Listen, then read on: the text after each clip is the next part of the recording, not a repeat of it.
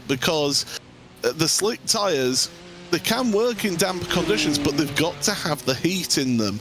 And that's the difficult part of it when you're coming out of pit road with cold, slick tyres. Getting the heat into them is more difficult when it is still damp. So they've got to take those things into account. But yeah, definitely interested to see how this one will pan out. For those of you watching on YouTube, on the iRacing YouTube and on the RaceSpot TV YouTube, we are going to be switching over to part 4 of this stream. So do head on over to the next part of the broadcast there on YouTube. For those of you on Facebook, on Twitch, you can stick exactly where you are. We're not going anywhere on those channels. So on YouTube, switch over to part number 4 of this broadcast so you don't miss a thing, and you won't want to miss a thing with what has happened so far in this race. It's been a dramatic race, that is for sure. Multiple issues all the way through to the race today. We've had some big crashes as well for a few of your competitors out there today. The big one for me, the big talking point for me right now, is the fact that Coanda, all the Coanda cars, had connection issues in the Cup class. Now that's one of the disadvantages of operating from the same venue as Alexander Voss finds the grip particularly lacking still out there on track for him. But that's one of the disadvantages of having one of these team hubs, these the Purple Lounge, as they call it at Coanda now, over there at the Cabina Racing outfit. But it has so many more advantages, though, of having all your drivers, or pretty much all of your drivers, there under one roof, doesn't it, Dara? It does, and it does really create that kind of community aspect to a team, and I think we're really starting to see that increase in sim racing, because it can be a pastime of ours where none of us really see each other very often, it's fair to say, in the grand scheme of things, compared to how often we can be talking to one another. It's the same for the drivers as well, of course.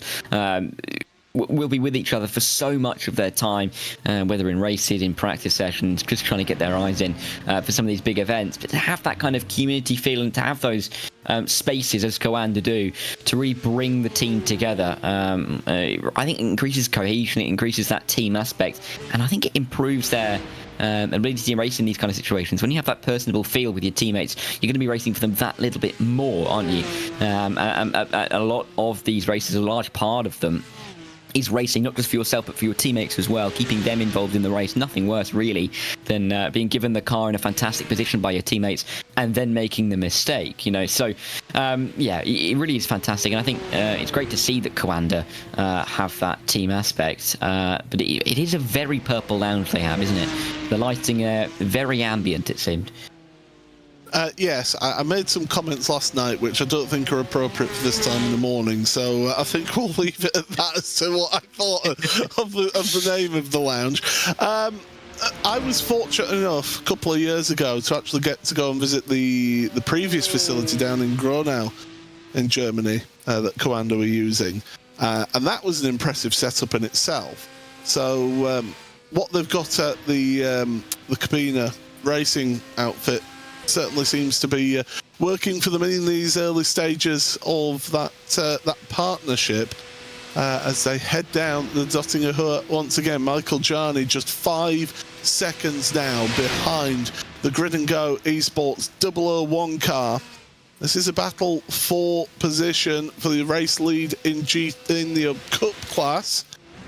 As I can tell you, in Cup class, Carlos Fenalosa in Drago Racing, the number 169, has a black flag. Now, how on earth have you just picked up a black flag? I don't know, but Balázs Pala not having a good time out there in the Zesa Esports outfit in that Mustang.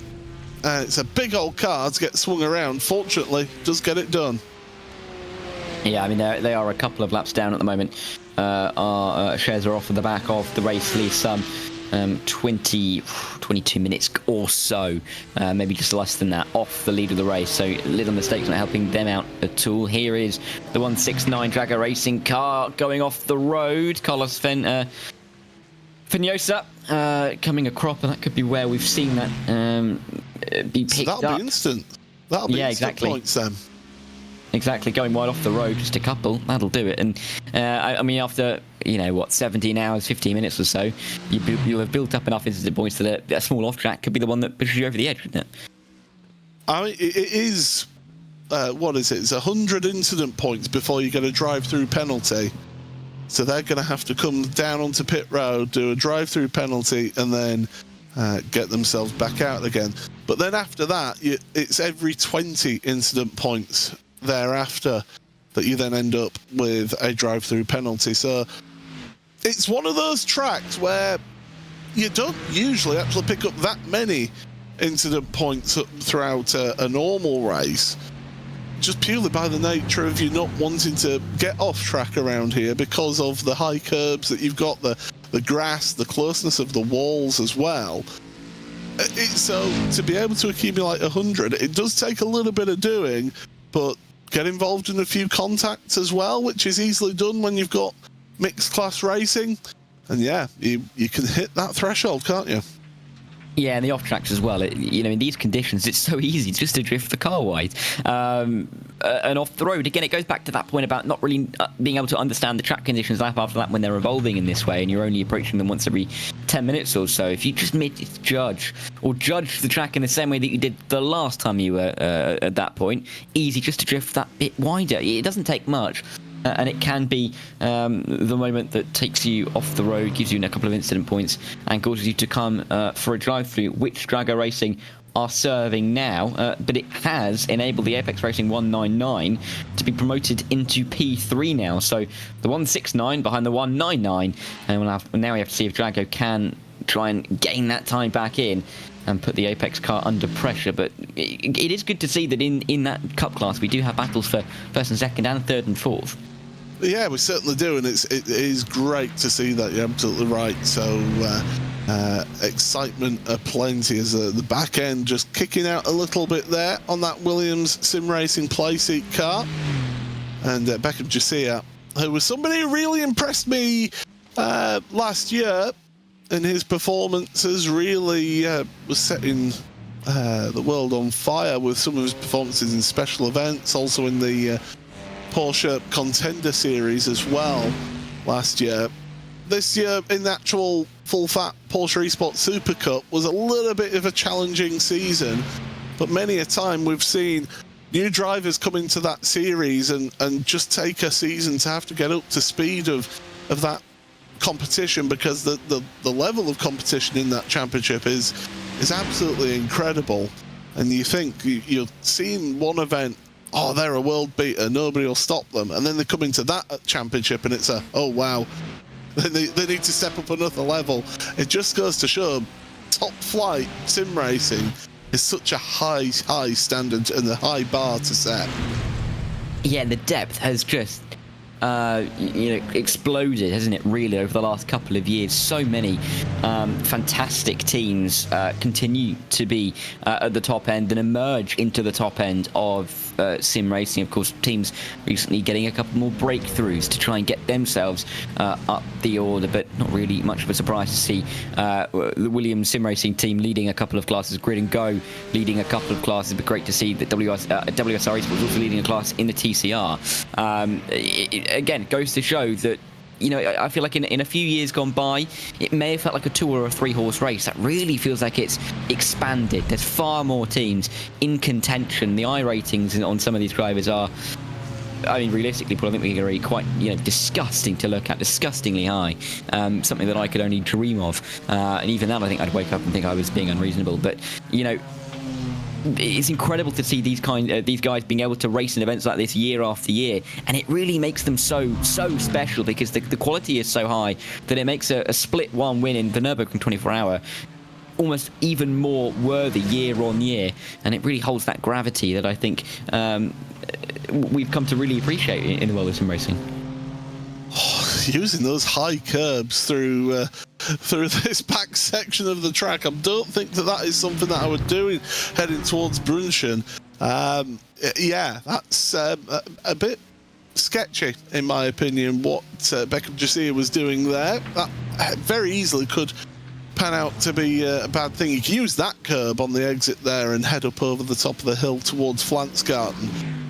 But yeah, it's some sketchy moments for Beckham Jasiah through this lap that we've been watching. Great to watch the race leader in GT4, who now have a bit of a gap ahead of the second place car, the 009, and that's 14.5 seconds between the two of them. So things have settled down here in GT4 again of that one. But certainly we are getting towards the end of the rain.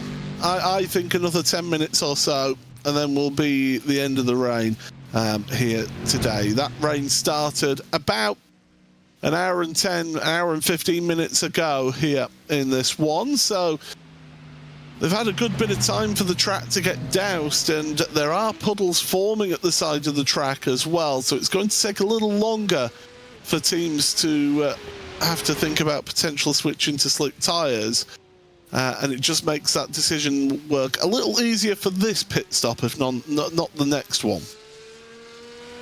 Exactly, and it goes back to that discussion we were having, isn't it, not long ago, about how difficult it is to really judge those conditions and when to go onto a slick tyre. Big moment there. We saw rear end stepping out, and we're going to see a lot of that. I think teams won't want to push the boat in terms of coming into it for a slick tyre. They won't want to risk too much. I think we're likely to see teams go too late than too early in that regard, but of course they're going to be trying to go at the right time, maybe just to keep themselves safe. If they think that it could be touch and go one lap, they'll leave it and come in one lap after. Some of these teams do have the gap. Some others, though, really are in a bit of a pickle, aren't they, in terms of what they want to do. You know, the likes of in that cup class, there's the battle towards the back end of the top 5, even 6th, 7th, 8th, only about 12 seconds between 3 cars. They're not going to really want to take it too easy. They're in their own battles. So each team having to approach this in a different way. But we're getting to that exciting strategy phase of the race, Paul. Right, while we've got a moment, we have got somebody waiting for an interview, and they've been waiting for a while, from the Zessa Esports Uni number 85 TCR class car, 9th in class at the moment, and it's quite the time to actually bring them in, because they've got a black flag of the team. So Dara, why don't you take it away then with an interview with one of our drivers from the number 85. Yeah, and we've got Lim with us now. Welcome in. Firstly, can you hear us? Can we hear you? I can hear you, and I hope you can hear me. Yes, we certainly can. Well, welcome into the booth. Number 85 in this race. I believe I'm in the number 93 car. Oh, of course. Thank you. The number 93 car. Thank you very much in this race. Talk us through it. Of course, running towards the back end of that M2 class, but still, you know, very much in the race. It's been difficult in these wet conditions. Talk us through how it's been in the middle of the night.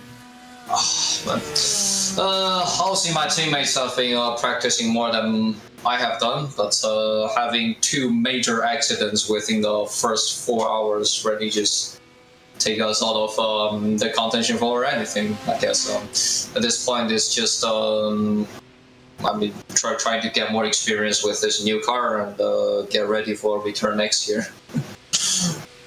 Yeah, well, they're always the ambitions, aren't they? But clearly getting some good laps in. I mean, difficult always to finish this race with 24 hours of the Nürburgring being quite a daunting prospect, particularly in top split. What were the aspirations for the team coming into the race? And kind of, is the team happy with where you are at the moment and being still in the race at this stage? I guess, kind of. I mean, I can join the... enter the race with a new group of drivers this year. They actually, it's one of my teammates, Adnan. He actually found some sponsorship to cover our operational costs for this event. Thank you him, and shout out to Racing Arena Sim Racing Shop from Sarajevo, Bosnia, for sponsoring us. I guess. I mean, we are happy to make the cut into the field. We were a little bit worried that our iRating won't be enough. Turned out we ended up being the second to last car in the M2 Cup field in the top split. I mean, certainly we wish that we can still be running a little bit higher than we are currently, but we're still happy to just be in the race. Yeah, and that really is the key factor, and it is great that we get more teams in the back end of top split like yourselves competing in these races, and also great that, you know, we are still seeing you in the race. You know, so many teams have fallen by the wayside, some big names as well, but to have you still in the race is fantastic to see. You mentioned sponsors enabling you to be here. Talk us a little bit more, though, about being one of those slightly smaller teams in this top split, and the task that you go through to be able to participate in races like this. Well, I have to let Adnan to explain the business part of the thing. He's the business person in the team. But yeah, this is we kind of formed this group maybe 2 months prior, and I think my teammates have been preparing for this for 2 weeks. Although I just started practicing last night, but I'm happy that they left me the easier part of the race, being in the night, where the track condition is the most optimal, and I think I finished my part without any big issues. It was not too damaging, but I mean, in general, we are just we were just one of slow car drivers. We're doing this for fun mostly, and certainly Adnan finding some business opportunity in this is cherry on top of the cake. Yeah, and does that mean that we won't be seeing you in the car again, or are we going to see you jump back in? I'm done for the event this year, but certainly we hope for a return next year. Yeah, well, it's been fantastic to speak to you, Iwan. So fantastic for you to jump in, and thanks for coming to chat to us, and good luck for you and the team for the rest of the day.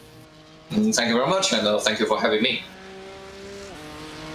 Actually, Linda, great to get a word from some of the teams running in some of the slower classes, not necessarily racing for the race league, because there's so many different storylines to follow throughout a race like this, aren't there, Paul?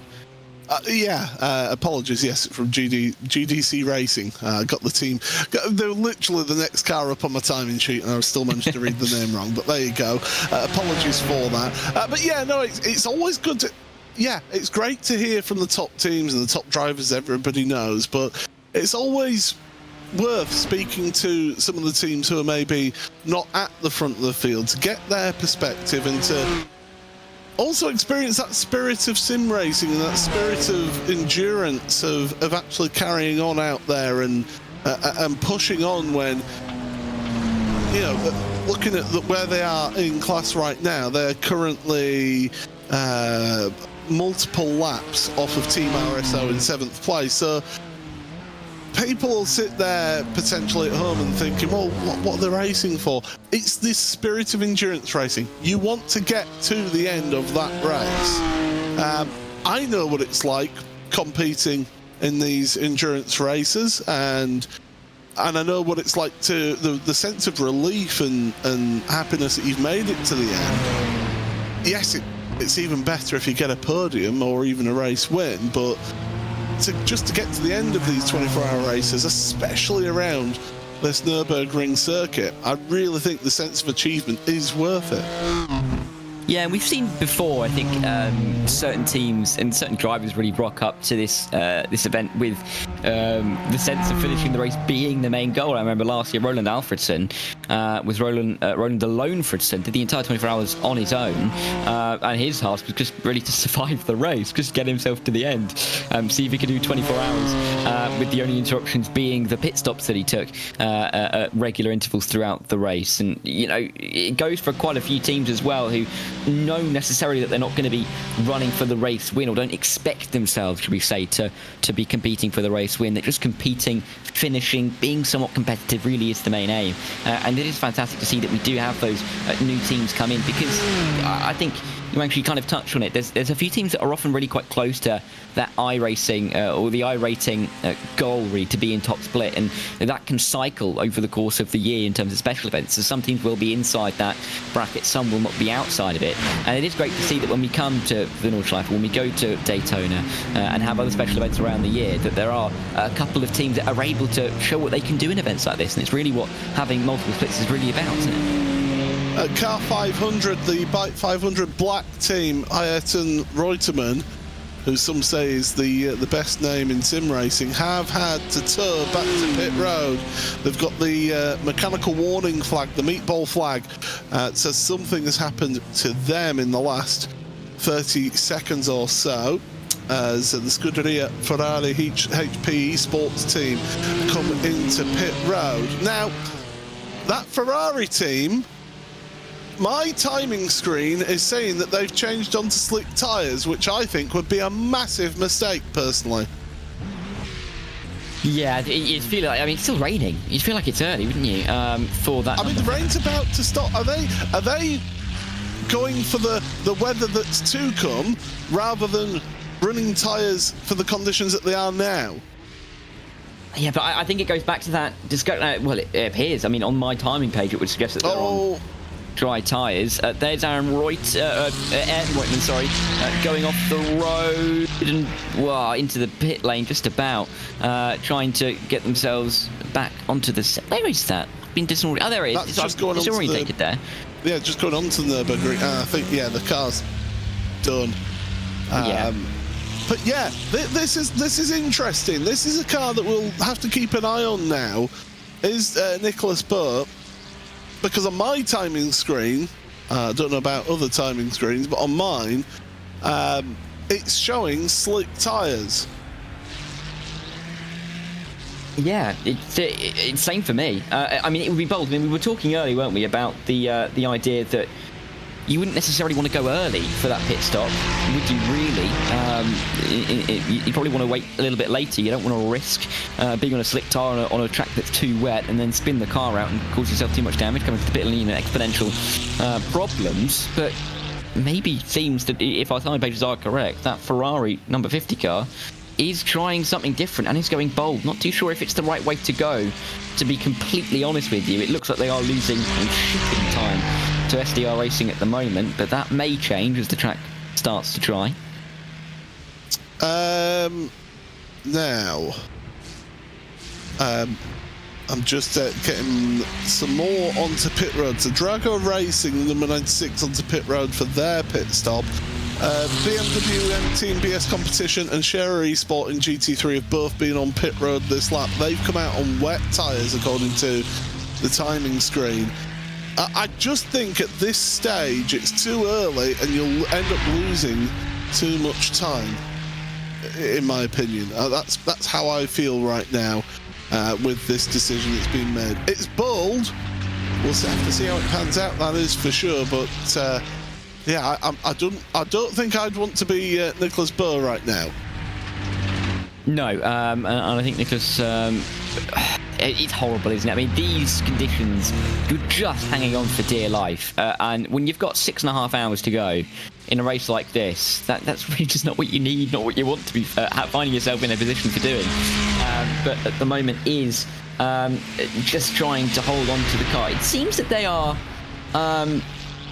if anything, actually gaining quite a bit of time now on that SDR car. That time is coming down significantly. So look at my timing page, 1 minute 21, 1 minute 20, and coming down already to it's now 1 minute 19 as they try and catch. So it is really quite a quick catch here. They may have chosen the right strategy, but it's so tricky to decide that, you know, these points are the right times to come into pit lane. The number 1, I believe, was briefly in pit lane. We are seeing a lot more drivers. There we are. Come into pit lane. The 001, the 915, the 969, the 009 as well. This is clearly a time to get some stops in.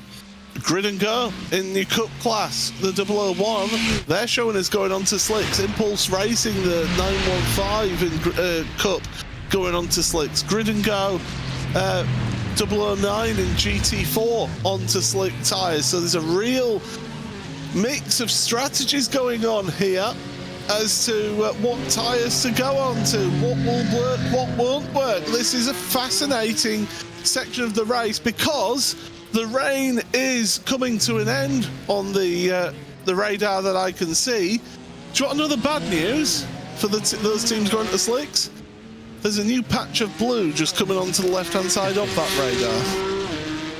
Inclement, isn't it? It's always arriving onto the circuit from over the Belgian Ardennes to where we are in Western Germany. I mean, it's so tricky to judge the conditions. It is interesting, as you say, that we are seeing those different strategies. I was about to say, if we're running dry to the end from there, then they're going to have to work out how they get to the end on the strategies, because they will, of course, be slightly off kilter a couple of laps here and there between the cars. But if there's more rain coming, we might see them have to come down pit lane yet another time. So tricky to really judge it, but I think we did see from that number 50 that the slick tyre did seem like, if under control, is faster than a wet tyre at the moment. We didn't really see it through the back end of the Nordschleife for post carousel before you get to Dothringer Hoa, but we are seeing that there are quite a few drivers going onto that slick, and now we could see either some really big time gains, or I think maybe a couple of mistakes from drivers just trying to hold on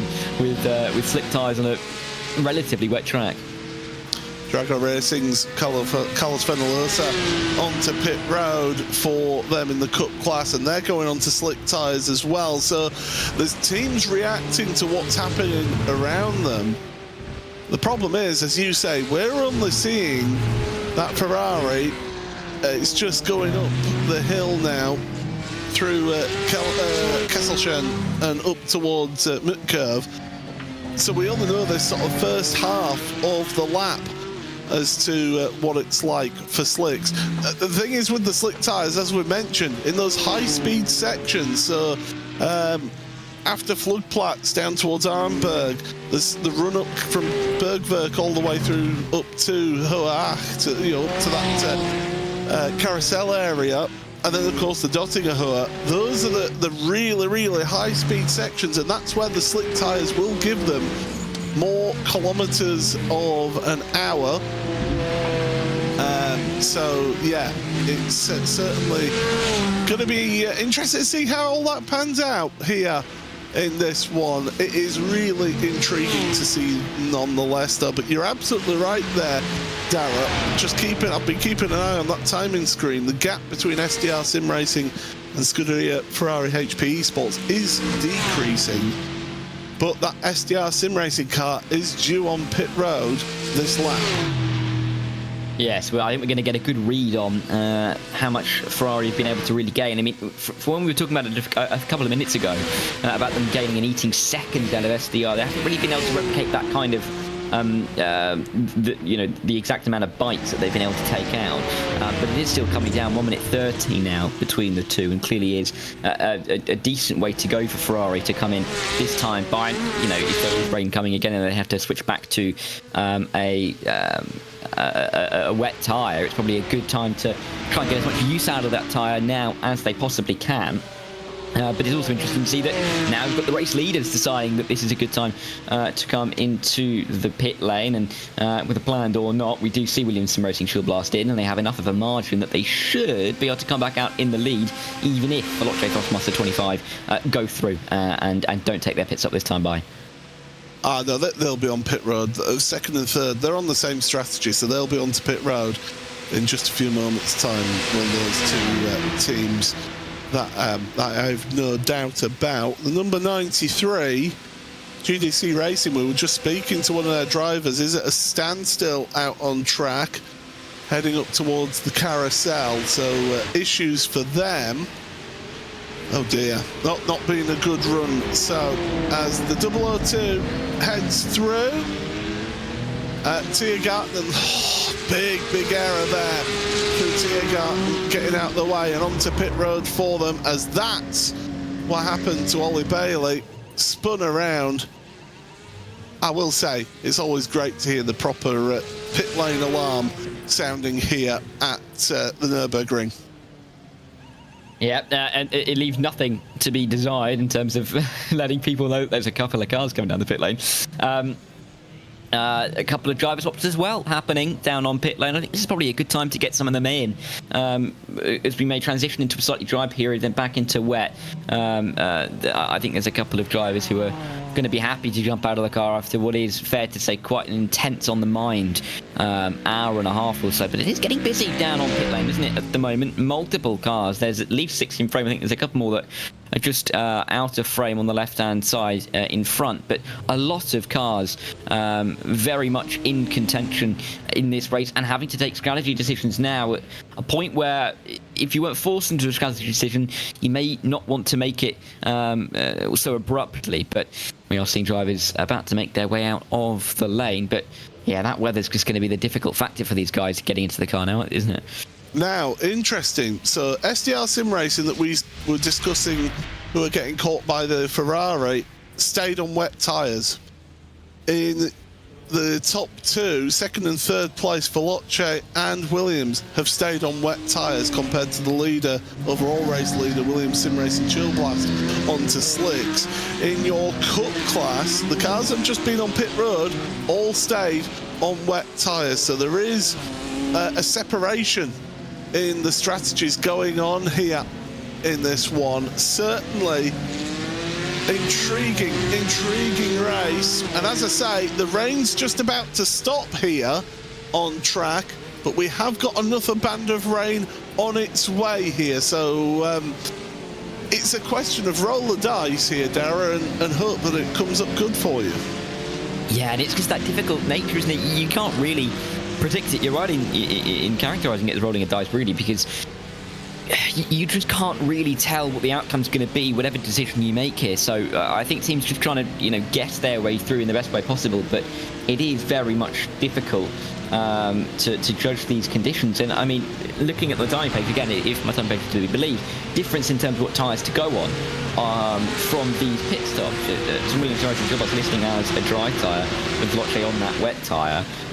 So clearly there's not all agreement from these drivers at the moment, and I think it's fair to say that with the rain coming, that may have changed a couple of opinions and a couple of minds, that they don't really want to go for a dry tyre just yet, knowing that they may only be on it for a couple of minutes and then have to lose another minute in pit lane, going back onto a wet tyre, and then going back onto going back into a second and back into a wet. So yeah, teams really trying to feel their way through, but this could be the crucial phase of the race to see who's able to pull through for the win and who may be slipping back down the order.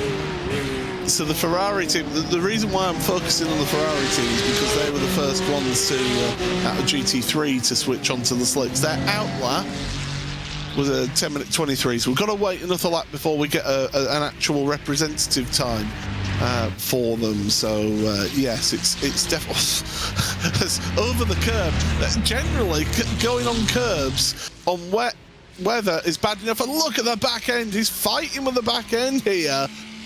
But as we've been saying, if you can get the temperature in the tyres, it can pay dividends. But get onto any puddles, or even if you're running off of the wet racing line, because there are different lines that you take in wet weather compared to dry weather, and especially around here, it's been kept on being mentioned that it is a road that can be used by the public. It is a private road, but it is used by the public. We will say goodbye for now from Dara Thacker. He's going to be taking a little quick break. Thank you very much for joining us for this hour. You'll be back with me for the final 2 hours of this race. And it's hello from Down Under, David Haynes. Welcome back. How was your break? G'day, mate. Yeah, it was absolutely ripper. Do you get some killer waves? Is that what it was? Yeah, mate, had to fight off the crocs to be able to get out and pat the stingrays. But, other than that, great afternoon for me. Had a chicken burger. Love a chicken burger. Yum, yum, yum. Bit of sauce on it. Amazing. And it was still drier than this racetrack, that's for sure. It depends on if it's how the chicken's being cooked as to whether it's dry or not, I find. I can tell you, one team that isn't finding it dry up there is Scherer Esports TCR, the number 12. They're in second place in class. They're a mile behind the race leaders in class, but they've got the mechanical warning flag. So something's happened to the number 12 out there that's caused them issues, and so therefore they are going to be having to head onto pit road to get repairs done to that car.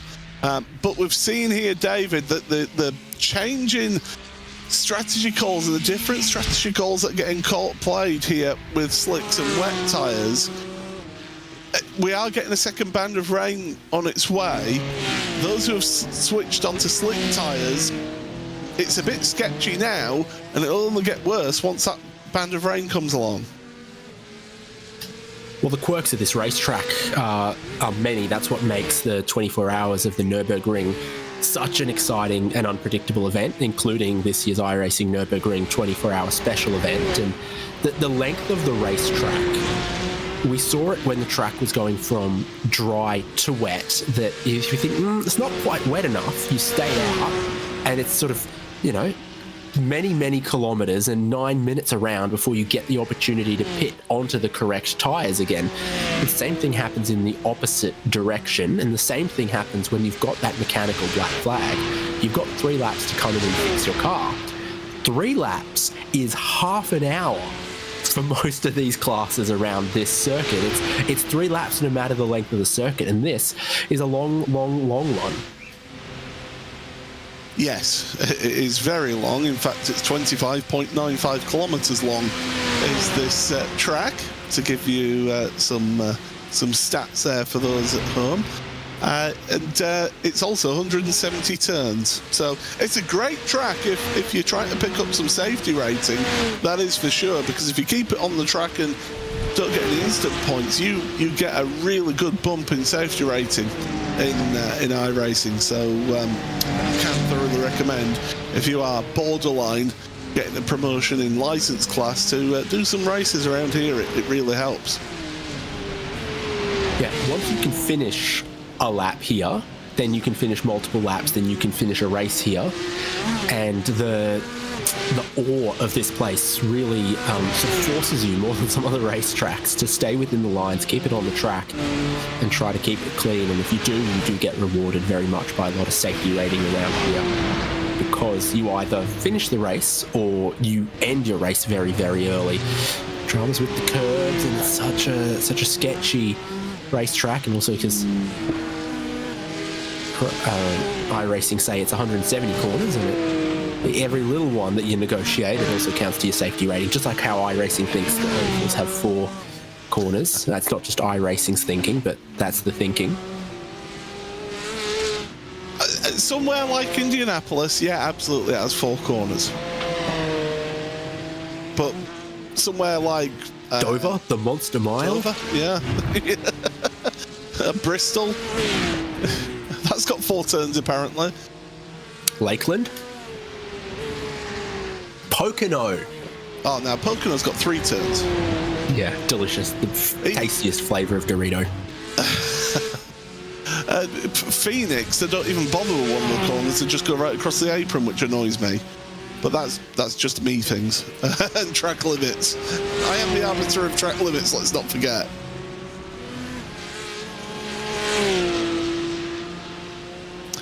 Right then.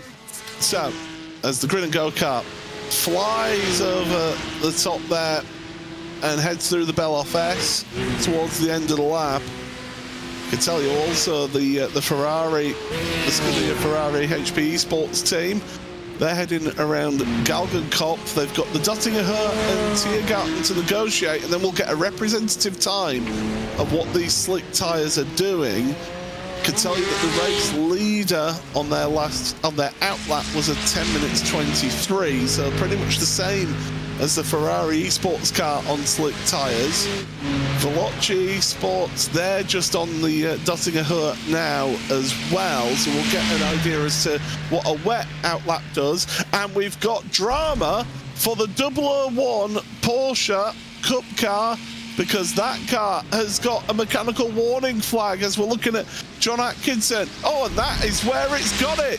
big drama there with the race leaders in Cup class. So heading down to Brightshide, locked up the rears. Is that Brightshide? Gone into the arm toe hard. That second contact, losing the race lead, that's not what's done it. It's the contact with the wall, hard side on. Isn't that a Veerscheifen? Oh no, towards X-Müller. Yeah, after Veerscheifen. Yeah. Before X-Müller. This is where you need a decent track map. Unfortunately, my track map is a bit pixelated because I've had to zoom it in a bit. The Ferrari team, by the way. Ferrari team, by the way, 9 minutes 24 was their lap time. So that's the baseline, the target that they're setting everybody else to try and set lap time wise, and they are catching that SDR Sim Racing BMW in 8th place. Slick tyres do appear potentially quicker, but we've seen from that Grid and Go 001 car what happens if you make a mistake in those slick tyres.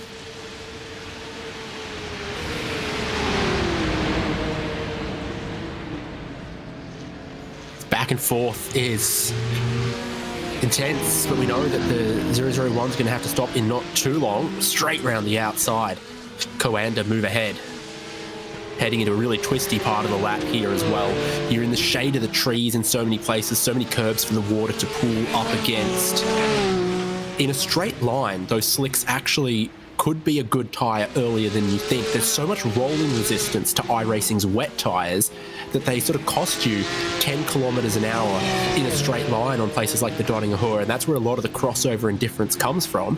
The slick tyres come back into their own because of the speed they can make you on the straights, but that is not the case right here. Yeah, absolutely. You're spot on there, David. As you usually are, off into the grass. He's fighting a car that is severely damaged, let's not forget. So there is an element of that. But Michael Jarney, when he was on that wet tyre, just able to drive around the outside, and is now pulling away from the Grid and Go Esports car. So Adrian Gareke is going to be carrying on, heading to pit road, and then get some significant damage repairs sorted out for him here in this one. So drama in your cup class, but what that does mean is Coanda Esports, after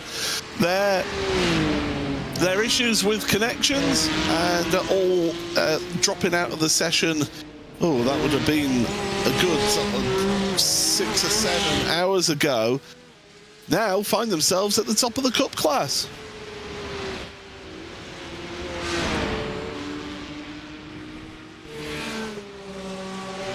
So it's all weather chat, I think, from here into the end, really, or at least for the next couple of hours. It's across the next 4 hours of the forecast window, there's no point that is 0% chance of rain, so there is always a chance of rain basically to the checkered flag in this one. We think drying out. I think it could continue to dry out with just a tiny patch still to come 30 minutes away.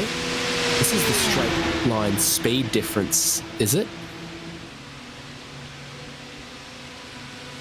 Well, we're seeing the two Coanda cars just swapping positions, but that's not for position, that's just getting in line, getting up behind the TCR as well. And those Porsches, they are quick in a straight line, that is for sure. They come out of Tiergarten across the line once again. TCR just getting out of the way. Now the two Coanda cars working together then across the line as the Grid and Go car heads onto pit road to get repairs done. So not a good day, not a good part of the race as we're heading towards the final 6 hours. Here's a change for position, perhaps. Down the inside goes the Ferrari, and that's up now into 8th place. Slicks versus wets there, working in the slicks favour in GT3. Except Ole Steinbraten, one of the drivers for this car, would he lie to us when he says that the Ferrari is not on slicks? I mean, we can only go by what we've got on our timing screen, but that's not always 100% correct, is it? So if Ollie's saying that they're on wets, then they're doing a very good job then. Yeah, and that's got to come from the iRacing API, because there are multiple things that are occasionally confused about what compound of tyres people are on, both ATVO and dual wheel timing and various of the other things that ought to tell you what tyres a car is on, don't always seem to get it right. I see what you see, but it disagrees with someone who should know. Yeah. So, watch the body language, watch what's happening, watch the straight line performance, and, see if they suddenly become really good if it keeps drying up, or if they drop away as it dries up. Certainly that was a great move that we just saw. It had so much confidence to it that it felt like it must be a new wets versus old wets type of thing, but I don't know. Well, whatever it is, it's worked for them, that's for sure. Like I say, a 9 minutes 24 their last lap. That was their first flying lap out of pit road. Compare that to the BMW M2 BS competition car in fourth place, did a 9:26.8. 9 minute 30 for Shura Esports there. First flying laps. Drago Racing in sixth place at 9 minute 31. So that Ferrari has got some pace.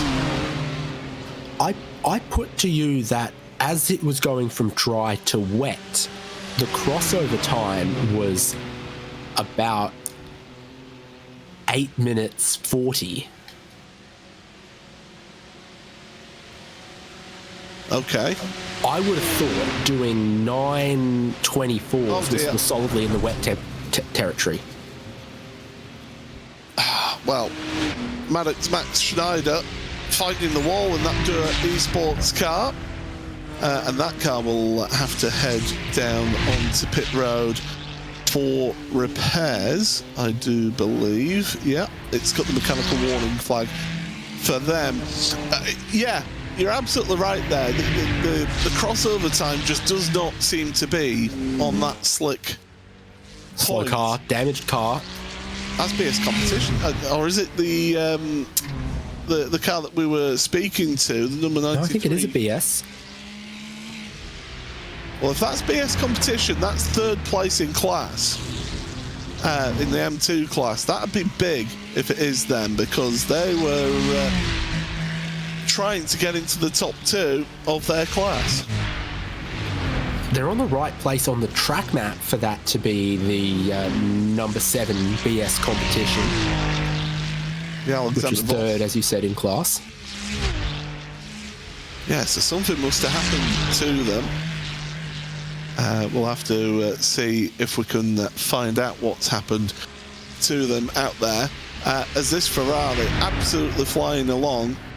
Great to see. Your race leader has set their first time out of pit road, 9 minute 26. So I think the iRacing API, the iRacing gods are lying to us here, David, and not giving us the information that we need. Yeah, just because the lap times don't check out. I mean, we're a minute and 20 seconds away from slicks on a full dry track.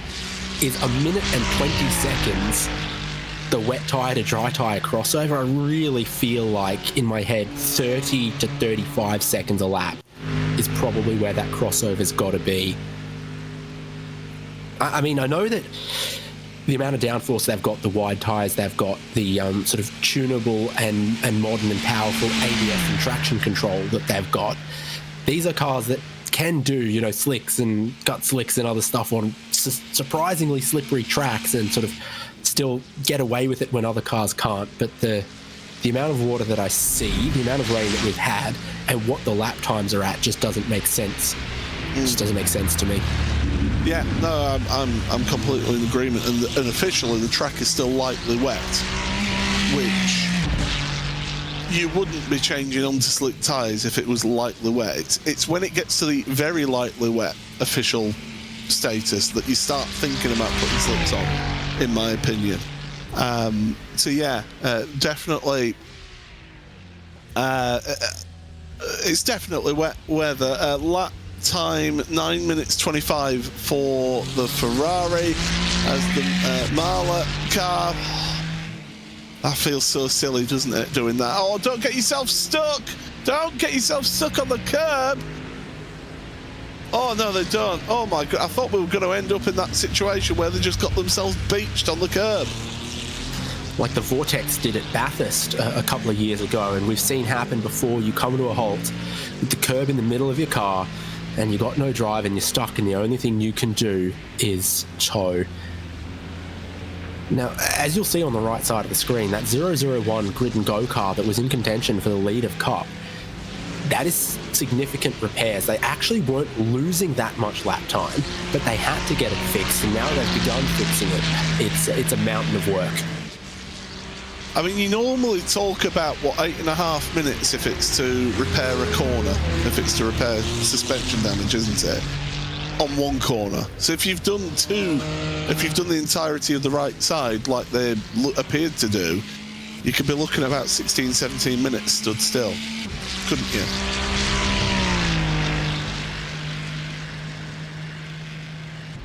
At least that's what my commentator's maths is telling me. That is for sure. It's as believable as any other lottery numbers I've ever heard. I didn't end up winning the Euro Millions on Friday, unfortunately. So I can tell because you're here. No, do you know what? I would still be here if I'd won that. I wouldn't be going to my full-time job, but I would still be here. I'd still be here, but I'd be commentating over Starlink from my boat. I don't think you immediately get the funds, by the way. I think you have to go through some process before you get the money. Yeah. Anyway. But what's your credit card limit? Does it stop short of boat? My credit card limit is 0 at the moment because I don't have one. That's how it is for me at the moment.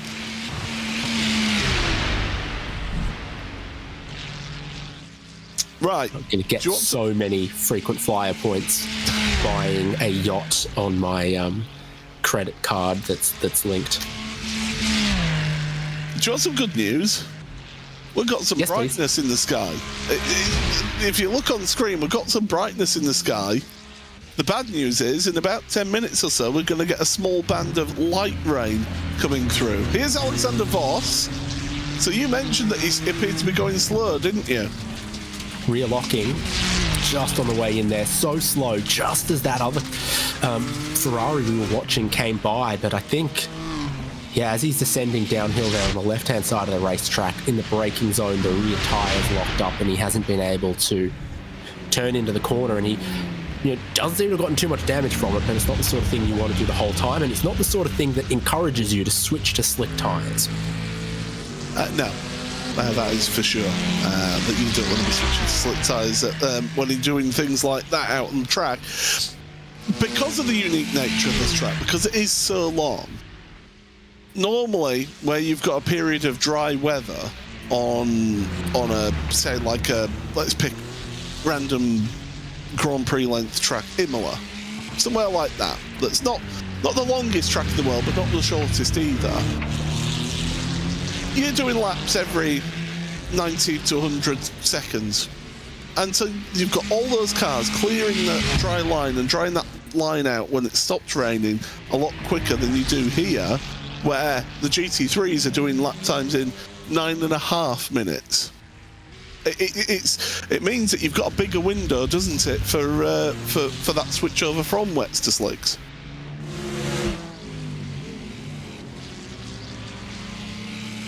Yeah, everything about the size of this racetrack makes changeable weather, changeable conditions very difficult to predict, difficult to react to correctly, and also I think the track dries off slower with more real estate that needs to dry.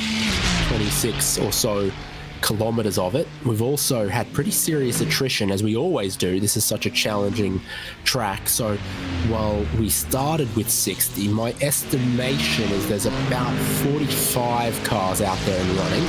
One of them doesn't have a face.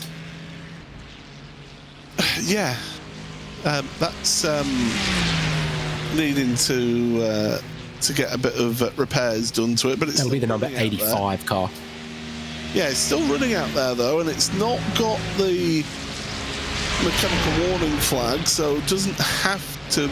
It's not forced to go back onto pit road. We have currently got. Let's have a look at this.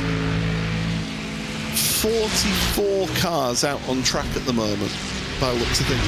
Grid and Go Esports, they finished their pit stop, the 001, so they've got the repairs done in just under 11 minutes. So they'll be able to get going again, but that does mean that they are now the best part of a lap and a half, nearly 2 laps down on the race-leading Cup car of Commander Esports, which, when you think they were fighting for position when they had their accident in Grid and Go.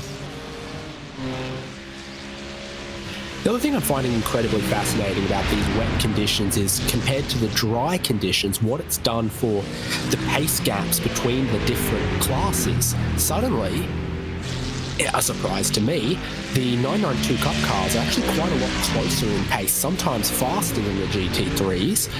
The BMW M2s have become faster than the TCRs, it seems. They already were, but now even more so.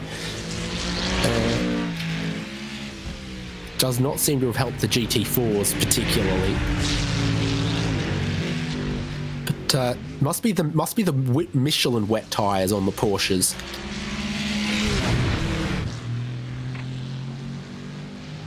I'm just finding out some information and trying to find out a certain number. So I remember a few years ago on Radio Le Mans, they asked the question, how many Bratwursts in length is the Nürburgring?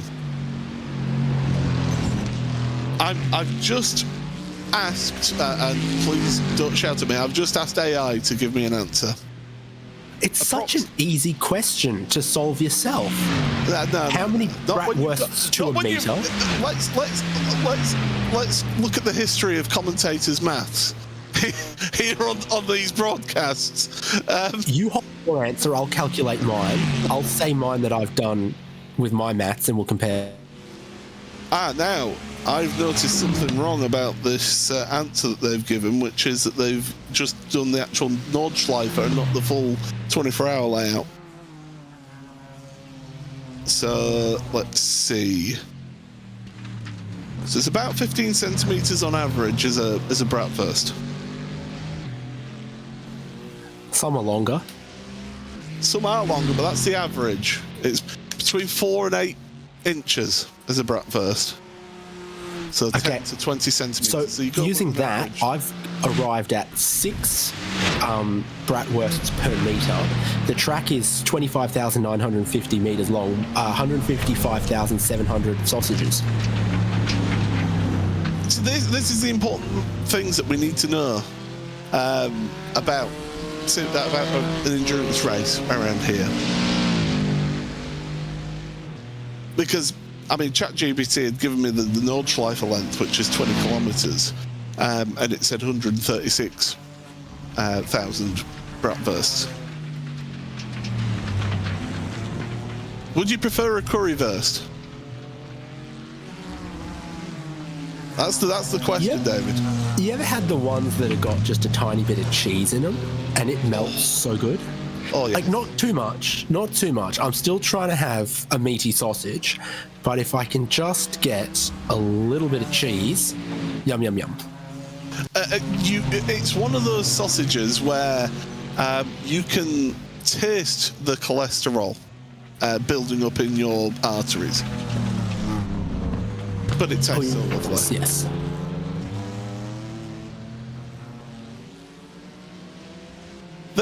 the people need to know.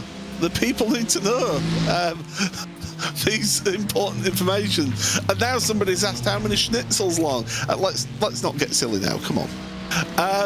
Anyway, in the race, number 5 car is on pit road, getting repairs done. That's the Dirt Esports not the GT, yeah, it's GT4 car. And so they're getting repairs done to their car. Shearer Esports in TCR, they came in from second place in TCR. They're getting repairs done on pit road right now as well. The Bike 500 car, I feel, has finally retired from the race. They do still have a driver available to them. However, the car isn't on pit road right now. So I think they are done here in this one. So we have lost another car off of the list. We started with 60 cars. We're down to 46 officially still running. But there are a couple on pit road getting repairs done as we speak. And I can tell you as we speak right now, rain is on its way. Rain's measured at 1% now, which I believe is measured on the pit lane, which thankfully is the southwestern end of the track, which is where the rain is coming from in the first place. So the rain was measured at 0% for a while there. It's come back to 1%. It was from a completely dry track. It took till we had 3% rain to wetten the track enough to make people change tyre compounds. So this is the intensity of rain that is just going to slightly prolong the crossover to slicks, not going to make the track completely sodden all over again. It's just a light sprinkle, the tail of the weather, to just slow the process of this track and this place drying out at this intensity. Drago Racing, I can tell you've had issues there. The number 96 car in GT3, 6th place in class. They've dropped a ton of time, and here's the replay, and woof, round it goes. That's at the Kleiner Carousel. Just dinks the barrier with the back of the car, but able to get the car going again in all of that. Check everything's in alignment and then get back up and running. But it's little mistakes like that can still catch you out here at this venue. It really does bite, does this track. TCR leader is in, so Gail Valero and GeForce Racing WSR. And of course, they are the only TCR ahead of the BMW M2 leaders. And the BMWs have gotten quicker in these conditions. Something about, hey, now there's another car on Michelin tyres. Good tyres in the wet. We're seeing GT4 also look relatively stable and drivable, except for a couple of little exceptions.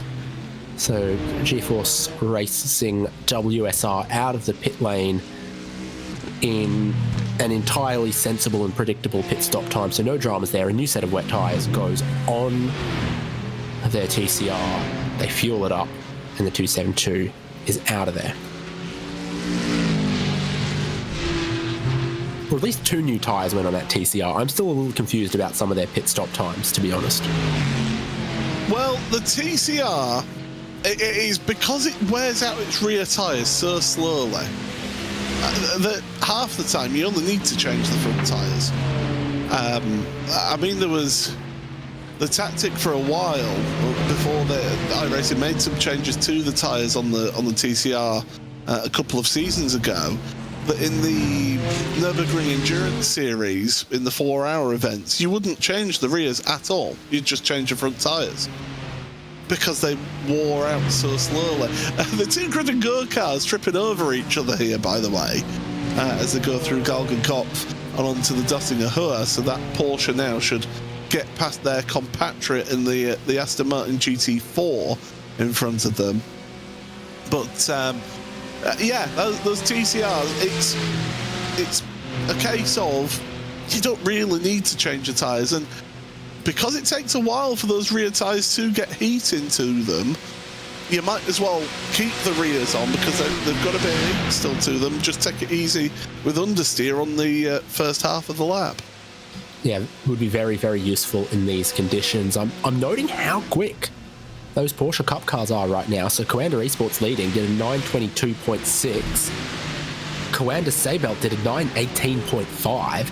That makes Coanda Seibelt 2 seconds faster than the fastest GT3 right now. Something about those massive rear tyres and the weight over the rear axle is making them, and their wet tyre compound and construction is working better than it is for the GT3s right now. I wonder if there's out there some Porsche Cups being held up by GT3s through the corners, which is insane to think about. Yeah, those GT3 Cup cars, a little bit less aerodynamic drag to them as well, so they've got a little bit higher top speed than the GT3 cars. And yeah, you're absolutely right there. They're pumping in the lap times. Oh, David Toff. Not been a good day for the Ford Mustang. That's Zeta Esports, number 90. It's also not been a good day for the Apex Racing team. Alex Gall now in 11th place, way off of the Williams Sim Racing Chill Blast car. And you think that number 99 car led in the early stages of this race. It's just not gone the way for Apex Racing team in GT3. Watch them compared to the Cup car here through some of the twisty bit of the racetrack. I don't think they're catching. Oh, that was a mighty sideways moment. You get a real appreciation for the different places that the different cars and the different drivers are finding speed. I noticed in the grid and go situation that their GT4 car was staying off the regular racing line to try to find grip, like Apex are right here, while their Cup car seemed to work very well on the conventional racing line, using the full width, tapping a little bit more of the curbs. So while you're like, oh, where's the grip at? Feel it out, try some different places for the GT3s and GT4s. It seems like the Cup cars are less bothered by it, are less bothered by the rubbered-in line. Yeah, it does appear that way, doesn't it? They really do seem to like the twisty stuff. And as we're looking here, that Mustang, it's getting pulled away from by the Cup car in front of it. So, yeah, the Apex Racing team just struggling. Yeah, that Cup car's down the road. It's pulled away here. You can see the rain falling here. We have got rain back onto the agenda, so the track will be getting slightly damper once again. That does mean that for a while at least we're going to be staying away from those slick tyres, so our timing screen's lying to us unfortunately about some people being on slick tyres compared to others, but yeah, definitely we're going to be seeing it be a little bit longer before we have a bit more of change of tyres. Now I'm looking at the percentages for the forecast. We've got this band of rain here, and then the percentages drop off of chances of rain, but then they start increasing again towards the end of the race, so we could be in for a bit of a damp finish to this race.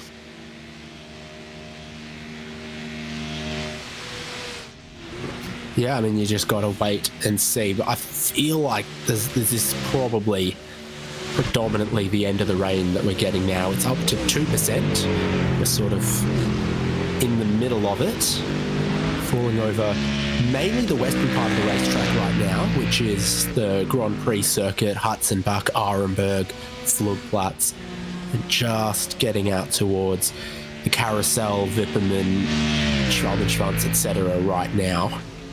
In heavier amounts. So here to turn one of the GP circuit, it looks pretty heavy again. It seems pretty slippery again. I'll keep an eye if any of the lap times begin to get slower, but some of the GT3s have been getting quicker. Cars that were in the 9:25s are now down into the 9-minute 20s. It includes your top three. That Scuderia Ferrari HP Esports number 50 296 GT3 is the fastest GT3 on the track right now with a 9:19.1. So Nicolas Bew has got his webbed feet on, but still, Coanda Seibelt go 2 seconds quicker again to a 9:16. The car that is fifth in the second fastest class is the fastest car on the racetrack the last 2 or 3 consecutive laps, and it's not even close.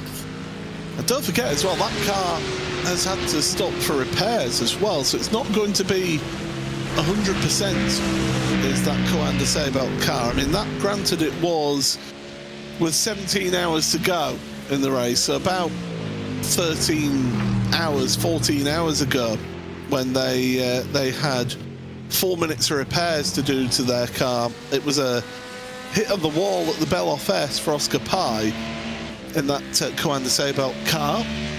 But Michael Janet behind the wheel of the 08 Commander Esports car, doing the job in your Cup class. Let's just have a quick look at where people stand right now in the different classes. In your GT3 class then, it is Alessandra Bico for the Williams Sim Racing Chill Blast team who leads this one. He's currently got a very comfortable lead of about 1 minute and 3/4 as he bullies his way past the M2, the M4 GT4, and staying in the lead there. Daniel Lafuente in that Veloce Thrustmaster car, second place, but is 11 seconds clear now of the Williams Gaming Club car in third. And there's a bit of a gap back to the BMW M Team BS competition car, who are now 16 seconds ahead of Shearer Esports, with Drago Racing in 6th place. That's in your GT3 or SP9 class if you want to say it that way. Now, we have got some issues being reported. We'll get you those for Coanda. We'll get you those in a moment. And here we have a look, and it's contact for Michael Jarney. Oh my goodness, that's the Cup leader. That's the race leader in the Cup class. Now, that's the 08. Oh, and then number 7 also has a loop around. There is no meatball out for the Coanda 08. So that looked like a big hit on the wall. Would have shaken them, would have cost them some time, would have done some damage. But maybe in the wet, you can drive around it when you couldn't in the dry. We look at them again, and the car appears to be tracking straight. Just as we looked away from Alex Gull, I tell you, the rain's up to 3%. It's moved from the GP circuit onto the Nordschleife, and it is slipperier again. The lap times had been dropping. They've been getting quicker, but now it's getting slippery out there once more. Michael Jarney deciding that he's going to stay out there. He's not got the mechanical warning flag, so he's going to stay out and gut it out with that damage to the rear left of his car. But that's significant for them, though, because that will just... I mean, there's 2 minutes between them and Drago Racing in second place, but still, it doesn't help, especially when they come onto pit road. They'll have to get some repairs done. And it's a question of, is it bad enough that they have to take those optional repairs or not, as David Toff is having to stop in the pit box once again for Zessa Esports. Get to Cup class then. So it is Commander Esports who lead this one by that 2.25 minutes over Drago Racing, and Carlos Fenolosa in second place. Apex Racing Team, the 199, is in third place. Nikolai Pedersen behind the wheel of their car in third, ahead of Zessa Esports. Mattia Varga in fourth, ahead of the Commander Seibelt car, which is firing lap times in 9 minutes 16.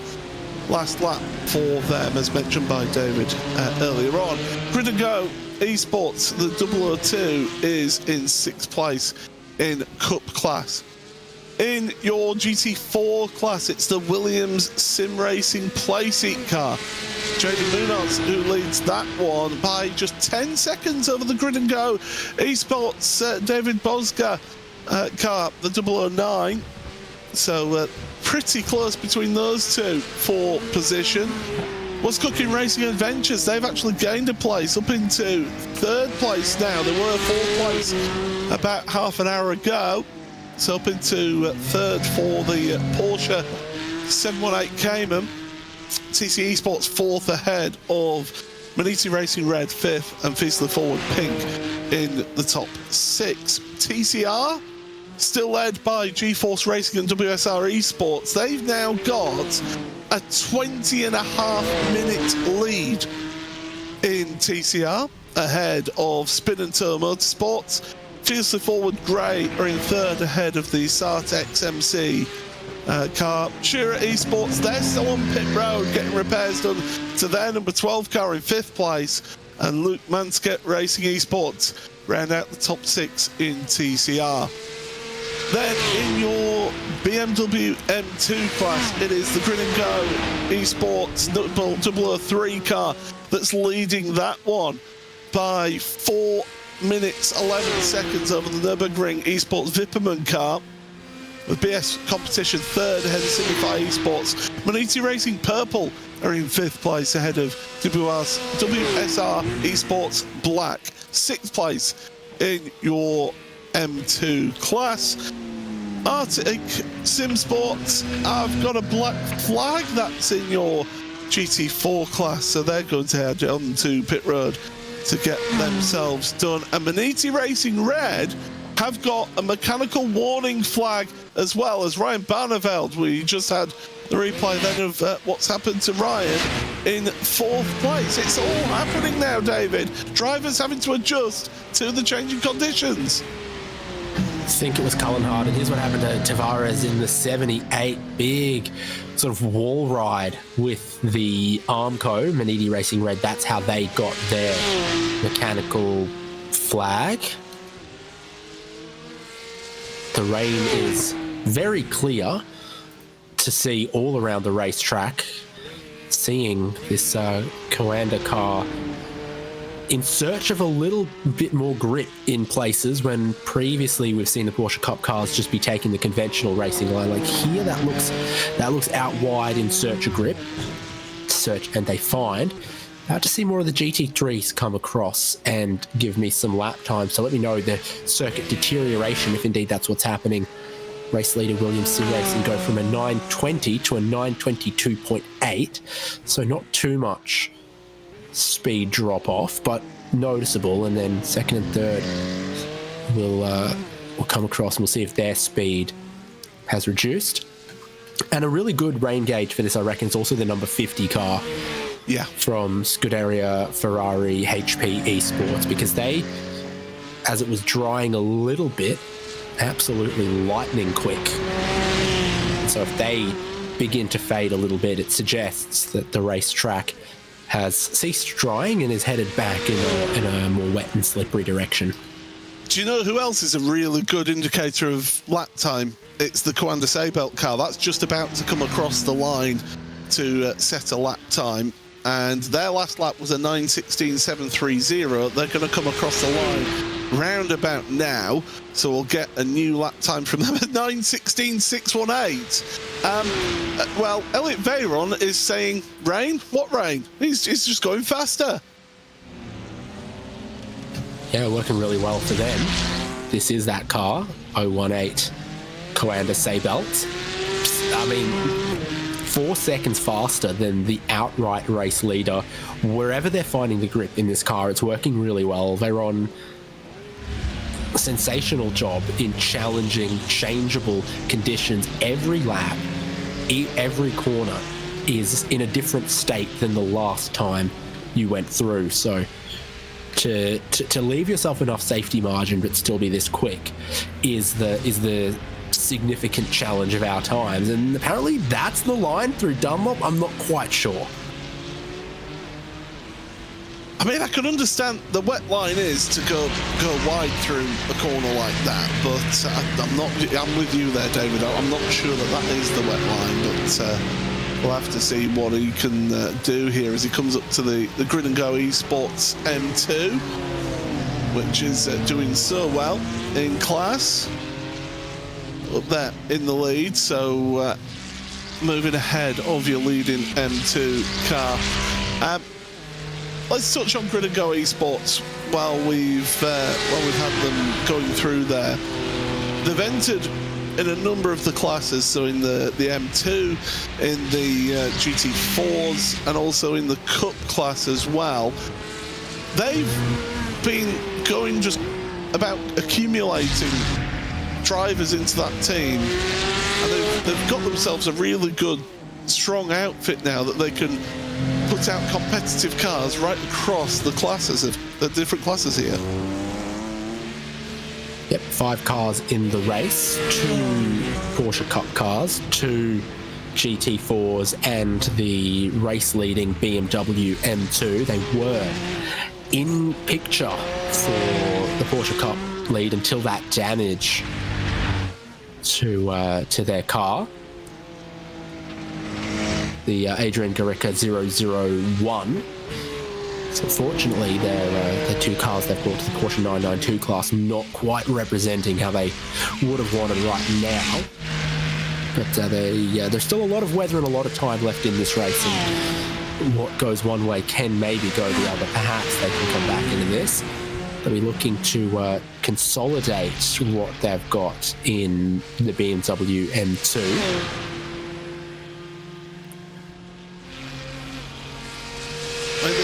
And you wouldn't say they're out of it in GT4 either, would you? No. I mean, they've just come down onto pit road, so they've just had a service there, kept the same driver in David Bosga in behind the wheel of that 009 car in GT4. But yeah, you're absolutely right. They're in contention in GT4. They're leading the M2s as Harley Horton goes for a spin, and the number 38 having issues out there. Nice little drop of the clutch, get the car spun round on the grass, and that ADAC Racing by WSR car around as Lucas Herman, that Marla car. Third time for this car. It's not having a fun time, is it, today? No, it looks like a handful. We've seen a few of these. This has happened about 3 times now. Not long ago, we saw at Cullenhard earlier on. We saw as well in Verzyfen, I think, and here it's just the rear. And then moments later, man. Okay, 4. Don't do it again. I'm running out of fingers to count. That's a warning sign right there. If ever you needed one. They've just turned as well. I think there you go. They've just towed the car back to pit road, so they've realised that that's done some significant damage. I can tell you, by the way, Harley Horton, who we saw having the spin on the Grand Prix loop, has accumulated a black flag for instant point limit infraction, so that car's going to have to come down and serve a drive-through penalty. Now, they're on lap 6 of their stint in that Cup class. It's a 7-lap stint in that class, isn't it? So ideally you want to do your drive-through penalty at the end of this lap, and GT3 or Cup? Cup, sorry. 8. Oh, it's 8. So in the next 2 laps you want to serve that drive-through penalty, and then at the end of your stint do your normal pit stop, because you don't want to end up with a stop and hold on top of your normal pit stop. Yeah, correct. If you've got a drive-through penalty, don't combine it with service. It's even more costly. So keep them separate if you can. Certainly, you want to do that. Right. Well, I've got 26 minutes on this stint of my commentary before I go for a little bit of a break, and I've been sounding like I've been gargling nails all morning. I don't know what's happened to me. I go for a sleep as the Williams Sim Racing Playseat car back end kicking out. That's your race leading GT4 car, by the way. Jaden Munoz giving it absolutely everything and then some. Absolutely spectacular to watch, but I'm sure if you're the Williams Sim Racing team boss, you've got you're watching from behind your fingers. Yeah, and as it continues to rain, it's beginning to lighten now. We're getting out of this band of weather and then might not get any more rain until the checkered flag. Hard to say. The weather has been a little unpredictable. It arrived quicker than we thought and then became heavier than we thought and then went away and now is back. A little heavier than I was expecting, to be honest. I think we're done. Once this rain goes past, I think we're done for rain. Personally, looking at the forecast. That's my feeling, but I'm not in a never say never type thing here. If I can the racing team go around. You never say it never of here, do you? At the Nürburgring, especially. No, I never say never at the Nürburgring. So there is that Williams Sim Racing Playseat car. Onto the brakes and through Tiergarten once again. That's going Was to be cooking way quicker last lap. The Porsche must be really good in these conditions. You've got a variety of GT4s out there. You've seen the Aston Martins in the form of Williams Sim Racing and Grid and Go lead, but are in a Porsche. TC Esports are in the BMW M4 that's going to get its Evo update soon. So GT4 of all of the categories feels like one of them where the rain comes and suddenly you do see one chassis, one platform handles it way better. I have to ask, what does it take for me to get an Evo update? I feel like I need one. Could you get like laser eye surgery or something? Some other kind of update? I don't need that for. Do you know what? I only need glasses for when I'm at the computer. I realised doing a broadcast in the Porsche Tagore Esports Super Cup a couple of years ago, and I realised that my eyes were starting to go a little bit because I've never had glasses before in my life. And I'm on that broadcast and I'm looking at my timing screen and I'm there saying, is that a 6, an 8 or a 3, that number?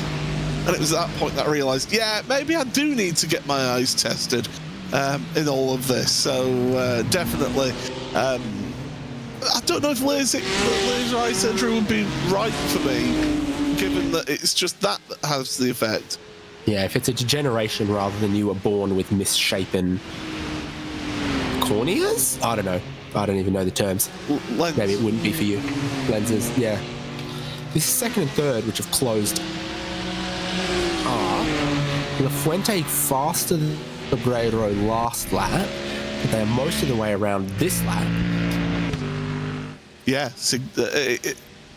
La Fuente was just that, 9/10 of a second quicker, and here's what's happened to La Fuente. Pavlocci, Thrustmaster, around he goes. That's got damage to the front end of his car, and that should mean that the Williams Gaming Club car should be able to get that speed down the straight. That damage to the front end of that Veloci Thrustmaster car will be affecting its top end speed here, David. Yeah, no mechanical black flags, but that's still the kind of hit that you don't want to do. Perhaps dented La Fuente's confidence. Sobrero moves up into second place after all of that. Both of them stay out on track. As they cross the start-finish line on the GP circuit, the rain has just about stopped falling in this part. Still falling everywhere else, though, and will for a couple more minutes. Yeah, that rain band is just passing over now, so we're just leaving the back half of the track here in this one. And so change of position in your overall and GT3 positions then.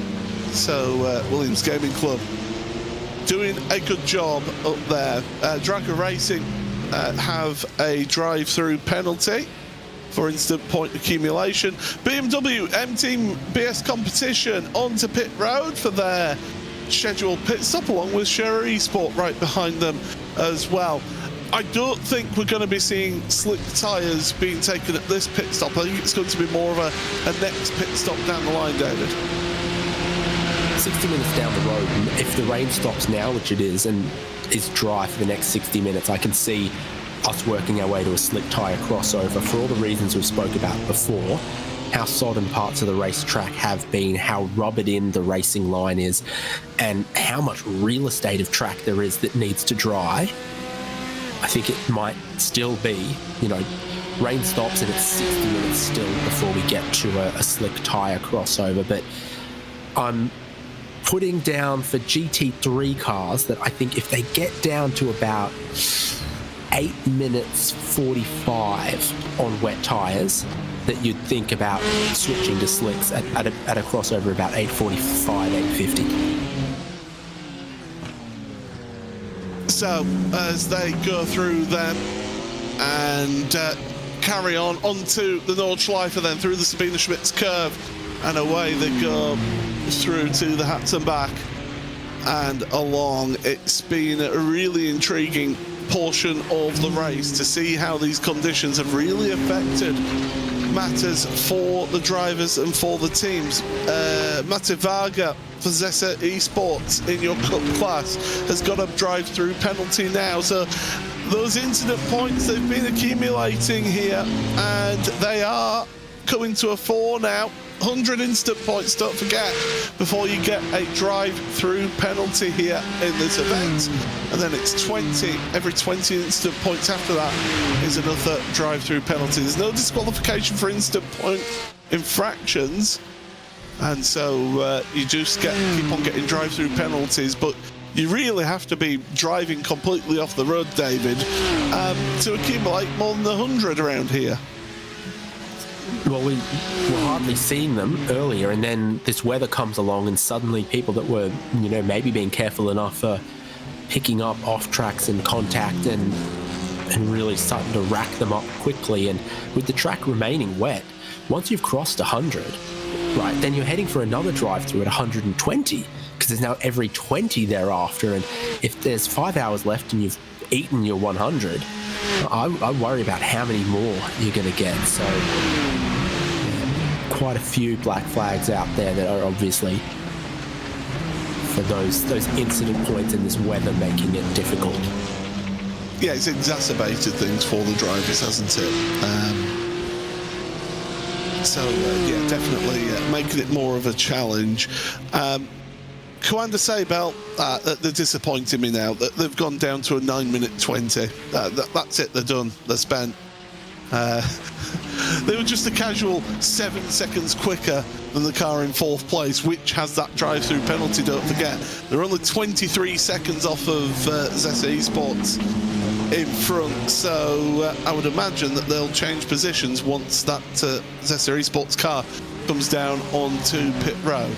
So yeah, definitely going to be seeing that Commander Sabel car moving forward in your cup class.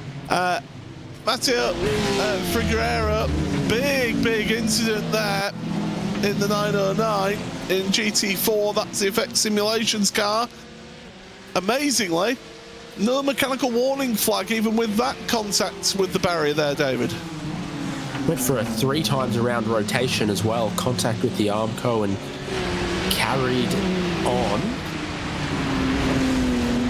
This continues to be 2nd, 3rd in GT3, where Daniel Lafuente seems to be a little bit more confident and comfortable when he's got someone else to follow, because he's picked his pace up again and he's doing okay now that Sobrero is ahead. But in times where he's been all by himself, when we went from dry to wet, Daniel Lafuente suffered and lost a bit of time. And then as he was trying to hold on to that 2nd place, we saw the mistake and the issues that he had and the move that Williams Gaming Club put on to go into 2nd place. But suddenly, we are almost a lap and more on from that, and Lafuente is still right with 2nd place and looking a little better. Certainly is looking better as we carry on that. But Lafuente, to be fair to him, with that damage to the front end, keeping up with the car in front. It's just whatever pit stop will bring, which they should be pitting at the end of this lap because they are on lap 7 of their stint. And look at the traffic that's in front of that Williams Gaming Club car. And it's at one of the worst points that you can get traffic. It's where do you work your way through? Well, they've managed to get past the TCR, but not the Porsche Cup car, the Grid and Go car. And so they'll have to try and get their way past. But that's easier said than done with the pace that the Cup cars have been showing in this wet weather here, David. Yeah, that was my thought. From that Cup class, Traco Racing had just stopped. You see that on the screen. Carlos Fenolosa with the 169 in from 2nd place. So you've got the 2 Grid and Go Porsches still running. They're doing 922 and 924s. So they're only sort of 1 or 2 seconds a lap slower than what these GT3 guys are doing. This is the part of the lap where we've seen those Cup cars skate away. Now suddenly you were thinking, oh, we're about to catch them into the carousel. Well, now through Vipperman and the ice curve and everything, Porsche Cup car doesn't look too off pace. Yeah, Daniel Fuente just bouncing the car off the rev limiter. No point in changing up a gear just to immediately change down gear. Oh, you can hear it then again, bouncing off the limiter. Through the left-hander just after Brunchen and heading towards Ice Curve, and then through Flansgarten they go, up over the rise and down into the long sweeping right-hander, and then onto the power once again, into the Beloff S, and in this weather, oh, big moment for second place there, then go back in, just stepping out Williams Gaming Club. Big heart in mouth moment, great car control. That Beloff S, I was about to say, is very tricky in the dry, add in wet weather, and it's treacherous, David. Yeah, we're going to give the little carousel a bit of a go. We still haven't caught and passed that Porsche Cup car. Just getting close, it would have really frustrated David Sobrero. The outright race leader has pitted just ahead of this and come out still ahead of this. Such was the sort of 2-minute lead that Williams Sim Racing had. And I reckon, yeah, this is an in-lap for the two cars we're checking out here. So Sobrero and Lafuente headed for the pit lane after 7 laps of their stint. Change of driver for your race leading team, the Williams Sim Racing Chill Blast car. Samimati Trogan getting in behind the wheel for them. So change of driver, and that means that Samimati has got rallycross experience, of course, here at iRacing and in real world racing.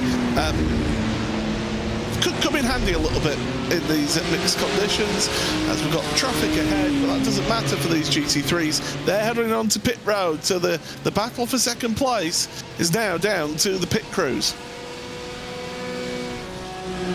Yeah, and does Lafuente have a bit of damage that needs to get repaired at this stop? Is Williams Gaming Club's BMW all good to carry on with nothing but just the fuel and the tyre service? Absolutely, you're staying with wets, but we're about to be getting into a drying racetrack where the lap times could be getting quicker again. Watching Lafuente's service. It's no longer Lafuente's service because he gets out and Lasse back gets in. Yeah, Lasse into the cockpit, into the driver's seat. David Sobrero for Williams Gaming Club stays in that car, so it's currently 1-2 for Williams. They'll be delighted with that if they end up with that as a result, that is for sure. And remember I said that Commander Seibelt would be getting past Zessa Esports with the drive-through penalty. Well, the problem is that Commander Seibelt ended up with a drive-through penalty as well. So we're back to square one in that battle in the Cup class for 4th place. Apex Racing Team now have a black flag from 2nd place in that Cup class. It's all happening here in these stages of the race. So away we go. Watch your Thrustmaster. Not feeling the need to take a full repair of the damage to their car after their incident with the front end hitting a barrier about 10 or 15 minutes ago here in this one. In the lead right now though in your GT3s, it's Williams Sim Racing Chill Blast ahead of these two that we're looking at right now. Williams Gaming Club, Vorcha Thrustmaster. In your Cup class at the moment as things stand, it's Commander Esports Michael Jarni in the 08 car, leading that one ahead of Apex Racing Team's 199 and Drago Racing's 169 in 3rd place. GT4, that's led by Williams Sim Racing Playseat ahead of Grid & Go Esports, although don't count them out of that one. 3rd place is the Was Cooking Racing Adventures car. Grid&Go.com Esports lead your M2 class with Nürburgring Esports Vipperman and BS Competition in 3rd, and then your TCRs G-Force Racing and WSR Esports have a dominant lead over Spin and Turbo Sport. Feels the forward great in third place. And it's my delight to say that for the next hour and a bit, it's going to be your commentators of James Berry and David Haynes staying in the commentary booth. Thanks, Paul. It's nice to be on time for this one. Let's get ourselves all nice and set as we get ourselves into the final 5 hours and 10 minutes worth of sim racing action from what has been probably one of the most important 24-hour races we have seen in a very long time when it has come to sim racing. We've had it all. We've had a bit of rain, a bit of controversy, drivers pulling out to big leads, gaps shrinking back down again, and ultimately 5 categories of class which are still to be decided in the final stages. The second and third place battle for overall is on your screen at the moment, with the chase done by Veloce Thrustmasters Laissez back here, the Danish driver trying to hunt down David Sobrero in the number 1 Williams Gaming Club team, defending the 1-2 at the front of this field for Williams with the number 3 out there. This is Andrea Ramacciotto. Oh, that is a massive shunt for the WSR Esports team there. That's the black team that's out there, and look at that. That was a huge hit. Pretty sure it was the Was Cooking GT4 that was trying to come through. Now, I've been tracking that GT4. They were closing in on their class lead. There's a chance that they undercut Williams Sim Racing and Grid and Go, but pretty sure if that was them, they've just absolutely sent a BMW M2. Yeah, that was William Chadwick behind the wheel, and the issue that you have is you've got different braking markers as you go in. They're heading through compression, which is where the incident happens, and so you've got the front-wheel drive WSR Esports car that's trying to just hold off. It's a lot more aggressive that comes in from that 969 Cayman Porsche. So you sit down and you go, well, how do I get out of it?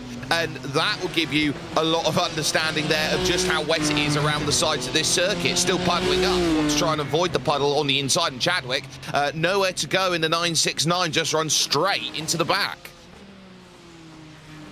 Yeah, I want to see it from Chadwick and from earlier, because that's pretty rough, that sort of thing. Now, he remains behind Grid and Go in his class, as they have pitted 2 laps ago, still waiting on Williams Sim Racing to pit to see where it shakes out for Was Cooking in that group. We have just had GT3 stops for basically everyone in the top 10. Who knows when we'll get more, though, because these black flags keep appearing. Call me Captain Jack Sparrow, because I'd be seeing so many black flags. Yeah, of course, there's instant points now starting to come into play for a number of these teams. It gets 100 instant points, as we have just previously alluded to, that gets you your initial drive-through penalty. Then every 20 incidents on top of that is another one. So you have to be on your very best behavior, not running into other drivers. That's 4 that you pick up for that. And then, of course, if you have a little slide or a spin in these wet conditions, that's 2. And then if you just run off the circuit, that's 1 out there. So you have to try and navigate through everyone and everything that this circuit does have to offer out there. Of course, we've got a little bit of a clearing up period that's going to start hitting here. No rain on the horizon at the moment, and I would suggest that's for the next hour, hour and a half. As it goes right now, as the percentages do start to drop. So there will be chances out there to see where everybody can go. Nice little battle going on here now over the far side of the circuit here. Got the Grid and Go Aston Martin here trying to hold on that inside. Oh, and there's the contact. Both of them's going to go by. That's one of the Porsches then that's going to be in a world of hurt. And rejoining back on the circuit like that is scary to try and get the car re-sorted out into play. That is not what you want to see. Don't know what Command to say, but we're quite doing there. They've been one of the fastest cars by an amazing margin. And as they've tried to lap one of the GT4s, I just don't think they've given enough room. Contact, both of them into the arm cone, clearly does significant damage to this Commander Seatbelt Porsche. I think it's crabbing. The front right's definitely in a bad way. And I don't know why they needed to do that. Well, it's not enough that they get the black and orange mechanical flag out for it, so they can challenge through, backed by Elation Hui, who's there in the fiercely forward pink car, and this was the car they had the troubles with. David Bojka, grid and go, oh, second hit. Big smash into the barriers for David Bojka, and the 009 car now gets a black flag penalty for instant point limit. Then as it goes through, that is a horrible piece of contact there from Elliot Veyron, and I wonder whether after that first piece of contact that the red mist descended and that becomes something a little bit worse than that. I know that Nim Cross would have been watching. Matej Varga also running into troubles there in the Sesha Esports Hungarian car there, that Porsche running through. Oh, it's just coming up the hill before that miniature carousel, and just they tapped into the barriers. But that second hit that came through on grid and go, I think was the least deserved out of the lot of them. And Elliot Veyron, I will be very intrigued to see where he was placed on the circuit and his wheel work as he went through that section. Because the first one we've just seen from on high, and it confirms what I thought. He's just turned across him. This one here, and that's the same angle again for the second time, but I mean, once we can suggest there's an accident, both times there, it's the combination is pretty damn embarrassing. So here we are on high, moving across, hitting them into the arm code because once wasn't enough. I will say in Elliot's defence here that he is heavy over the curb and he's having to try and fight so he doesn't go into that curb and spin around through the Stefan Beloff S. It's a really committed section as he jumps into the pit. He does turn the wheel right on contact, so I think he is just trying to pin the car down, but I think he's just gone for a gap that's always going to close, and the nature of the Nürburgring being the longest toll road in the world that leads to nowhere out there, and you know, you sit down and go, right, you've got to try and hold yourself in. It's so tough for Elliot Veyron, so I think it's a very misjudged move is the way I'm going to describe it. He's driving a car that has more traction out of slow corners. He's driving a car that's 20 k's an hour faster in a straight line. That's the hardest part of the track to lap cars, from Hohe Acht through Wipperman, Brunchen, Ice Curve, Flansgarten there, down towards Schwalbenschwanz. You are 2 corners away from one of the longest straights in world motorsports, and I just think the first pass could have been executed without coming across and hitting the GT4, and the second pass could have been executed by waiting 1 second and not going side by side through the Beloff S and outbraking them into Schwalbenschwanz. It's a tough one as well for gridandgo.com esports because they have pulled the car off, and from 3rd position in category they are now out. So the work of David Bojka and Stein Ledger and the likes of Alessandro Quintalle, who have been behind the wheel of the 009 car, that is going to be a really bitter pill to swallow for them, as their race pretty much goes the wrong way. So they will be not happy about that. It will mean that Was Cooking Racing Adventures will move up to second after their adventure that they've had right now. A team of, I would say, very experienced drivers and friends working together today. Jack Sedgwick took the start with Josh Thompson, likes of Tyler Hervius, Fraser Williamson, who's no stranger to us at RaceSpot TV, as well, jumping in behind the wheel at various points during the race. And it does mean that the 2-team effort, the 01, will move up onto the podium now here, David, which is the team that had Abel Torres in until this lap, and of course the former IndyCar driver Agustin Canapano behind the wheel.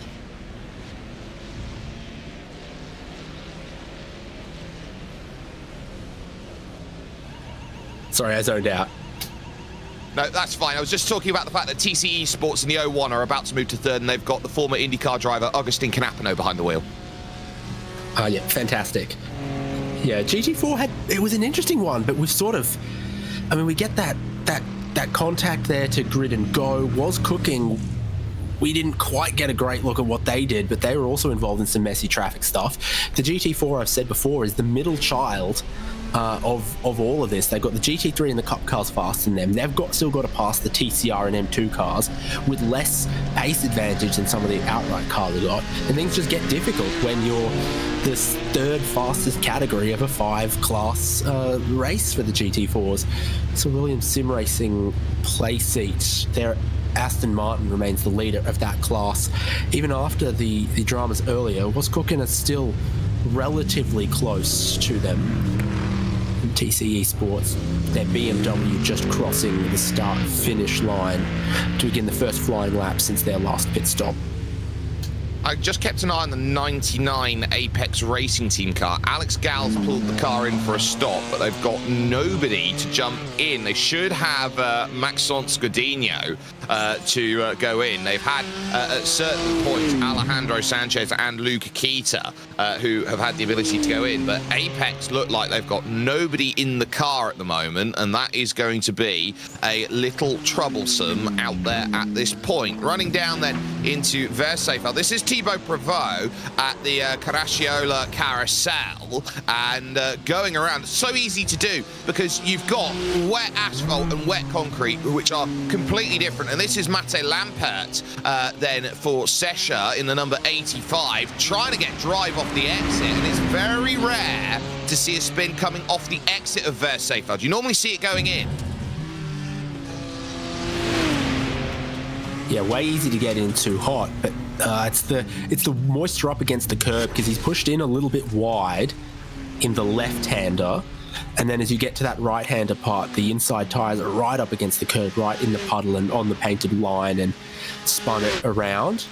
Heaps of contenders from the Cup class are on the lane, including its leader, Coanda Esports.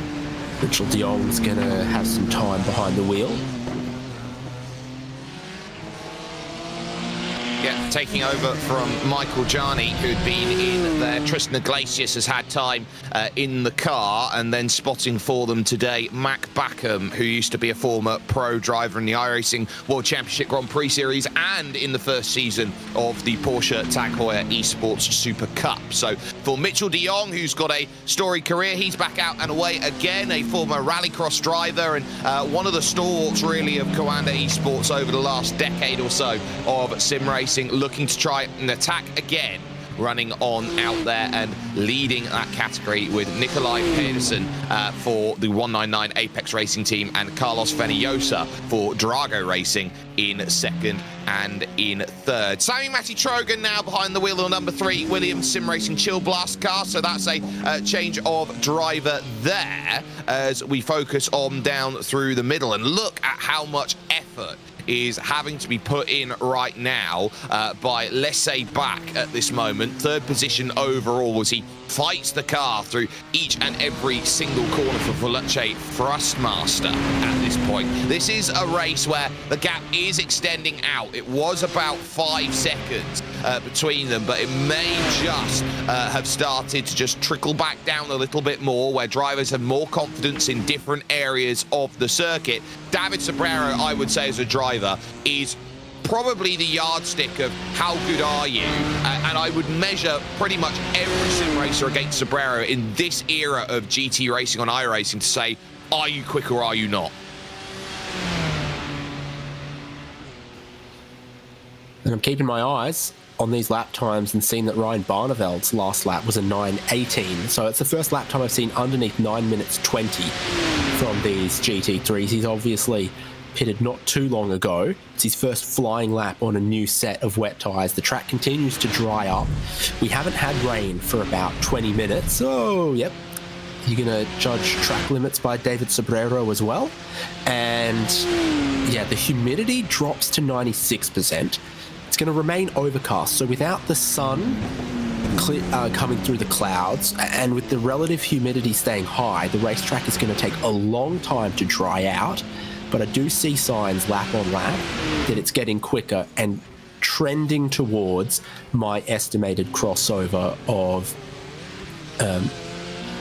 8 minutes 45. Yeah, we've got a lightly wet circuit out there at the moment. Still seeing those rooster tails coming off of a number of the cars, but it is going to take a little while for this circuit to truly go and clear itself up. Not just because it's the longest circuit in the world here, David. I know we've had a lot of chat of rain over the last couple of hours, but it's also a humidity factor here today that's going to play a huge part in, well, how quickly is this track going to dry, because we're at 96% rising humidity at this stage, and that's going to mean, imagine taking a sponge, dipping it in a bucket of water and pulling it back out. How much water is in that sponge? You might have a completely full sponge at 96%. So you're not going to get much more water out of the bucket when you dip the sponge back in. It's effectively that. You've got a wet sponge trying to absorb all the water from the circuit. Yeah, we've got 170 turns of saturated sponge, 25.95 kilometers of it. So that's why I keep an eye on these lap times, see who's setting quick ones, how quickly it's drying. It's even possible that those Porsche Cup cars are some of the first back onto slicks with how competent they appear in these conditions, how competent the cars, not necessarily the drivers or the teams, appear at the moment.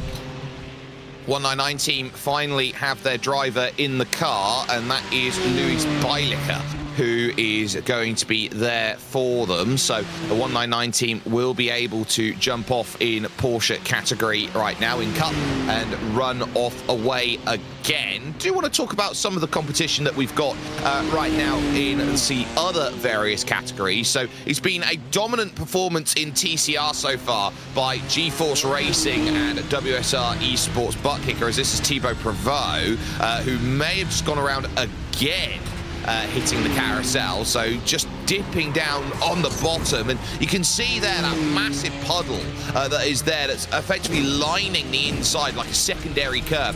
It's not the first time in the last 20 minutes that we've seen that go around there for Thibaut Prevost. This is a very tough scenario out there, but for GeForce Racing WR Esports butt kicker, the team then of Gail Valero, Michael Polasek, Ross McFarlane and Konstantin Stolzenberg have done a wonderful job leading their category in TCR. Their gap is huge. It's over a lap right now to Spin and Toe Motorsports with Istvan Dekshi, who is currently behind the wheel for them. They've had Chabot Stang and Bruckner Bertalan behind the wheel for them too. So Spin and Toe find themselves in second, and then fiercely forward grey with Sebastian Herve right now, number 97.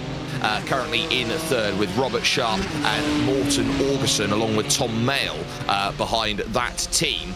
It's been an interesting category because we've seen one car dominate, but everything else around it has been interspersed with the likes of the M2 division.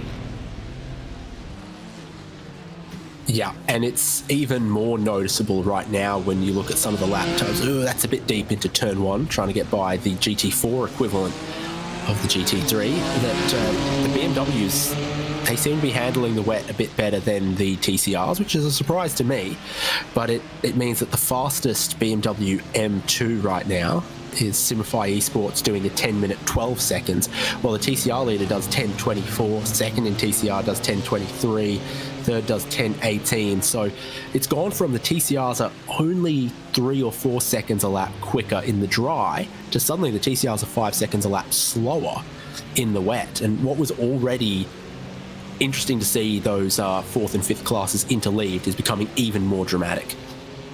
And that's where you see the difference between two cars, because it's not just the case of you've got one car that's quicker than the other because one's dry and one's wet. It's also the way that those cars are set up. Gridandgo.com Esports 003 with Jan Sama currently in the lead of the M2 category at the moment, with Gabriel Streitmatter, Johan Rouier and Peter Juba then as the four that have gone to that team. Nürburgring Esports Vipperman in second position will be incredibly happy with the work that they've got. It's a wonderful team, Nürburgring Esports. You see them all the time when it comes to endurance on iRacing. Daniel Muth, Sasha Engelhardt, Gregor Kinski, Kevin Krosny, and also Joel Kleinknecht behind that team's efforts out there. So they've done a good job of keeping this one relatively close. And then you've got Elias Reicher for Burosud, who are there in third position. The number 7 car, Alexander Voss and Elias Seppanen, have been the three to work with them. So you get the sense of a car that works completely differently, and when you got that BMW M2 that's not so front limited as the TCRs are, it becomes a lot easier to pilot around a lap when it's wet, believe it or not, because you can play a little bit more with the car sliding around.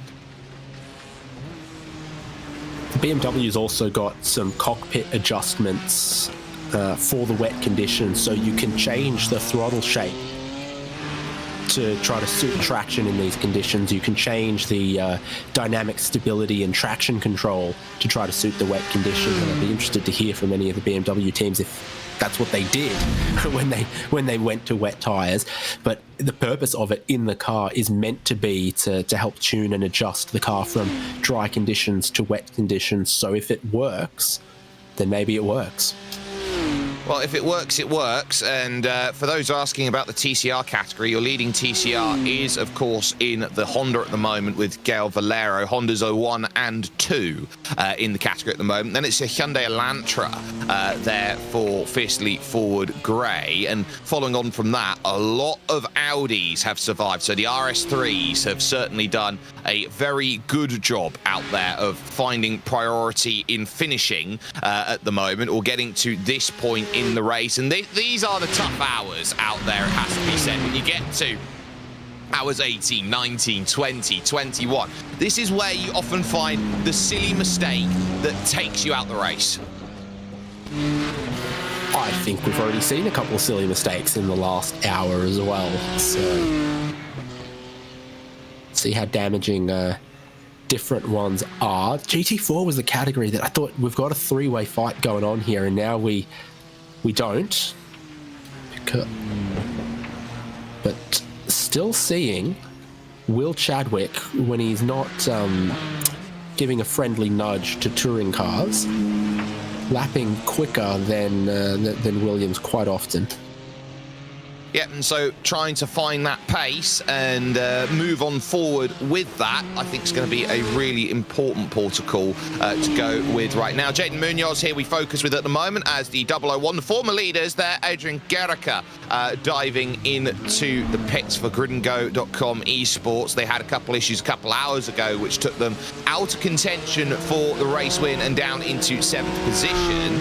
Find themselves then in play as we focus on the 4th place M2 at the moment. This is Simify Esports and Victor Lobato behind the wheel. And I do want to talk about this team because this is the sort of team that I love out in Spanish sim racing. There's been always a strong Spanish contingent out there in the world of motorsport. It's Victor Lobato, Marc Perez, Manuel Cubo Torres, and Gabby Montoro, the team of 4 that's working for them. But this is a team that's gone through a lot. There's the rise and fall of Iberica, which used to be an institution for fast sim races in Spain to jump in through that, and then it sort of devolved a little bit. I know that Obsidian started to make that push, but Simify have really become that next team to stand up and say they are going to be the flagship bearers for Spanish sim racing. Yeah, I remember MSI Esports, and then there's another one that is slipping my mind. I believe it's named after a guy. Had a good sim racing team. What did? Republic of Gamers. Oh yeah, I'm thinking of one that was named after a person related to a driving school or something, potentially.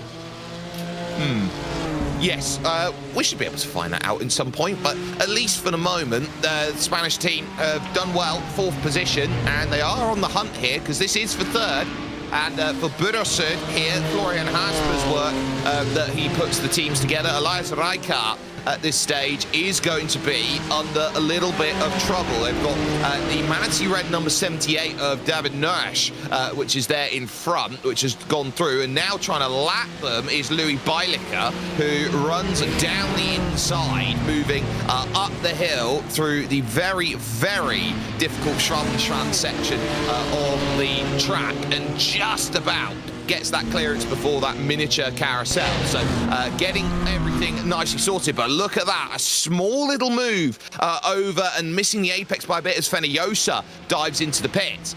This is where Victor Lobato has one entire Dottinger Herve to go and make this pass, and when you've got possibly the 2nd longest straight in all of motorsport, maybe the longest, it's going to be one where you sit down and say, right, time to put your feet up, see if you can get that pass, but they're really not getting much help as Lucas Herrmann goes by, because it looks like David Noash here doesn't have that much pace at all, and what would indicate he doesn't have much pace is that his electrics are probably getting very wet in the back of that Manatee Racing red car.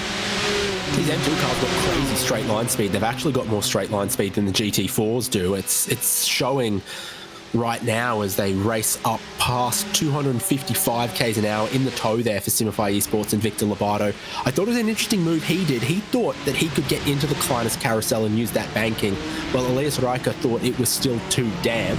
So taking more risk, Victor Lobato closed up a good couple of car lengths there, put him in position to try to challenge here. Now the traffic clears out and he has a slide coming on to the Grand Prix straight.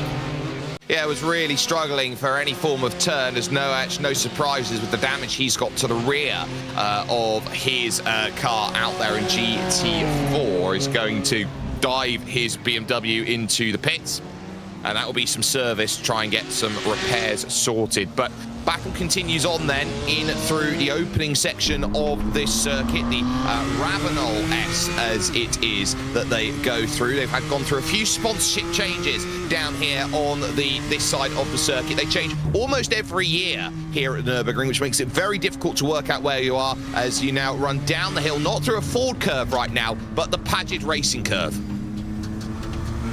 Yeah, exciting. Love this onboard. With the 4.2 calm down, you get often really good braking performance looking at the inside on a wet line here, but then you immediately cross over the rubbered-in racing line and you'll wish that you'd braked on the conventional line and gone round the outside of the corner. So he's trying to make sure he always does something different to the guy in front. And my favourite interior quirk of the BMW M2 Racing is the BMW key fob for the push to start is taped to the centre console so that the ignition still works for the race car. Love it. Out of the Xiaomi corner and now through the right-hander 90-degree corner of Bilstein. And what used to be the Advan Arch is now the Falkenbogen, which I think is now the new greatest name on this Nürburgring circuit, the Falkenbogen. A rainbow is a Regenbogen. Yes. I think that's a great one as well. Here comes the move, though, into the chicanery, and Elias Reicher can only watch as Victor Lobato moves up to third place overall with that pass, a comfortably dispatched overtake. And so now it's a case of run away and build that gap. M2 class proving to have a very good battleground at the moment, and Simify Esports have now moved themselves up to third, down one on the category so far today, but that won't give them too much bother. That was still a really good pass. Yeah, and when it rains, anything can happen. So on that last lap, Victor Lobato, 10 minutes, 9 seconds, catching up to BS competition, using the slipstream, and then eventually the next lap getting past. I reckon Lobato could have gone quicker. Meanwhile, Nürburgring Esports second in class did a 10.19. The race leader in their class did a 10.13. So Lobato is absolutely flying. And suddenly you look at 1 minute gaps and you go, well, on a drying track, if someone's found where the pace is and they've got the guts that Lobato's got to try some different lines, yeah, you can hunt down a minute lead in these conditions, no worries.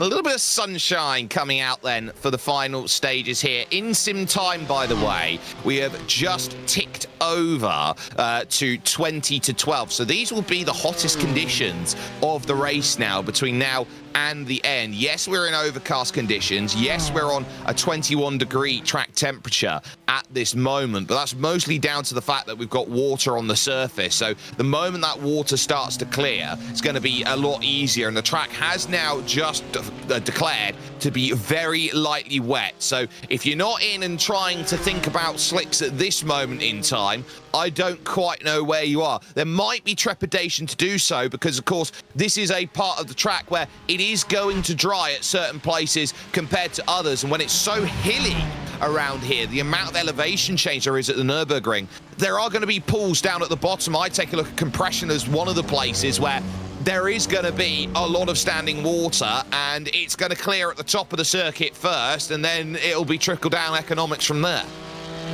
Yeah, and if you can get a couple of dry kilometres around the track, though, then you stand a chance of building temperature into slick tyres that will then allow you to survive the next little damp patches, and then so on and so on. And so I'm still, at the moment, sticking to my magic number of 8 minutes 45 seconds as the crossover, seeing how much closer the GT3s are getting towards that. The Scuderia Ferrari HP esports machine has gone down to 9:13, so they were sort of at 9:18s, 9:20s. They're down to 9 minute 13. Once we cross under 9 minutes, then you're really into this track is drying up and getting quick kind of territory for the GT3s. Just thrilling, though, to watch the way Lobato manages this. The spray, the lines, the traction, the body roll and motion. The cars are so dynamic and fun to watch on a slippery track like this. Absolutely, and seeing these drivers up at the highest echelon of sim racing looking to push these special events more and more, proving that the best in the world want to run them and want to be at their highest level and winning, and some would say by any means necessary out there at this stage. So they'll be looking to try and make sure that they go through. As in comes the 96 from 6th position overall. That's Drago Racing in. Nicholas Matteo is going to be in behind the wheel. They're taking over from Thibaut Prevost. They've had Vlad Kimikev also in behind the wheel for them. 3-car team at this moment as the Ferrari... Stopping after just 3 laps for the 96? That would be an indication of let's go to dries. Yeah, we'll see what it thinks is on them. There's no... I didn't see a black flag or a meatball for the 96, so yeah, I wonder what they're doing. If it's driver availability, if it's a tyre choice, whatever's happening. If it's repairs at this length of stop. I think it's 2 things. I think it's Prevost had a couple spins and has lost confidence in the car. I also think it is conditions are in a place where we might decide that it's time to make that movement. Nicholas Beau, who did just go through there in the Scuderia Ferrari HP Esports team, they are a little bit locked in the fact that they always choose the Ferrari. Of course, this is the official team out there, but they've had the likes of Erle Steinbroughton behind the wheel and Lorenzo Manfredotti, and they have had spotters in helping them. Of course, Oscar King, Isaac Gillison, and Michele Costantini have all lended their ear at some point in the race for them. But this is an interesting phase now, and we will start seeing drivers and teams think, right, what's the right strategy call here? Because this is what's setting up the end of the race. It's the difference between a position or not a position out there in terms of how quick you can go and where you can find that pace. So I think that you're sitting down at this stage. The one thing you don't want to do is go too early onto a dry tyre on a wet track. And no, you've got to drive 26 kilometres there or thereabouts to try and get home and say, right, this didn't work.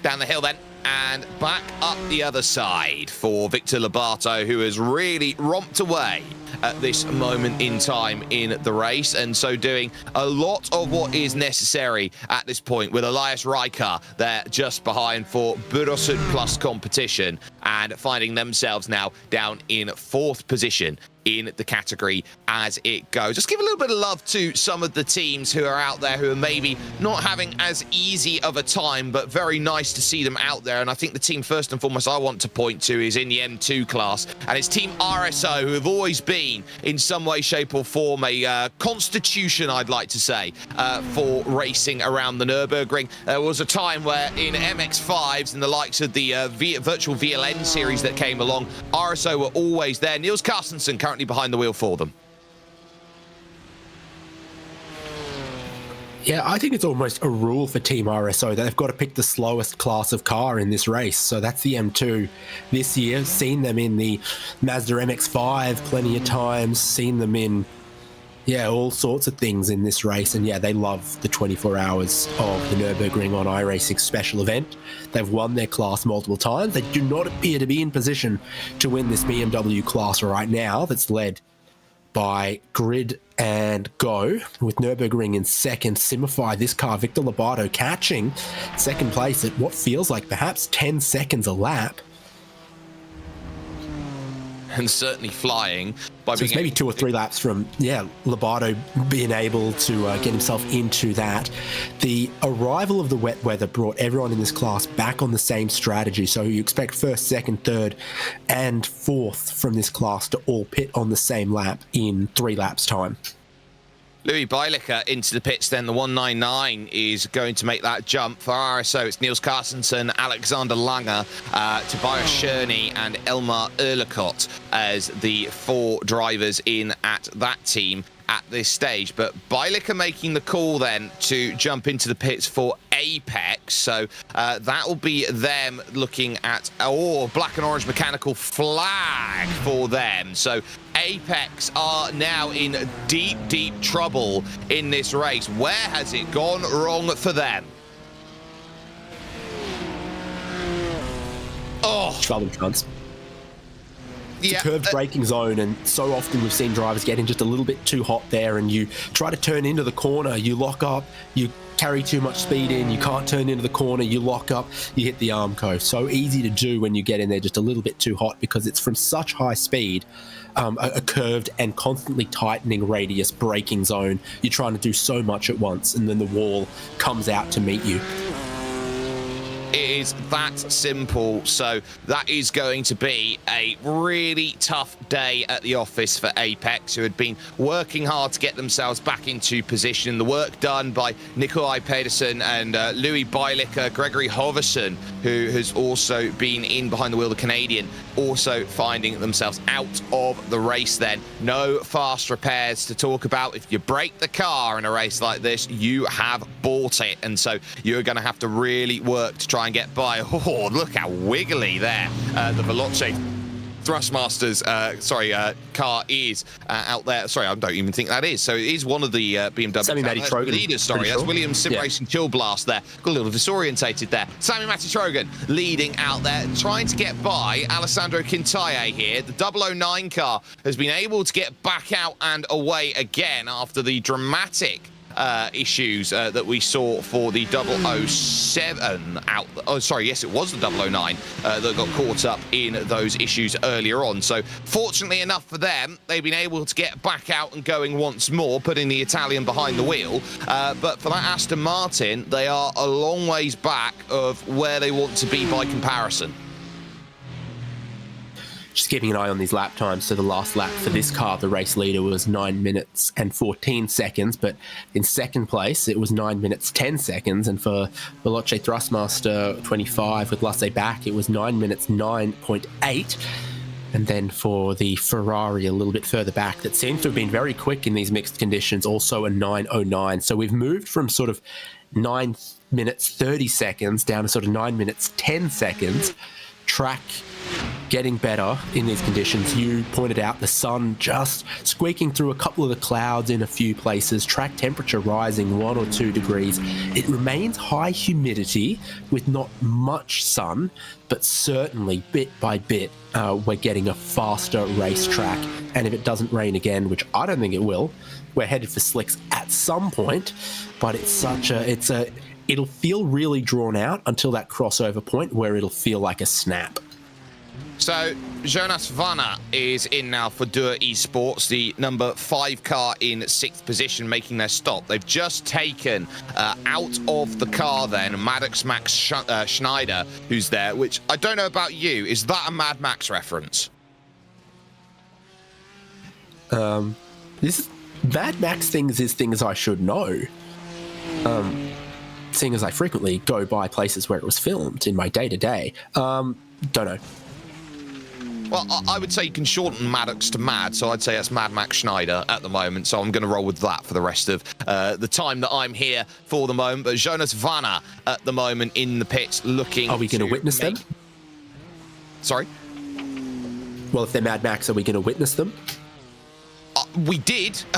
We did out there, but at the moment, we'll witness a teammate at the moment of Jonas Vanna when they decide to come out of the pit. So they will be witnessed, and I believe everyone will be entertained at some point in time over the course of this action, if they have not been already out there at this point. But the focus then is with your leader, but that gap, just looking there for Sami Matitrogan, 9:14 on that last lap for Williams Sim Racing Chill Blast. And for David Sobrero, who's hunting down, 9:10.2, so 4 seconds lost on that last lap. Your lead gap down to 1 minute 36 when they last crossed the line. And Laissez Back is doing the fastest laps of anybody of the top three, 9:09.8 on that last go around. So keeping this one honest, and a bit of traffic there in the form of Victor Lobato Simify esports car is certainly not going to be helping things out. Back is going to be in position. That Veloce Thrustmaster 25 team that started 12th overall, they're going to have to take hit, miss, hit, or as Jimmy Broadbent would like to say, no, he's not in this split at the moment either. Don't ask before you do. Would say it's miss, miss, miss, and looked like 2 misses there for Laissez Back through that corner. I think he had to go hit, miss, because he was to the inside of trying to get by the BMW M2, which you've got to be careful to not run up the back of, with the very, very significant difference in braking distances between a BMW GT3 and a BMW M2. There are BMWs in 3 of 5 categories. BMW are probably not going to develop a Porsche Cup car, and I'm not sure what would be a BMW TCR car, though I would love it to be a 2 Series active tourer. I think that would be very nice to see out there as they look to try and push on. And I do love seeing BMW out there and racing. And this is one of those circuits where you've just got to try and really unlock each and every single corner. It's one of the toughest circuits out there in the world to try and memorize, because you get to the second half of the circuit and effectively a lot of the track repeats on itself, or feels like it does. And you can so easily get lost around, okay, well, which corner is this? Is this Exmuller? Is this Bergwerk? Is this, is this, that? It is a very tough circuit to go and memorize, but the good thing here about sim racing is that you can practice this track anytime you like, morning, noon or night, twice on Sundays if you even really want to. And so you can get that time, you can get the hours in, you can really hone your craft and feel ready to attack this Nürburgring circuit. So the next car you see up the road is second place. We're on board with third. As the spray cuts down and the concertina effect gets us in the slow corner, you get a much better look at the Williams Gaming Club BMW. And Laissez Back knows his target. This is some of the trickiest parts in the wet, is the carousel and the Kleines carousel, and also they're braking in the Schwalbenschwanz. So with the tall trees around here, the sun is not drying this part out. When the spray gets kicked up, it's got nowhere to go. When spray gets kicked up, it doesn't get absorbed into the air at 99% humidity. It sits there and then it falls back on the racing track, or it falls into the forest. Does anyone hear it? Laissez Back is just slowly, about a second and a half a lap, chipping away up towards second place.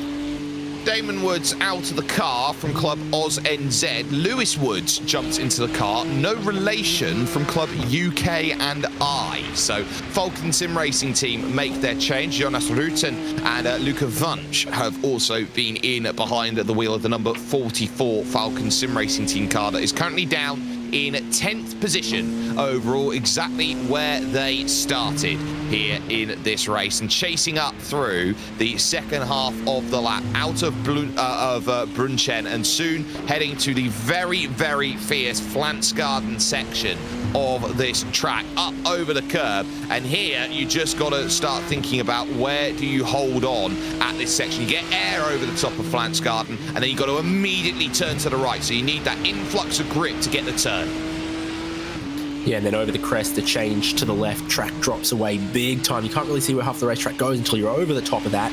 We're sitting significantly higher than the driver's eye level as well on the roof of the car. It's this next braking zone. You're doing 240, 250 k's an hour here. You're doing 240 as you put on the brakes for Laissez Back, and you see that you're turning, braking, then changing direction into a tighter corner where you've got to turn and brake. So if you get in just a little bit too fast early in that complex, it leads to problems much later on. You see David Sobrero not want to get into the dip of the Kleines carousel, but Laissez Back will, and it's incredibly reminiscent of that BMW M2 battle we saw, where once you've got more confidence, you're using more of the road, you've got more speed, you're building more confidence. Sobrero is playing it cautiously, but Laissez Back, this looks supreme.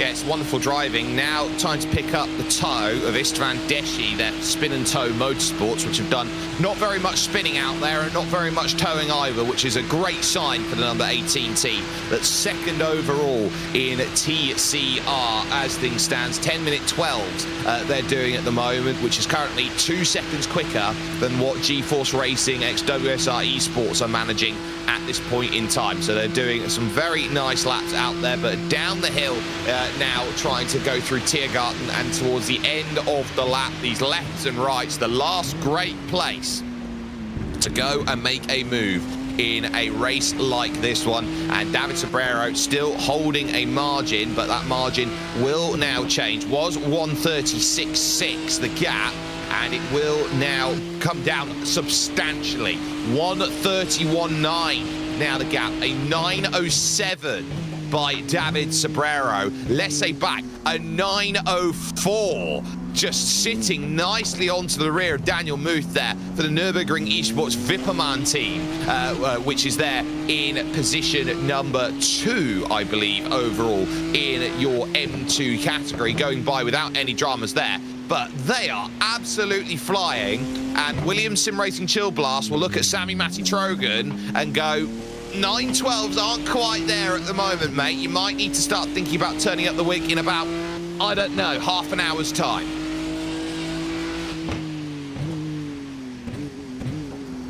So the number 89 from 4th place is on pit lane after 6 laps.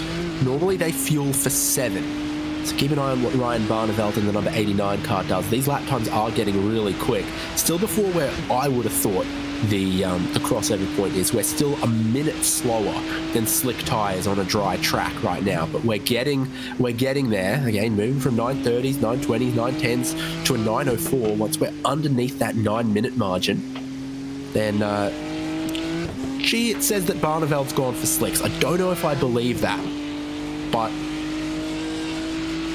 Now's as good as time as any out there. Yes, there is still a little bit of trying to get the track there, but it is very lightly wet. If there's any time to find that crossover, Ryan Barneveld is going to be a guinea pig out there if that is the case. And so for the BMW M Team Burossid Plus competition team, which of course has had Felix Kimbach behind the wheel, has had Rainer Talvar in behind it, it is Ryan Barneveld who has done a lot of the work. He's been in the car since lap 119, so this is now his 21st lap in a row in terms of stinting to go out there. And you talk about it, it's not actually very many laps that they've done. They're only on their 139th lap of the race, and you go, oh, that's not very much. But when you're doing 9-minute lap times to do 20 laps worth of times, you are putting a substantial amount of work in. Ollie Bailey also in for the number 93 team out there at the moment. That'll be GDC Racing down there in the pits with the black and orange mechanical flag. Dreaded Vitano Oromets, Adnan Grozdan, Alan Dizarovic, and Ollie Bailey and Yuan Jilin. And that is a hefty smash that goes on through there. Engine completely totaled at the kilometre 15 board. Yep, wet curb, wet grass, snap at massive speeds and directly into the Armco for the 93. They should have still been on wet tyres, but it might have been their outlap. Might have still been quite cold on those tyres. Look at the progress Lassie Back has made in the first half of the lap. Suddenly, he's all over second place. Well, Lessay is going to try and find this pass any which way they can, through the compression and up the hill. Still a little bit of standing water that goes down this section. You've got to be very, very switched on. Middle of the road from car number 1, David Sobrero at the moment, holding that station, not necessarily worrying too much. Little love heart sign there on the road. You got a lot of that around this circuit here. All of the markings that say that you are a section of this Nürburgring track. A little pivot trying to get to the inside. This is brave stuff by Lessay Back. Thought about it, but couldn't quite find the angle to make that move over the top of the hill, heading to Megetsfeld. It's so difficult to make that pass, and Lessay Back is looking at everywhere on this track to get past the Gaming Club car, because that Gaming Club car will now have one job and one job only. Hold up for Loche Thrustmaster to save the Chill Blast machine. Notice there's quite a bit less spray going on, even though it's dark and dim out there, and went offline to have a peek to the inside. Suddenly he found a wetter part of the road, so there's a drying line beginning to form in these conditions. Still don't think it's safe for slick tyres. Still don't think it'll be competitive for slick tyres, but we just continually, each lap, get sort of 3 seconds faster until we get towards a potential crossover. If you go to slicks before the crossover, you will be crossed because your race will be over. Yeah, and this is a very important race for these GT3s out there, because this will be the last race here on iRacing of 24 hours length that doesn't have that GT3 update that's coming in the brand new build next week. So this is effectively a send-off for the GT3s, but a chance to say that the meta will change.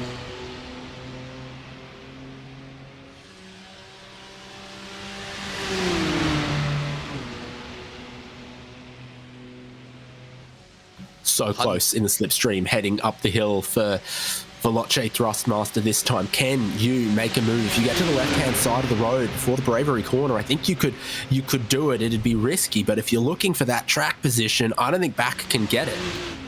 Will it come down to the Kleinis Carousel again? Yeah, this might be a case of Caracciolo Carousel once more that is going to try and bring itself in. Oh, that's a hefty defense over to the inside, almost chopping the nose completely off. It's left the door half ajar. Little nibble of the right rear tyre from Laissez Back, letting intentions be known that these drivers at the highest level of sim racing here in the 24 hours of the Nürburgring here on iRacing are now starting to play a very, very dangerous game. They will look towards Hoeyat, and it's a good run by Laissez Back. Wrong side of the road, though, to try and make a pass, and from here, it's very tough to make an overtake. You're a passenger all the way to the Dottinger Herb, but Laissez is clearly the quicker of the two here right now, and David Sobrero is using all of that experience to plant the car right in the middle, and that's a little flicker out that's not going to be too helpful, but Laissez Back still there, still looking to hunt, but now that gap opens up a little bit here and a chance to reassess. That's why I say Kleinis Carousel coming up, because if Sobrero still doesn't want to throw his nose into the dip of that corner and Laissez Back is game for it, then there's a chance to get down the inside and get a little bit of a slingshot at him. And of course, this level of pressure, eventually, maybe Sobrero finds a slipperier part of the track, maybe Back forces a mistake, but I'd be looking for either the Dottinger Herb or just before Galgenkopf, seeing what part of the road in Kleinis Carousel David Sobrero is willing to use and just doing the opposite. Take that Joker. Doing what you can, when you can, and finding any opportunity to go and make that progress. You've also got Niklas Simonsen, who is down there in the pits in the number 9 car at the moment. So that will be a stop going on for your Arctic Simsport by Druk.dk team out there. So Niklas Simonsen, Melte Roima, Victor Trudslev Nielsen, and also Malte Ebdrup have been in the car at that team. So Simonsen will continue on. Mahler jump in as well with Lucas Herrmann then from 7th position. So they will make their chop and change as well as they go and make that stop. But Veloce here have to play a very interesting balance. It's how quickly can I get by? One. That's the first important thing. But how much time will I lose trying to get by as in comes your race leader, Sami Matti Trogan, followed by Nicholas Bowe at the Scuderia Ferrari HP Esports team? I think we've just hit crossover. Yeah, well, this is pitting after 6 laps from Williams Sim Racing, so it's a little bit earlier than the fuel would have required. Again, it's saying slick tyres, so I gotta keep an eye on what the 89's doing, what the number 3's doing, and what happens in this back and forth between this battle here. I guess if you're back, do you just do the opposite of Sobrero heading towards the pit entry this time?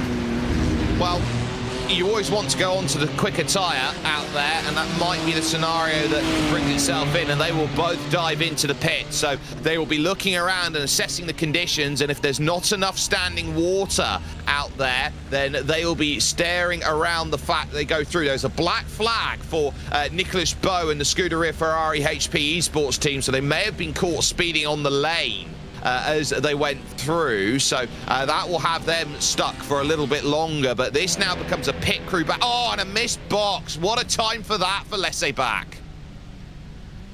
Yeah, had to engage reverse gear and back it up. Sotomuto in at the Williams Gaming Club. Nobody in the car at the moment for Veloce Thrustmaster. They've got Daniel Lafuente and Cody Deeth that they can go to. There is the change then once they come off of the jacks, and Cody Deeth will jump into the car, who is lightning fast in anything he sets his mind to. There goes Nicholas Bowe, who goes away, and Sotomuto, no surprises, will gain about 1.5 seconds in this pit stop. Yeah, presumably hit his marks a little bit better than Veloce Thrustmaster did. It says they're going slicks. Surprises me, but keep an eye on the car body language here. Yeah, that sure looks like it. That car does not want to turn at all. And if they get him going, maybe we have reached a crossover about 15 seconds earlier than I would have thought. In the Porsche Cup class, there's a few cars that say, like Commander Seatbelt, say they've gone to slick tyres. So a lot of people in now. Raphael Renhofer for the Scherer Esports team. They've had Julian Reimer, Nicholas Heider's been in there, Luca Alpert as well has been in at the car there, and Elias Riker in for the number 7 Burosud Plus competition team, also making stops. So we are firmly in the window at the moment as Deeth now will set off in hot pursuit of Sotomuto with 4 hours and 14 minutes remaining on the clock, and the 969 leading car at the moment was cooking is down in the pits. That's because Williams Sim Racing play seats have also come down in and made a stop. The team of Beckham Josiah, Jaden Munoz and Matteo Kunze, they're those 3 currently dominating in category. William Chadwick still behind the wheel of the was cooking team 969. So the in-lap was 9 minutes 1.7 for Veloce Thrustmaster. If they'd stayed out on track, it would have been a sub 9 minute lap. So the lap times had changed, even if the visual appearance hadn't quite so much, from 9 minutes 30 to about 9 minutes flat, and we're not expecting any more rain. We're trending in a drier, faster racetrack direction. So even if the tyres aren't quite right now, they'll be right eventually. Yep, and there's a nice cut battle starting to brew out there on circuit as we keep our focus firmly placed on what we have right now. I believe this is the 915 of Impulse Racing and Franciszek Liszka, who is there in the 915. Behind that is the recovering Adrian Gericka for the GridandGo.com Esports 001 team. Now, Grid and Go, it's no surprises to see Grid and Go out there in racing. They're one of the largest teams out there in sim racing. I can probably imagine that every time there's a major event, they've got at least 5 cars in each and every one. Yeah, they've got plenty out, and if I'm seeing this right, Grid and Go went to slicks and Impulse is still on wet, so that might be the difference we see here. In a straight line, you'll definitely notice that difference. There's far less rolling resistance to the slick tyres. This Grid and Go car had been incredibly competitive in this class. Oh, this is awkward for Impulse. This is lap traffic of the same kind, and Gericka getting a lot of help by Jan Sammer, who's leading category right now in the M2 division. So making that work, and that's going to be off, and that's going to be off, and somehow saved. What a save by Franciszek Liszka. That had barrier written all over it, and somehow was able to pull it up. You try to tell me that Grid and Go BMW didn't done anything other than holding its line, because it did no favours to jump out of the way of Gericka either. This guy is so lucky that that Impulse Racing car stayed off the walls. He's got the wet tyres on, so the grass didn't seem to trouble him too badly. I guess the guys on slicks probably would be in bigger trouble on wet grass. Straight line pace difference. Is this going to be an absolute rocket ship from Grid and Go? They're already going faster. They're already going 5Ks an hour faster. They're already going 6 kilometers an hour faster. They've already got a near 10 kilometer an hour speed advantage. By the time they go on the grid, they're going to launch past Well, look at this, 270 on the straight meets 259, and Franciszek Liszka, passenger under the Bilstein Bridge. There, straight on by, goes Adrian Gericke, and up into 6th position in class. So that'll be enough to say, well, we got one. Coanda Sabel will be the next car to chase of Elliot Veyron, who's had moments, and David Williams in at the moment for Coanda Esports. So both stay out then for another lap through as the likes of Manatee Red jumped down into the lane. But David, we are sat and poised with 4 hours left to go, and I would say there are no guarantees right now. Lead overall down under 90 seconds for the first time in a little while. So we've got overall that's starting to close in. Coanda happy with where they are in the 08. Oh, that's a moment. Well, there's a dry line beginning to form on the pit straight. I noticed that. There's a dry line beginning to form there, but Gericke got off the dry line onto the wet, and there it became so clear that he's got slick tyres on, because he went from looking a hero to looking a little bit zero, and all that work's got to happen again. These slick tyres are quick, but they are much more difficult to use correctly. They really are, and we are seeing it here, this move over from what are wet conditions to dry. We'll take another look here at Adrian Gericke's moment here, going through. Oh, he lost it initially and then has to try and gather it back up, and then has a secondary moment sliding by. So if it wasn't one, it was the other. The pendulum swings the other way and creates a lot of drama. That will just about do it then for me in terms of racing action here today at the Nürburgring 24 hours. We're going to continue on. David Haynes staying into the seat, but joining you now, taking over the next hour or so of coverage, Justin Prince. Thank you very much, Jake, as we continue on with what's been wet conditions here. I know the forecast before, when we're talking about things, had been a lot more different. Things obviously change over the course of a night as we continue on, coming up to 4 hours to go in this one. And it's been interesting listening to the conversation, David, about how things have fared out in regards to a lot of these drivers and how they're trying to battle some of these elements in terms of the track crossover from earlier, from when things got really wet, it sounds like, and has seemed like so far. It's going to get interesting to say, at the very least, how these teams now fare out the rest of this time. Yeah, the slick tyre advantage has come earlier than I thought, but it means that the track is still very wet offline, still very wet up against some of these curbs, and you've seen how even at slow speed it can catch you out, and suddenly you get made to look silly by someone who's 5 seconds a lap slower than you, except is keeping it on the road. So your risk appetite really informs what you choose to do right now. Look at this, suddenly he's 5 seconds back behind Impulse, got to do all of that all over again. The Impulse themselves, at their next stop, whenever it comes around, are going to need to make that switch to the dry tyres. You can quite clearly see a dry line forming in places where there is one line. You can see it on the pit straight, which was the first place that it stopped raining, as the rain came from the southwest across the GP circuit, across the Nordschleife, and then out past the carousel. So your top 8 in GT3 have gone to slick tyres. And we'll soon see who's going to be the first to put a lap underneath 9 minutes. Oh, it's Vulcan Sim Racing team with an 8:51. So the switch, suddenly the dry tyres are 10 seconds quicker for GT3s. Better get on those, even with the track being somewhat damp still for a lot of these teams. The major thing's going to be making sure you don't go in some of the potential of the puddles. There are still some worse materials. I'm noticing a couple different drivers in some areas of the track, but not all of them. As we go around the racetrack here, for the most part, seeming very dry. And the 969 still seems to be a major viewpoint. I think you want to bring the attention towards what's cooking adventures so far.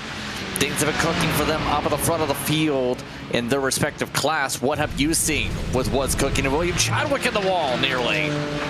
Well, there's something brewing for the lead of GT4. Williams Sim Racing's Aston Martin is on an outlap. They've just gone to slicks. Was Cookin Racing have just gone to slicks. So this is the first time around the track for hours for Will Chadwick on the slick tyres. You've just seen how treacherous it can be. Whoever's going to keep this off the wall is going to look a hero, but you saw the race nearly ended so quickly for Will Chadwick there at the top of the hill at Hohe Acht, highest point of the racetrack. A couple of black flags starting to come in for more of those incident limits. So the Mahler Racing team number 10 pick one up.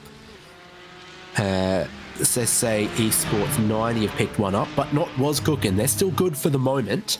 On their in-lap, they were 5 seconds quicker than their class leader, and you can see their class leader's only 3 or 4 seconds, or maybe more like 8 seconds up the road from them. But at the pace that it's going, William Chadwick has brought this Porsche from 30 seconds away from the race lead to 7 seconds away, and now we've gone to slicks. It's just as challenging out there, and he's got more pace to use. Yeah.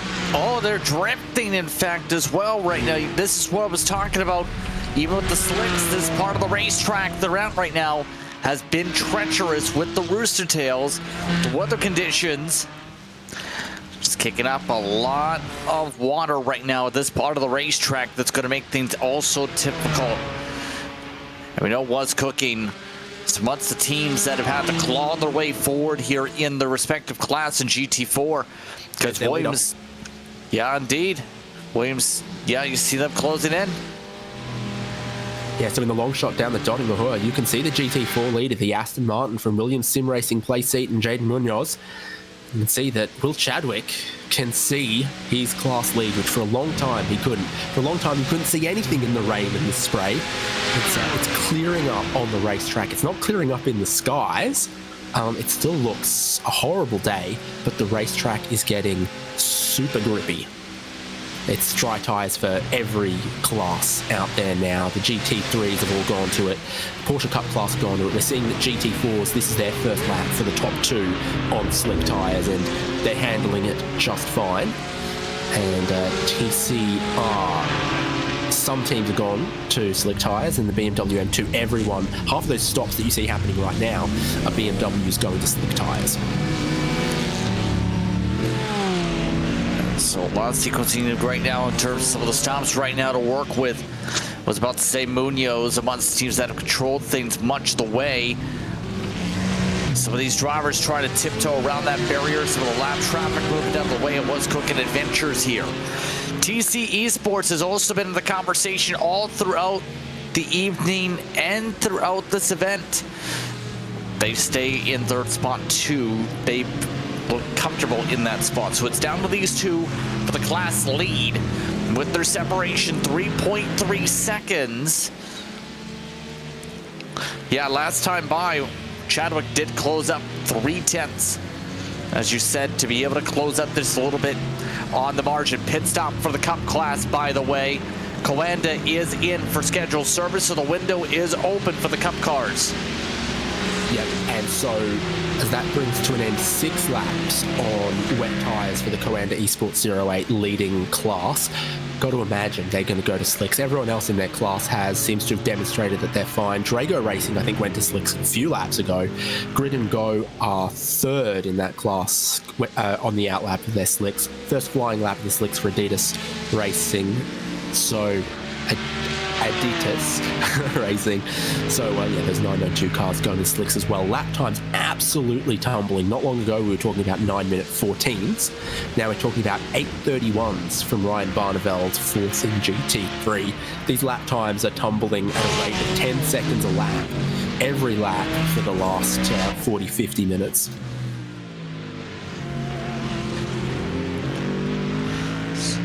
You have to wonder what's on the mind here for Chadwick, too, with this close-up rate. They're going to try and find a way to claw their way even closer right now. And carefully in his mirrors. Well, that's definitely one thing to think about. That was near contact with the Mustang going on through. Some of these faster cars going to cause some troubles here with the rapid speed differential right now. You still see the windshield wipers still in full effect. And that Cayman GT4 looks so simple and compact compared to the Mustang GT3, which is a massive thing. They stopped on the same lap, first and second in GT4, to go through these slick tyres, but because Was Cooking were one lap further into the stint at that point, Was Cooking needed to take more fuel. They had an 8-second longer stop, otherwise they were going to undercut Williams Sim Racing, so it put William Chadwick out. That's sort of 8 seconds or so behind, that he's now clawing his way back through, seeing that Aston Martin just up the road and closing the gap down. It was 7 seconds, it's now 2.5. And very, very shortly, by the end of this lap, you got to imagine the Porsche is going to be all over the Aston Martin for the GT4 lead. They're in the same picture far more commonly now. Indeed. Right now, that's going to be the major interesting thing as time goes on. But as we said, the pit stops continue on. Simone Maria Marceno wants those who come on through. Porsche now on the stands. David Williams making a change on the tires right now. Also see some of the others peeling on down for Drago Racing in for their respective service. Drago only made it 5 laps on the calculation, it looks like, as they make a driver change. Yeah, it's very clear at this point that if you're on the wet tyres, you've got to call it early and go to the slicks now. You're losing so much time. You're losing 10, 15 seconds a lap. There's so much more performance on the dry racing line to the slick tyres that if you stay out on wet tyres, you're being gigantically undercut by everyone in slicks. It's tough to get those slicks going, though, to see another team struggling with the first chicane of the lap on the GP circuit. Eventually, it comes good. You can see a dry line heading to this chicane. You can see a dry line through here. And if the drivers can see a dry line, then that's safety for them, and they'll be aiming for it.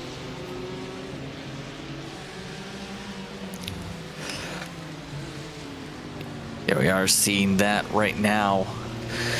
Was cooking it within a second. That's going to get interesting. Was Cooking did close up a fair bit since the lap traffic. Keep an eye on that on the interval. But we'll say one thing. It was earlier on in the day we mentioned the Purple Lounge debut for them for Coanda this weekend.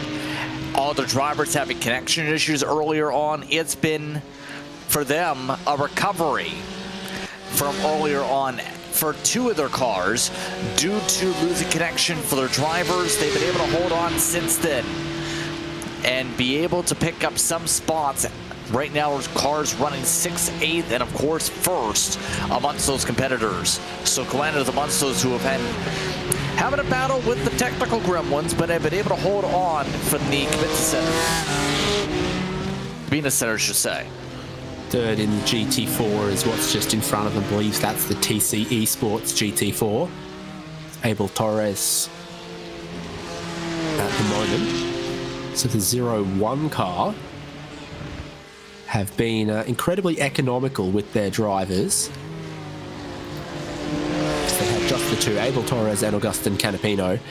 Torres is not necessarily making this easy on the outlap for that 992 class car up at GT4. It's within 1 second. Oh, and Chadwick, he's struggling with that change of direction there. That's where we almost saw him in the wall earlier. And this is closing up rapidly. The interval still showing about 2.5 seconds technically on the racetrack. But it looks a lot more closer than that right now. Chadwick trying to go on the prowl to try and make this move. And that's going to be the tough thing right now. What do you think is going through the team from Munoz's mind, as Was Cooking is right now finding a way to cook, even though they are trying very hardly to slip or slide this car. It is slipping everywhere. Well, earlier on, they were stewing and they were boiling, but now they're cooking. Are they soon to be frying? Closing in on this race lead, it becomes a 2-way fight in GT4. The Aston Martin versus the Porsche Cayman that gets wide in the left-hander off the dry line, touches a little bit of the grass, and now it hurts your confidence for this next fast section through the Belloff S. It hurts you being close enough onto the Dotting Lahore, the biggest slipstreaming opportunity of the lap. And that's the sort of little mistake that means maybe your opportunity isn't this lap, you've got to wait for the next. Well, Cooking had to be careful they don't burn themselves with how fast they're rapidly closing, but also nearly wrecking the car a couple times. Well, but if you can't stand the heat, then you don't belong in the kitchen. I knew you were about to say something like that. But we know Chadwick as a driver. We've seen him in the broadcast booth before. We've seen him with lots of teams. He knows how to cook when the pressure's high to be able to close up. And we know what's cooking, even though the name started as a catch-all in terms of just drivers looking to have fun, with drivers like Josh Thompson and several others. This organization has a lot of rapid speed in it to be able to cook in the first place. It's not just a meme.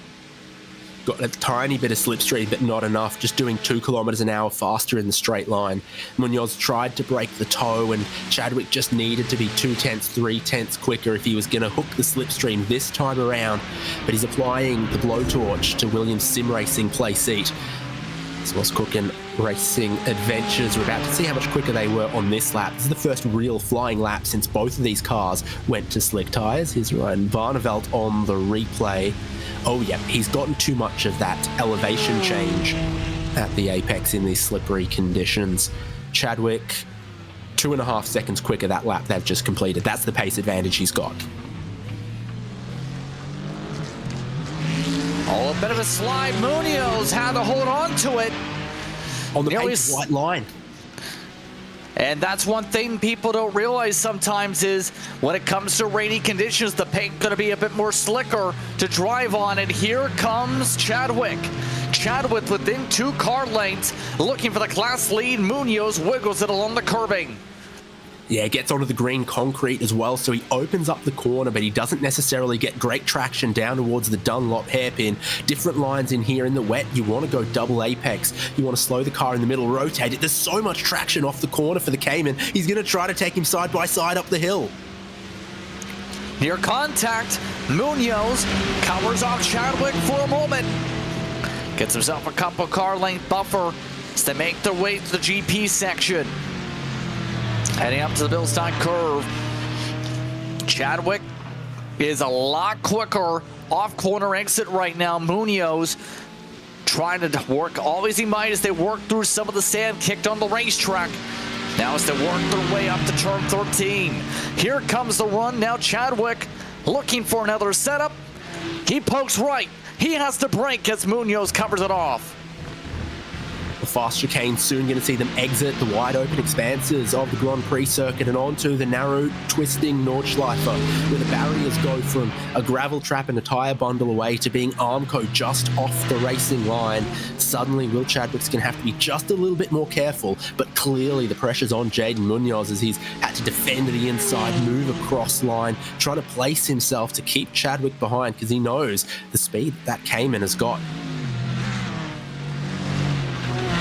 Gonna have to be very careful on the move, but also we know Chadwick's got the fastest speed. They've also got traffic coming forward towards their way in the Cup class right up behind that can break things up potentially. Oh, bit of wet curb. Oh no! He's off. Munoz is wide. Here comes Chadwick to the lead. Chadwick takes over the GT4 class lead as Munoz goes off nearly in the sand. Exiting the Hudson-Bach, the Aston Martin just a little wide, finds a bit of moisture up against the curb in the change of direction, carried too much speed in, overshot the change of direction, then had that moment, just kept it off the wall, I think, but Chadwick swept straight through. Was cooking Racing Adventures take the GT4 lead on a drying but absolutely treacherous Nürburgring Nordschleife. Trouble abounds, just a millimetre off the racing line. A bit of chaos there, but it's Chadwick that's able to reap the benefits from it. Now looking to run away a little bit as Munoz loses some time to the traffic. And now this is going to be the important thing. Can Chadwick drive the track now that he's got some clean space right now? No longer has that carrot on the stick. He is the carrot to chase after. The lap times are getting seriously quick from every division in this last 15 minutes as the circuit's dried off. Your race leader's doing an 8:26 in GT3. Williams Gaming Club Sotomuto is flying with an 8:21. It's the kind of pace where you could catch the race leader in 12 laps. That's what this changing track conditions, the rain we've had gives us, is suddenly, in a completely dry race, you say we're a minute behind the race leader. It'll take us forever to get that back. In these, you're changing dry tyres to wet tyres. You're racing in the wet. You're changing to dry tyres. You're racing dry tyres on a thin, dry line racetrack. Everything can change so quickly. There's a bunch of teams out there that are skirting the line narrowly of getting drive-throughs for their incident points as well. There's so much jeopardy for everyone. No amount of a race lead is safe. And some drivers are really, really showing their skills and their confidence right now. That's the key. Confidence reigns supreme in terms of being able to attack the track and to be able to know where the speed is right now. So things calming down a little bit for now as the field starts to see some separation build up now. So already, by the way, under 4 hours to work with at this point of the race. Now it's the matter of seeing where's that strategy going to go for many of these drivers. Keep in mind, some of the drivers are close in the M2 class hearing. BS Competition, Nürburgring Esports, Whipperman have stayed pretty close. They're right now within 1.3 seconds also on the racetrack. So a couple drivers are starting to compress in these later stages here, David. BS Competition were one of the first BMW M2s to go to the slick tyre, whereas Grid and Go a little later to respond, Nürburgring a little later to respond. Is this the same issue again for Marla? I think it is. Just cutting too much at turn one. So Elias Reicher in the BS Competition BMW M2 has jumped up into second place. He's built temperature in his slicks. He's worked out what the correct racing line is. And Joel Kleinknecht in the 587 has got to be just a little more cautious. And I think Elias has gotten through up into second. But the timing and the advantage that the Grid and Go 003 has had means they've gone slicks and they still lead by almost 5 minutes in BMW M2. Yes, so the different classes still swapping around. This is what I was just talking about in terms of the close battling right now. And of course, home turf for Nürburgring Esports. And you have to remember there's a fair amount of series, including Nürburgring's Esports circuit, that runs a lot over the year. Some of the German leagues we've seen run 12 hours and 18 hours and 24 hours in different lengths around the Nürburgring to keep drivers fresh around the year. They're keeping up pretty well with Reicha at the moment to try and provide some pressure, try and move an extra step up the podium here. Yeah, so the order they're in now was actually the order they were in when they crossed the start-finish line last time. So they were closer. Elias Reicher, I think, is going somewhat quicker, but keep an eye on it. I think Kleinknecht hasn't actually dropped out of this fight too much. Interesting to see the BMWs go back to their slick tyres after being one of the cars that looked actually pretty good to drive in the wet.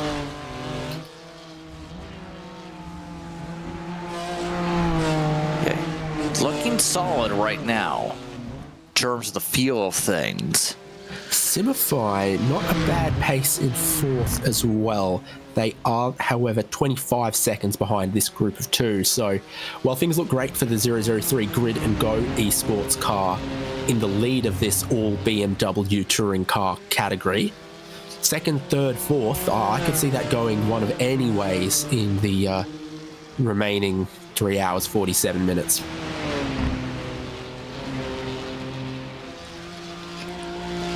Yeah, there's there's a lot of opportunity here, and Simplify is running about the speed we're seeing in the dry earlier on in towards when it was starting to around daytime to nighttime around the 4 hour to start mark, the 9-minute 6-second bracket. Still, the last time by for the drivers on screen, they were 2-3 seconds off that mark in terms of the fight. So they take through the Kleiner's carousel here. In the wet, they were avoiding going into the dip, and they're taking it now. So they think that part's dried out really well, and that's where some of the there's so many places around the lap like that, little things that will each give half a second, and that's where the track just goes faster and faster and faster as it dries out. There's going to be big speed on the straight as Nürburgring Esports have just in time gotten back within 1 second. Car will drop in between to give them a little bit of tow. Leiseraker's going to have to be careful he doesn't get swallowed in a straight line. Yeah, there's a decent amount of gain in the drafting section as one of the BMW zips on by. Believe that might have been SDR Racing that just drove on by there. It's down under 4 car lengths now. We'll see if there's any opportunities that open up here pretty soon. As they make their way to the final section, make their way up to Garden in Rhineland-Palatinate as they make their way to the front straightaway. Bit of scrape to the Armco barrier for them, but at the moment, opportunity is definitely there for Nürburgring Esports to leapfrog and get to the highest they've really ran all throughout this race here today and throughout the night. Looking very solid here. Turn 1's still been an issue. See them taking it very wide. The car stopped, and that's the car that was just in front of them. SDR's GT3 has gone around. Justin Prince calls it. Turn 1 is an issue. Can I get you to read me the lotto numbers next? Let's take a look. Yes, indeed. It is SDR. Yeah, same mistake as Malay. And look out. Hello, race car. See, it acts like a bump if you cut it that sharply because it drops away at the apex. If you stay half a car width wide, you don't get any tires in the air. But as you try to cut right to the bollard there, you sort of jump a little bit in the air, the car rotates a little more in the air, then it lands in a slide, and you can't catch the slide in these low grip conditions. So you just got to give a little bit more room to the apex and know that water puddles there, and getting airborne, not a great idea when you're going to land in a slide and not have the grip to correct it. So yeah, it's noticeable that it's been a couple of BMW GT3s that have fallen afoul of that, though SDR being the next victim after Marla and some others, and BMW M Team BS competition.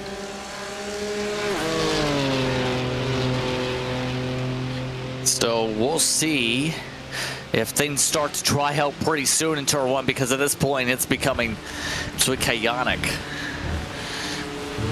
But Nürburgring Esports still trying to find a way to move on forward. So where do you try and find those strides right now? Where do you try and get that catch up outside of waiting all the way to the end of the lap right now? If you're Joel in the Nürburgring Esports car, where do you find those opportunities to make these gains now on BS competition? It's the slipstream in the fast parts of the lap here. So exiting the Hudson-Bach here, you'll have the fast run up towards Flugplatz. You'll get the slipstream there. So long as you're getting the correct line over Flugplatz, you'll follow closely up towards Schwedenkreuz as well. And then it's high speed out of Arenberg. So there's a few places in the lap right here where you'll get just a little bit of slipstream to be able to help you get close. SDR are going to try to come past once again. How you manage the traffic has been an absolute constant for this race. The answer is you don't give them anything for free heading into the Flugplatz. Oh, understeer for BS on the way in. Extra dab of the brake lights late in the corner, not what you'd normally want. Yeah, this is now seeing them have to deal with some traffic too. That is SDR again. This is Gomez already making up the ground. That's how big the speed differential is in the class. He's given a lot of brakes right now. In fact, the 4 is almost stuck in line here as they make their way through more marbles. There they go. no issues for the most part. Just had to wait for the right moment to make sure they didn't compromise the BS competition car. So Nürburgring Esports absolutely still in this Rhineland-Palatinate in the BS competition M2. Up the top of the hill, you carry so much speed in here, and it just gets tighter and tighter and tighter as you get into the Adenauer-Forst chicane. That's where iRacing is on the racetrack. And in our hearts, tiny bit of grass there. I thought Raikkonen was quicker, but once the pressure is on him, once the other car is in the slipstream, once the other car had built temperature into their slicks that they put on 1 lap later, and then suddenly getting ahead, staying ahead, breaking away seems far, far more difficult. Nürburgring have just come into their element now after their latest stop. Yeah, and this is where you definitely need the head on swivel. Nürburgring Esports, a bit of a squeeze that time. They didn't want to give up the time right there. Time sees traffic, give it traffic, take it away right now once again. It's pretty clear this Porsche Cup car, this is Coanda, saying, we're Coanda, we need to go right now. We don't wait for anybody. And that is Mitchell de Jong driving on by. By the way, that's not the previous pit stop, the one before that. They had such an advantage that they took more than 2.5, 3 minutes damage repair just to be able to fix the back bumper. That's how quick that car's been in class by more than 3 minutes their lead.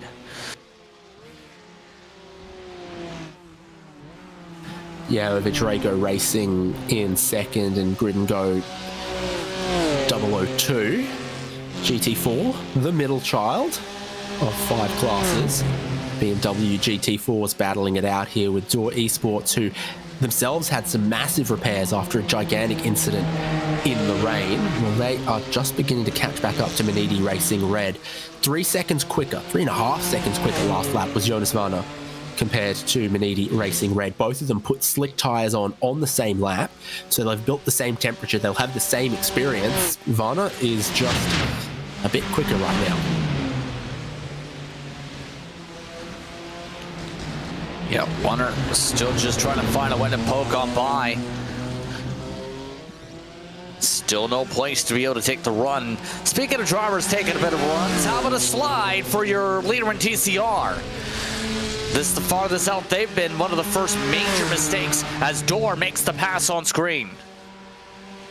Great run out of Adenauer-Forst from Jonas Varner. He opened up the line better, got better traction, and then I think David Nursch, driving Manidi Racing Red, understood exactly what was happening there and didn't make things too difficult. BMW class, things are still hot. So an interesting move in GT4, showing that Door Esports, despite their delays and damage, still want to get the best result they can out of this race. Joel Kleinknecht, I love the confidence that he's built lap after lap, and we've seen how gigantic the slipstream is in this make of car on the Dottinger Hohe, which suddenly, as you're going through Wipperman, doesn't seem so far away. You know it's going to be so tough to pass them here, so you're just thinking, don't make a mistake, stay within half a second, stay within 3/4 of a second, just stay in touch. Because soon we're going to have a gigantic straight. This car will stretch its legs, and the following car really seems to get like 5-6 k's an hour of extra straight line speed from about the halfway point, and it's massive.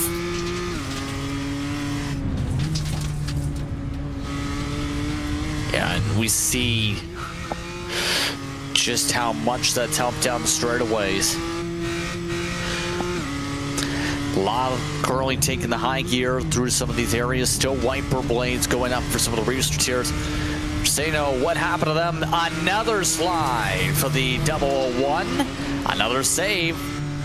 Able to get it kicked around despite the drift. So here's where things get tough. The braking zone into the Schwalbenschwanz still looks treacherous. Kleines Carousel, the water can pool in the low side there, but this is close, as we've seen these two cars in a long, long time. You know that you can back it off a little bit, play it safe, and you'll still be within 3 or 4 car lengths for a massive tow. So I wouldn't even feel the need to be this close heading over Galgenkopf. 4 car lengths back, get a run on the Dottinger Hohe, go back in a second in class. We'll see how it plays out. BS competition versus Nürburgring Esports.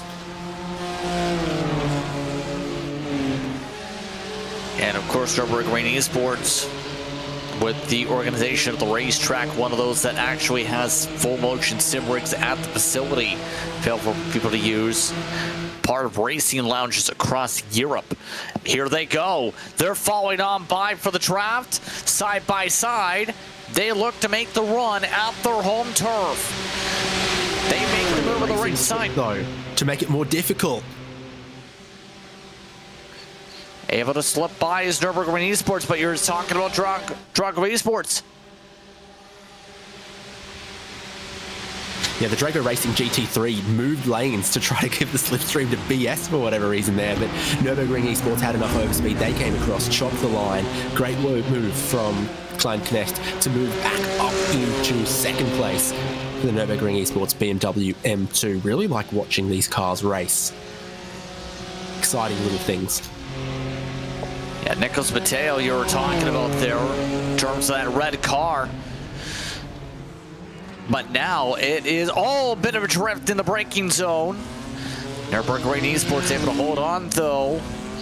They're now up to second in class.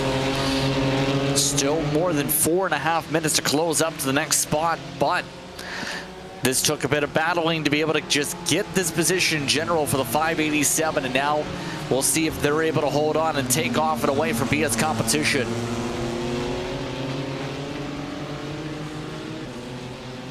Lap times continuing to drop for GT3.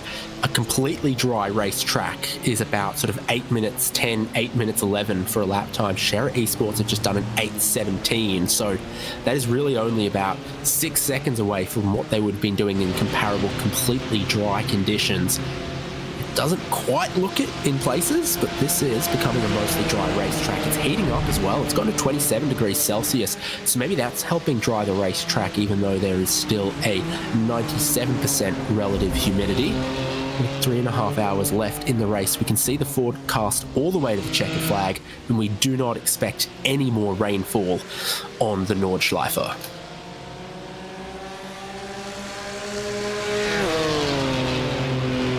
If anything, temperature's not expected to move. Track temperature still is in the 80-degree Fahrenheit range for those curious as well.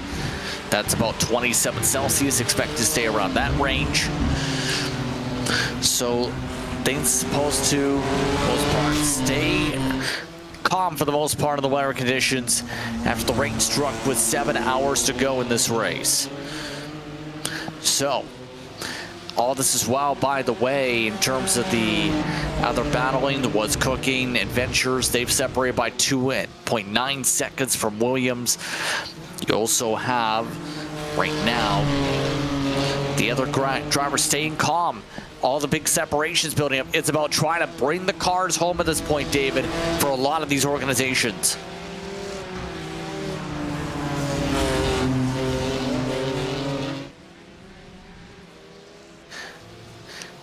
Now, too far away from some of the GT3s actually taking their second stop post going to slicks, so then they'll be going to a new set of slicks again, and then I wonder what some of the Cup cars are going to do, if they're going to stay on their previous slicks, or what the best thing to do in these track conditions is.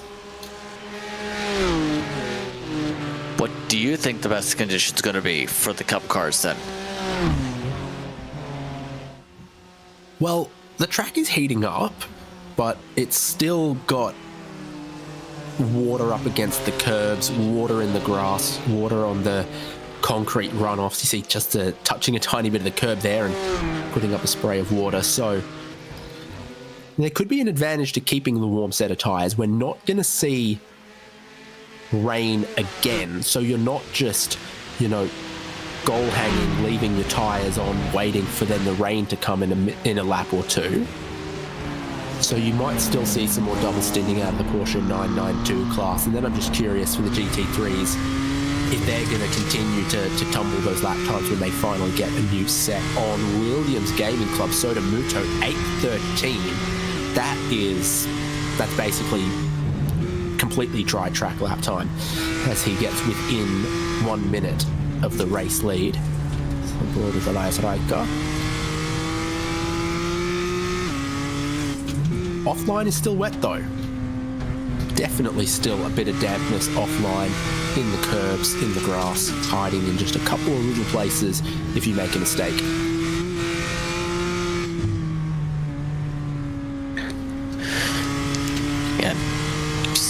Little touch bit right now in some of the areas on the far side of the racetrack. It is 16 miles after all. That's a lot of racing surface to have to dry out. Did receive a question to those watching along on the iRacing YouTube side. How is Ferrari Esports doing? That's good Ferrari HP Esports team for you. 7th in class. It's your answer in GT3. For that car, a lap down overall to the rest of the field in their class.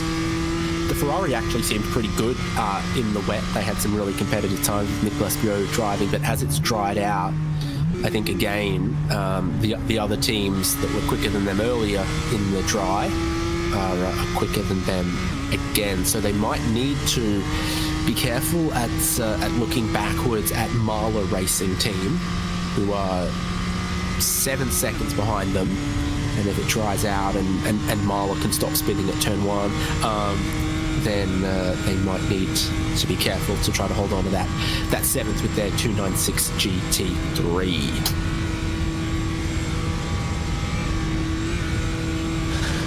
Yeah. No black flags out there, but there's so many teams that have already served their first drive-through. And after you go to 100 incident points for that first drive-through, it's every 20 thereafter. And you got to imagine that you could make a couple of little mistakes in a scruffy stint and cross 20 again. So I guess keep an eye on the body language of some of the teams, how carefully they think they need to avoid off tracks. I mean, I'd probably pick up 20 in a lap based on my luck. I mean, I could find a way. It'd be a lot of safety rating going down the tubes, but there's so many opportunities to pick up grass or crash the car here. Coming to play as, hold on, make sure things stay stable, Nürburgring Esports. This on board, just showing how fun this car is. A lot of people have described throughout the evening and from the community on how to drive, because in some have said on social media, they've said as with this car, it feels like a real car to drive this M2. Sure looks to move around a little bit. You're seeing them begin to climb a couple more curbs, which is symptomatic of the racetrack really starting to dry out. Not just a racing line, but a wide racing line that lets you get the curbs. Exit of Brunchen here. They're still getting a little bit of that. Elisa Reika gets a little more of it and has to be careful as the fiercely forward GT4 goes by. I think that's probably Aleix Noguet 5th in class.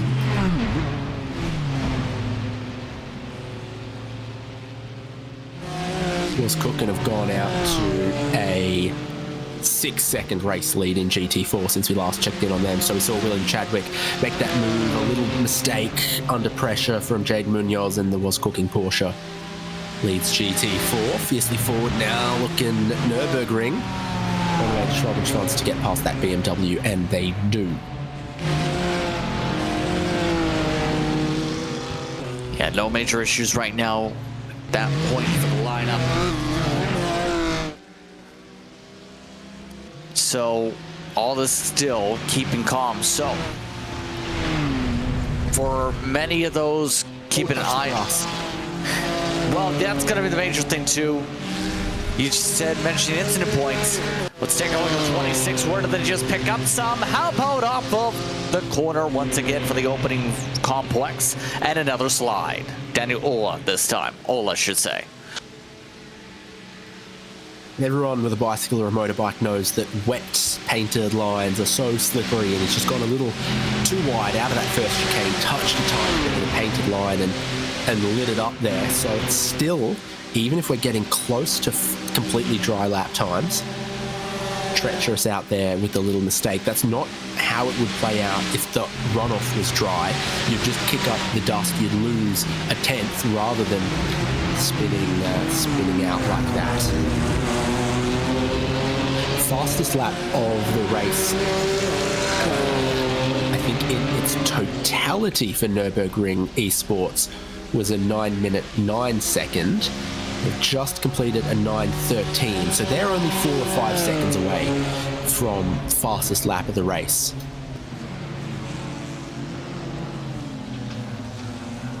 They still have this competition keep them at bay. 1/10 quick the last time live for the 587. They're all at the lap turned. So, at this point here, what would you be telling these teams in the midst of a fight like this after all this time, knowing there's still plenty of racing to go, but they remain relatively close on pace? What would you be telling your drivers right now? Oh, start counting down the stints, I reckon, in a BMW M2, because it's a gigantic fuel cell in these things. They're doing 10 lap stints, which are... I'm doing live maths again, almost an hour, 40 minutes. So then, when we cross 3 hours 20, if you stop then you'll make it to an hour 40 to go, then you'll make it to the checkered flag. So these cars are only 2 stops away from going to the end of the race. And so then you've got to think about your driver lineups, your driver changes. If someone who hasn't driven and they've been, away the last 12 hours or something gets back in the car, how are they going to handle these conditions? So you're just trying to get that transfer of knowledge from the driver who's in the car now to the driver that's going to be next, and say, no, it's not the same as we practiced in the dry, because this corner, you've just got to give 1 tire width further away from the apex until it dries out a little more. So I think that's what you're doing in changing conditions, is trying to pass the knowledge from one driver to the next, work out the driver lineup and how many more stops you've got left to go.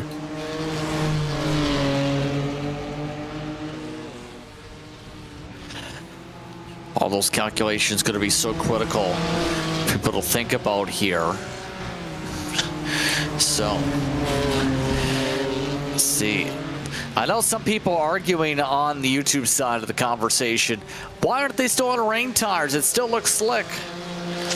Well, let's put it this way. Well, for many people, it might be faster just put on the dry tire, or it might be equal footing in terms that pace compared to the wets right now. The front part of the racetrack seems to be in particular where things have stayed relatively dry, as we've repeatedly said here. For those that are wondering on the question side of things, how things are going in terms of the drying process, it's just small rooster tails, small little pockets of moisture around this racetrack.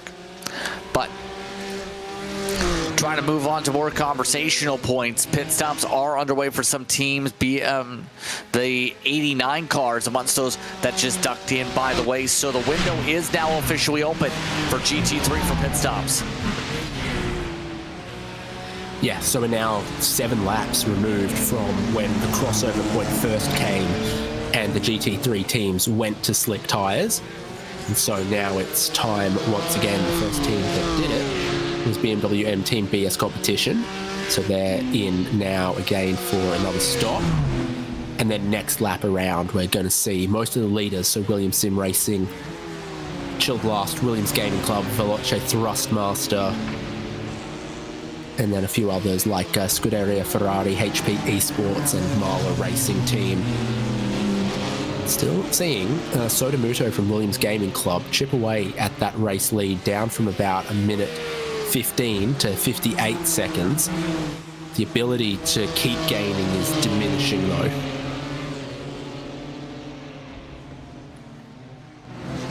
Especially with how the weather is faring out for many of these teams. Remember the SOF for those that are asking, how do you enjoy the top split? Well, you get an iRating in the 7,000s. And everyone's been using all 7,000 of their iRatings here today to be able to wheel and deal with the race cars here at the Nürburgring Combined amongst this 24 hours. Brought to you by Thrustmaster for this event this year. So, it's going to be about settling down at this point. And for a lot of these drivers, the fatigue level has to be high, very high at this point, David. Because for some of these teams, they were running stints earlier on. You're talking about multiple stints all throughout the night. The exhaustion level's definitely got to be there. Yeah, we were racing all through the night, and then the rain comes along, and everyone needs to be on their toes. Then every single lap, you're reassessing your strategy, reassessing it. It's tough for the drivers. Everyone outside of the car has a lot of work to do, assessing what the weather is doing, and then we sort of cross over to slicks, but it's a really difficult time to be on slicks. It still looks pretty challenging, and like simple mistakes will go incredibly punished at the moment. So all of that, including this being just one of the toughest tracks for a 24-hour race, tougher than Spa, tougher than Daytona. So it just all combines to this being an incredibly brutal 24 hours of the Nürburgring.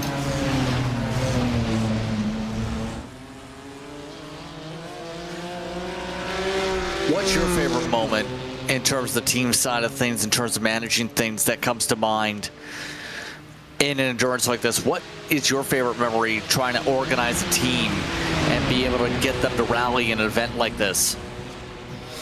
2018, we won the second split of Nürburgring 24 in the Porsche Cup car class, and then we went and looked, and we did as many laps as second place in the top split did. And I think I drove the most laps for the team and had the team's fastest lap of the race in that one, and that I think about that all the time, and it was too many years ago for me to still think about it as much as I do. But we did a lot of strategy work in that one, so we did a lot of 10-lap stints, fuel-saving double stinting tyres when others were doing 9-lap stints. And doing 9-lap stints, everyone else was thinking, do we double or we triple? Or we just doubled 10-lap stints. And so instead of saying, oh, do we do 18 or 27 laps on the tyres, we did 20 on the tyres. We had a tyre advantage, we had a fuel advantage, we did less pit stops, we won.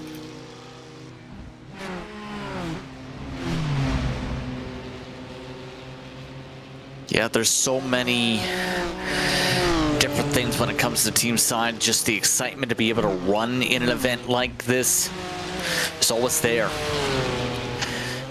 That's why some of the top teams always come out to have some fun, be able to show they can perform in races like this overall.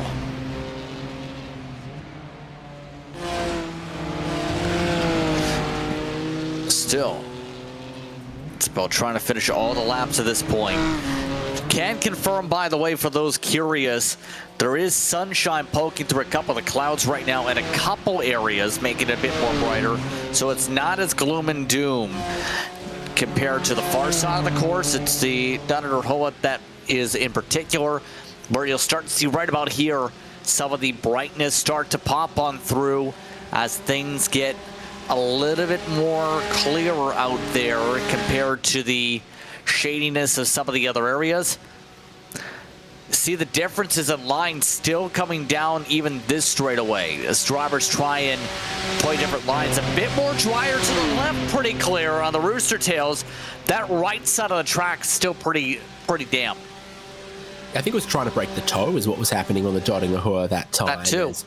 This is the lap coming around where you're going to see heaps of GT3 pit stops led by Williams Sim Racing, and then a minute later, Sotomuto and Williams Gaming Club will come around, make their stop. So I wonder if this is the point of the race where we get some driver changes in GT3 for drivers that are going to stay in all the way to the checkered flag. It's I guess possible.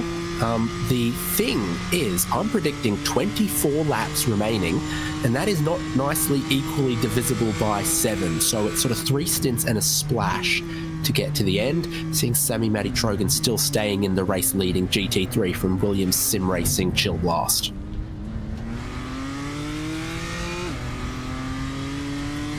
The window, as said, wide open. 7 laps is now the mark for GT3 for pit stops. It's about trying to execute now on all those stops now for those respective teams. Second and third in, so Sotomuto and Cody Deeth. Deeth only got in recently, I think, with the slick tyres. Sotomuto might have been the same as well. So I think second and third, those drivers will probably stay in at least another stint, but you never know. And there's no penalty to changing drivers every stop in GT3. The pit stop time is about 40 seconds. The driver change time is 30. So long as you're taking 3/4 of a tank of fuel, you could change drivers every stint if you wanted and not extend the pit stop time. But normally when someone is in the rhythm, you want to leave them. So normally sort of 2 or 3 hours would be the way to go. We're seeing a driver change. Lasse back into the 25 again. All right. Goodbye, Cody. Hello, Lasse. Didn't he just jump out of the car a stint or two ago? Yeah, so it is an interesting decision to make that swap. Why do you think they made that swap? I know there was people on the comment side of things that mentioned potential technical side of things for Lasse. Do you think things may have settled down maybe for him to then jump into the car? They were closing on Williams to maybe pounce on that fight too.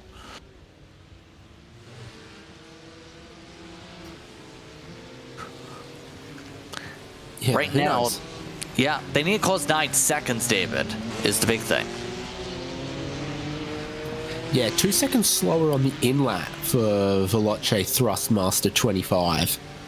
We're looking at Williams Gaming Clubs, where Sotomuto stayed in. Will have gone to a new set of slick tyres. So maybe now's an opportunity, not this lap, but the next one, to get close to breaking the fastest lap of the race again. Sun's come out, but the track temp remains at 24 Celsius. Got as high as 27 at one point. And it just keeps on drying off. So for as long as that racetrack was wet, suddenly we're back to a predominantly dry track. Shera Esports pit, long-ish, going long for that 15. What's added about 10 seconds to their stop? Damage? Not sure.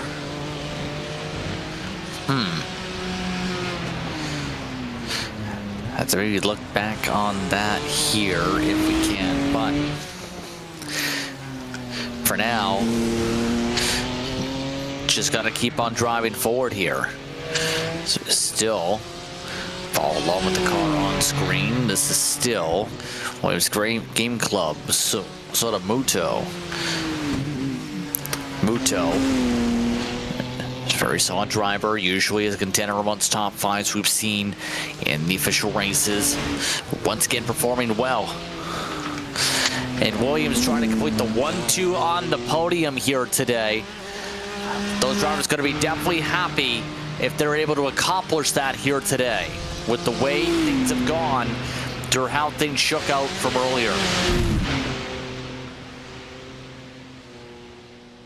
Can confirm someone did mention that apparently that it was computer issues confirmed. That's why they initially swapped out Lasse back. Some of those confirming that right now, and now has gotten the PC stabilized. That's the reason for the swap, it appears, in their regard. So back now to close up for now. Speaking of which, hearing there is a closeout.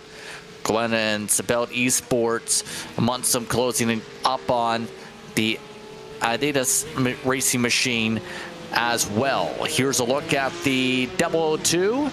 Looking to get things closed up, or rather that's 001, believe. I got to pay more attention, I think, actually, because Kadlacik in the ADAC Racing by WSR car, this is going to be his in-lap, so he's just started his 8th lap, but it was previously 2 seconds quicker than this Grid and Go 002, so this was closing up for 3rd and 4th, but I think Kadlacik's going to have to pit before he gets close enough to make the move, unless there's a big mistake out of this Porsche Cup car.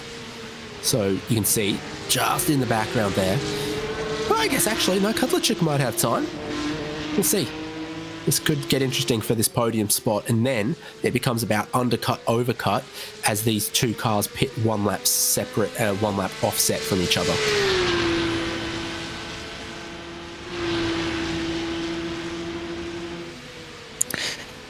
There is some of the offset. Double two still on the prowl for some spots. Go ahead and go. Yes, is the one that we're talking about.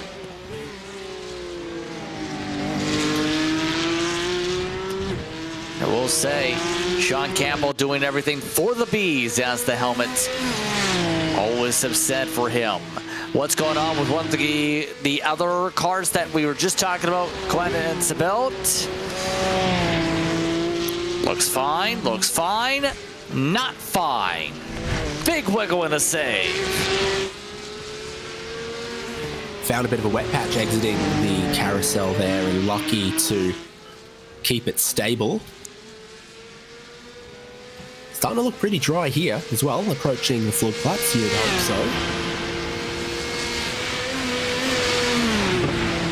If Campbell's picked up a tiny bit of the pace gap, sits 2.4 seconds, because then immediately follows through 4th place. These guys are in a bit of an island, unfortunately, because they're 3 minutes behind 2nd, but 3 minutes ahead of 5th. So the battle 3rd and 4th is, yeah, sort of all it is for the moment.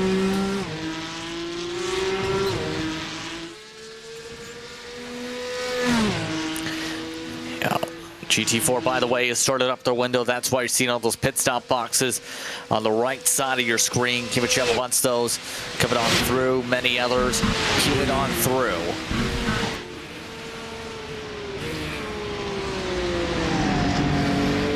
Yeah, GT4 leaders, times come around for them after 7 laps. Cedric in to replace Chadwick. Kunze in to take over the Williams Sim Racing place seat, Aston Martin. Oh, slightly quicker stop for the Aston Martin. So suddenly they'll be a tiny bit closer. The last 2 pit stops have been a shorter time for the Aston Martin. I wonder if it's saving fuel better or something. Certainly the Was Cooking Racing Adventures Porsche, every time we've seen it, fastest GT4 on track by a margin. But it's an endurance race, it's a strategy race, and making 5 seconds on the track is the same as 5 seconds saved in the pit lane.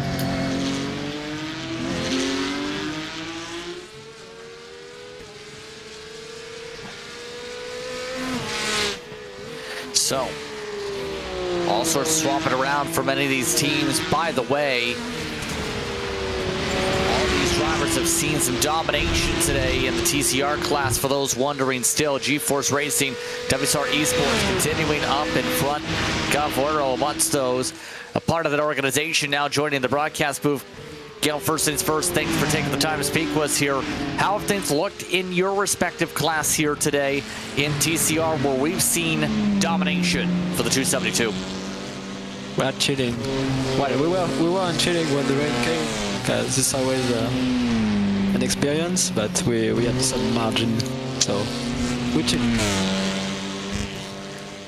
So, as you chill along, what's been some of the team discussion as the night went on, especially when the rain hit, where there was so much talk on, it wasn't in the forecast, it wasn't in the forecast.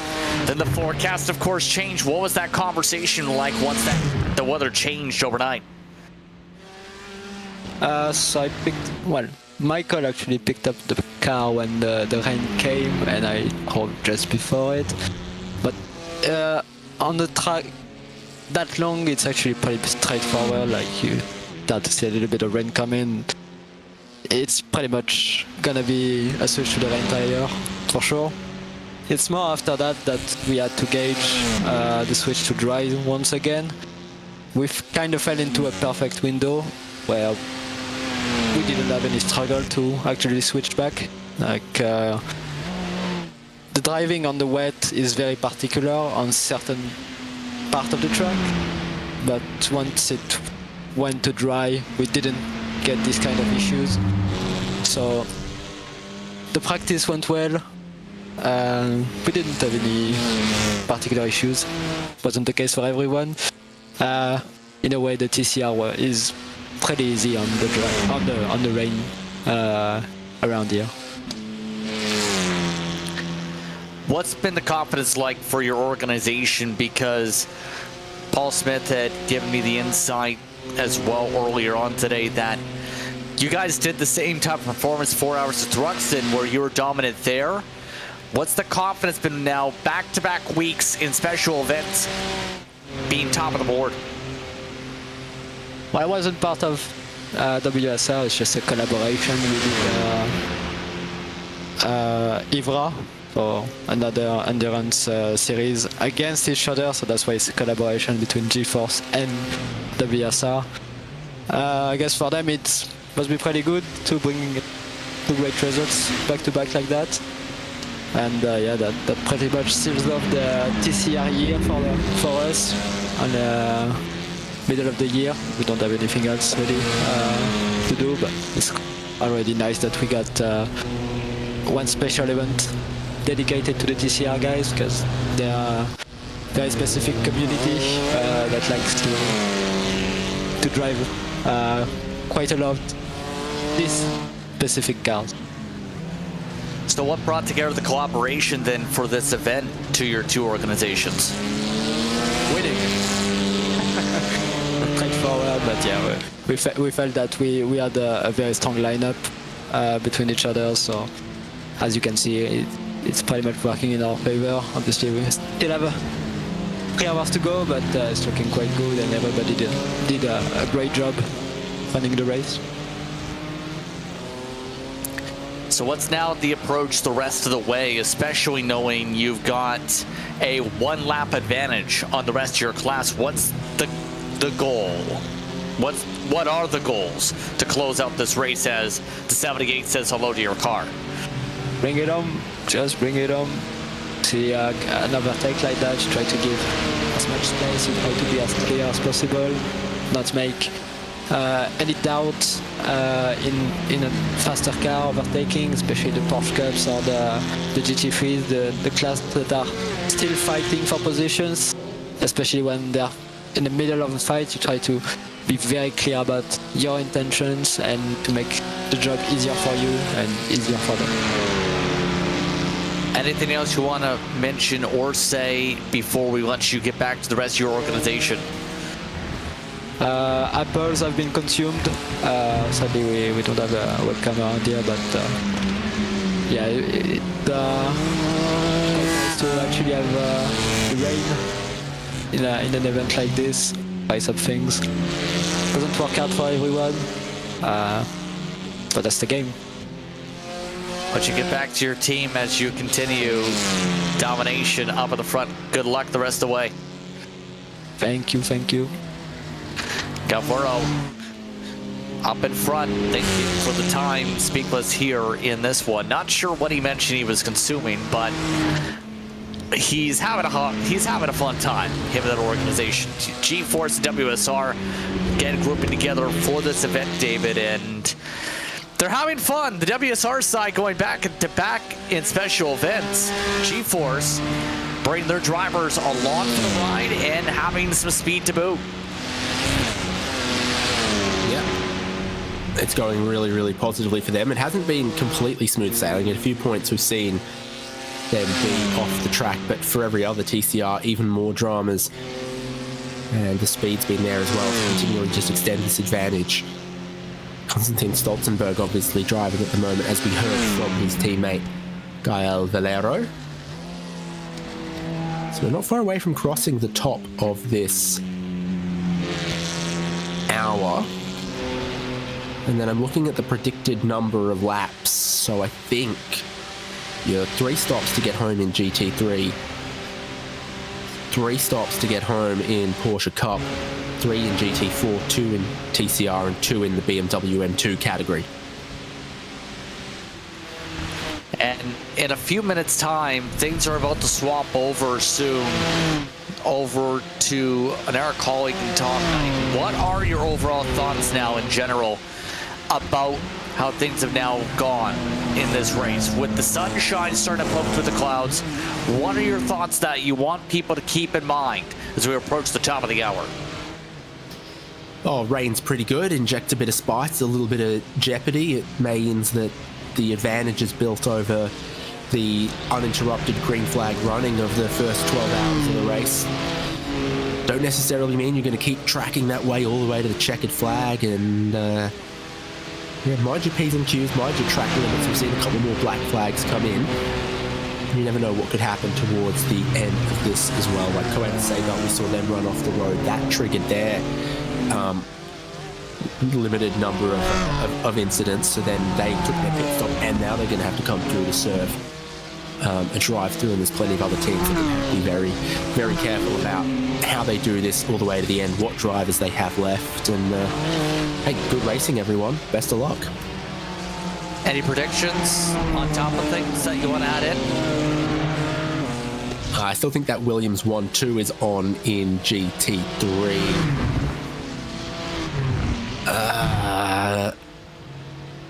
Do I have a spicy GT4 prediction? Not really. I mean, slowed up. I'm sorry, I was about to say. I mean, we've seen everything happen to Atlanta. A lot has happened to them. Could see craziness for the away.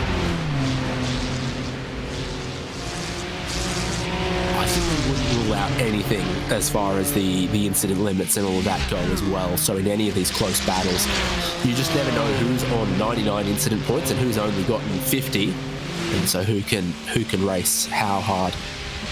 Time for me to duck away, but I reckon it's time for you guys to check what's happening in the kitchen. Yes, indeed. We'll check in with that in a moment, as now say goodbye to David Haynes, and we now bring in hello to Tom Knight. Hello, Tom. How are you? Welcome to the broadcast booth. Thank you very much, Justin. It's good to be here. It's good to be, on our virtual area in Germany. I'm very much looking forward to it. Been keeping track of the broadcast over the last kind of 18, 19 hours or so. I'm very much looking forward to the next hour. Yes, indeed. And before we get into the full conversations on your perspectives here, we do have one team ready to bring in some mega perspectives. What's Cooking was able to cook their way to the top of their class with the help of William Chadwick. William, it's been a while since we've talked. Remember you in the broadcast side of things a while back, and now your car is cooking. How are you feeling? Feeling pretty good. Very, very long stint.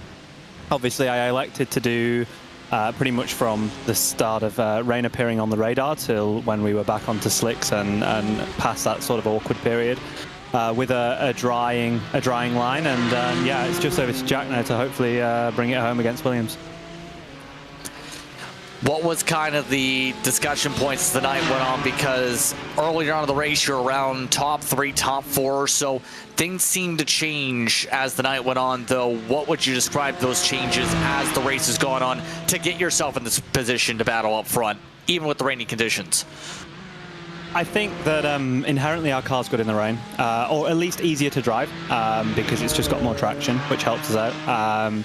But also, you know, I think we were quite unlucky to be where we were, and it wasn't reflecting of our pace. You know, we had a speeding in the pit lane after the first stint, which dropped us back 40 seconds, and we also got hit like sort of mid-race, which cost us another 20-30 seconds and some damage. So we were far back, but thankfully I was able to lock in, do some good times, and really able to I was just flat out. That was the thing. We were a minute 30 ahead of the car behind us, and it was a minute 30 to the car ahead of us. So it was just a case of 100% risk and trying to make as much of the wet conditions as possible. And thankfully, I was able to keep it on the island and catch up. Now, talking about the organization as a whole, how would you describe the spirit of the team, especially knowing the team started, at least from what we've seen a couple of years ago, as, you know, fun for drivers that were a part of some of the driver swaps going on, and now has actually become a legitimate organization that has been able to perform? How would you describe the spirit of how Was Cooking has now become a strong contender in whatever class you run in? Well, I'm just a guest driver for this round, but working with the guys has been really good. So, you know, we've had always someone watching the radar across the course of the night, no matter what time we were at. Multiple people, you know, just feeding in useful information, especially in the wet when you've got different levels of rain coming, where there's gaps of rain and stuff like this. And we've just been very determined to prove that it wasn't just a one-off when we won in 2023, and we can win in 2025 as well. So overall, what will now be the approach for you and your organization? What's the game plan now that you've got the lead and now have built up a buffer of almost 4 seconds on Williams? Keep cooking. Let Jack do his thing. He's very fast in the dry here, so as soon as he, beds into the track, because it's not quite a dry track yet, so you have to be a little bit careful. He's building up his pace, and we should be able to hopefully manage this gap. And let's see what happens. Still 3 hours left. Still plenty of pit stops to go. Still plenty of carnage that could and maybe will happen. Will we see you cook in the race car again? No, I don't think so. But maybe I'll do one more. But I think I did got a good few runs in a row there. I think it might have been 6 hours. So I'm pretty hot and sweaty. But if Jack needs a break for one, then maybe I'll jump back in and give him a 1 hour off. That's going to be interesting with 3 hours to go. Anything else you want to bring up to mind that some people may not realize with how this race is now gone that you want to bring up from your organization perspective? We're the only Porsche in the race, so we're flying the flag for that. But yeah, no, thanks for the chat, and I hope the rest of the broadcast goes well. Thank you very much for your time, Mr. Chad. William Chadwick, I don't think got the reference to the last one. We're making some jokes about, Chad. I don't think that will be taken out of context well. But in all seriousness, though, Tom, what's cooking has been cooking as of late on speed, being able to try and get themselves in position to win a second time in this event. Oh, absolutely. They've got the burner turned up to the absolute max. The pace has been phenomenal all throughout the course. Obviously, if you look back, the little bit of damage they had earlier on, but they have overcome those quarrels and managed to actually put in some really good stints back to back. And now they find themselves, as you were alluding to earlier, top of the GT4 sort of timing and looking to try and push forward with that. Looking at one of the air cars right now, Grid and Go, Sean Campbell has now got himself within a second and a half of the 38 machine after pit stops in the past few moments or so. Some of the air cars in the field are in the midst of service right now with like Kubo Torres, you see the 14 machine. But so far, the Grid and Go Esports machine has been trying to power its way forward in this race to be able to close on up, get themselves in the podium positions. We've seen both the Grid and Go cars look very fast, Tom. We certainly have. They've got that grit, determination about them at the moment. Obviously, we've got just under 3 hours to go. If we're looking at it from a standpoint, there is the moment where we change from just an endurance race to potentially looking towards the ends now. Are we going to go for an alternate strategy? Are we going to try and push hard now and hope that it pays off? Or are we going to sit back, wait for that last couple of hours and then really put in a good couple of stints? That's a huge question for a lot of people right now at this point, as the class leaders, Coanda, did come in and be able to push it to 8 laps, by the way, on the respective stint.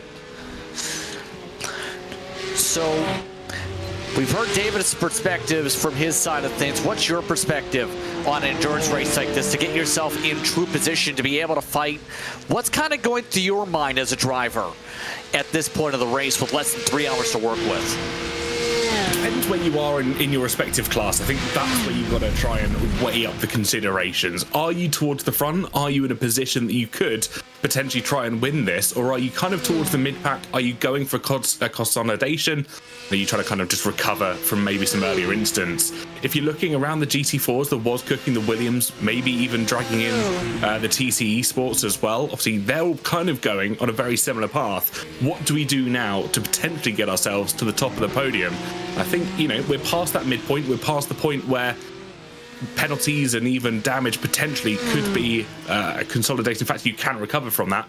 So maybe 90% pace to the final hour, and then if you're in a bit of trouble, go foot to the floor and pretty much go to the end.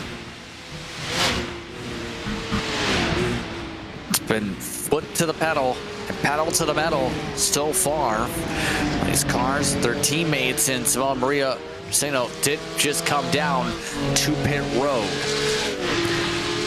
And for those wondering, Sean Campbell known for success in series like majors on the iRacing platform, major contender on the road courses, usually when it comes to raw pace.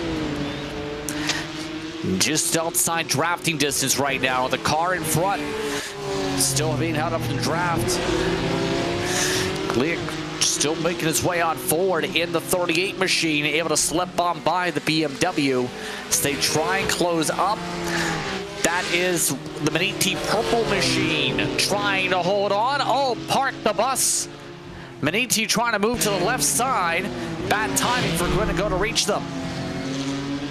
Absolutely right. As they come down the hill, that BMW necessarily didn't have anywhere to go. The Porsche tried left, moved to the right-hand side. Eventually, there was a little bit of free space on the circuit, and the BMW did move out of the way. But especially when you're talking about a 24-hour race like this, when you come up against the slower classes of cars, even coming up against some of the lapped competition, you really have to consider when the overtake is necessary, when you can afford to go for it. Obviously, if you look at the car at the moment, they're trying to chase down some of the cars in front. Can they afford to lose all that time?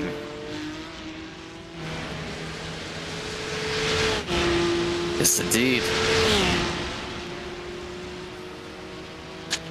So, we'll see how this now fares out.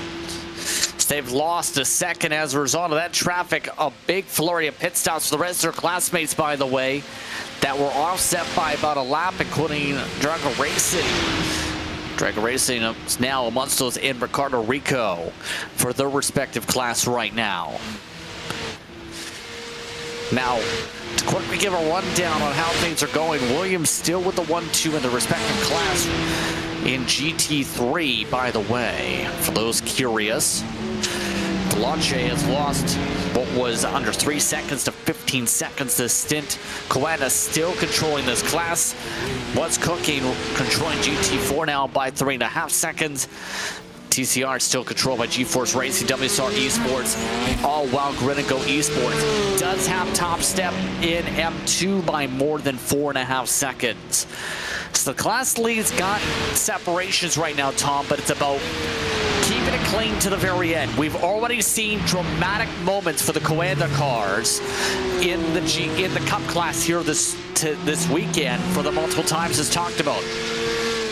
We certainly have. Damage limitation is going to be absolutely important. You've only got just over 2.5 hours to go.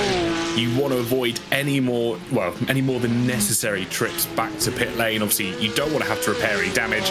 You realistically only want to spend your time stopped for fuel and for tyres, potentially even a late driver stop as well. But that's going to be the key issue. How much can you afford to push without having damage, without going off the track? We know how close some of the walls can come thick and fast through the more technical sections, and if history is prevailing itself once again, sometimes we might see a few nervous moments from Kanoda. I'm sorry, Kanoda? Oh, sorry. Pronunciation's probably bad on that. Leader of the Cup. Oh, yes. Gotcha. So, Coenda you're talking about. Yes, sorry. Well, first time I've heard that pronunciation, but so we continue to see things in the M2 as we've continued on, by the way. Right now, BS competition, last time by, running about 9 minutes, 10 seconds. They're within 2 seconds of their best times now. So the track has dried out even more so, where they've gained an extra 2-3 seconds of pace. There isn't as much rooster tails now being kicked up by the M2s now.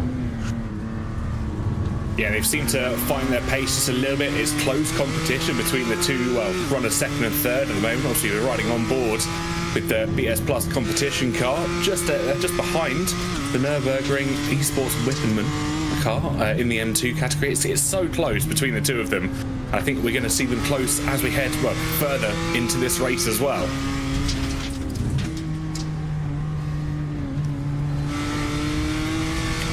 And it becomes down to driver skill set, but also finding those little edges in the setup right now.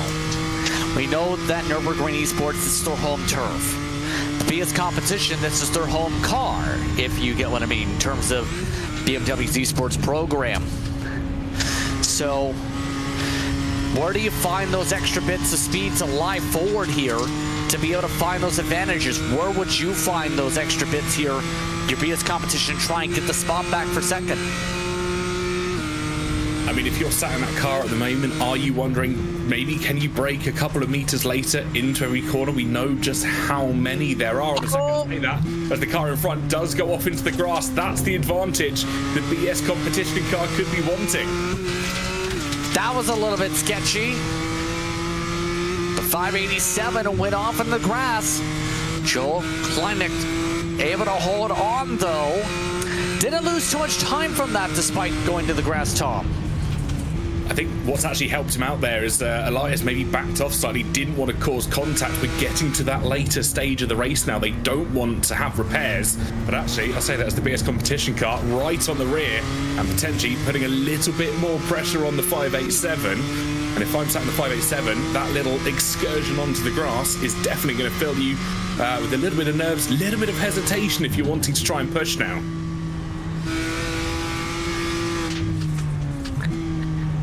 Just trying to be careful right now. You see slight lane variation between them. It's competition a little bit closer to the curbing. Nürburgring Esports trying to give a little bit of arc. Some of these lines on the diamond to make sure they can maximize things. Still some areas a little bit slick for them to deal with right now. Certainly are. If I'm Elias again, I'm going to be sitting in the mirrors of Joel. Obviously, you want to try and put as much pressure on the car in front. We saw the mistake earlier. Are they going to try and force another mistake again? The competition car going slightly sideways. I think just finding that balance of grip versus determination to push on to the cars in front. It's going to be close between the two of them. I think as much as it is a physical game here at the Nürburgring, we are starting to experience a bit of a mental game between the two drivers as well.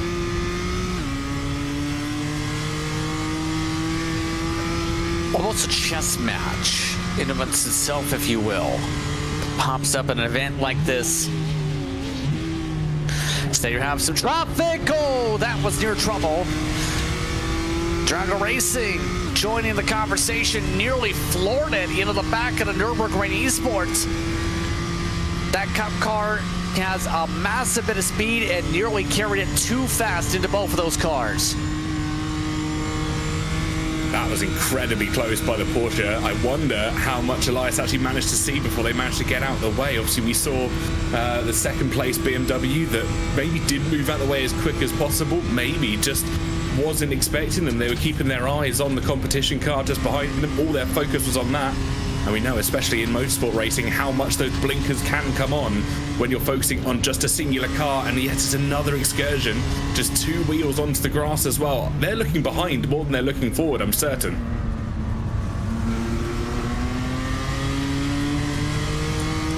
Everyone trying to keep themselves calm for the end here.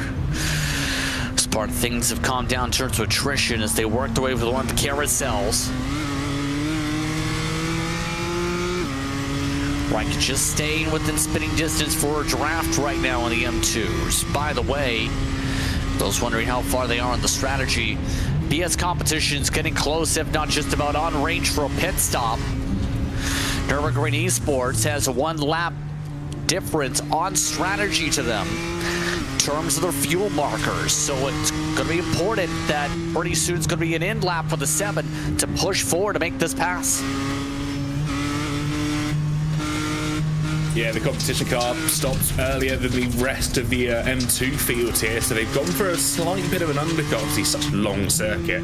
We do see sometimes that it pays off. They've caught up to the back of the Nürburgring car, but obviously when we come to the later stages, those earlier and later pit stops, I think, are going to pay dividends to a few cars. Will it work? They've gone a lap earlier. Guess we'll have to wait and see.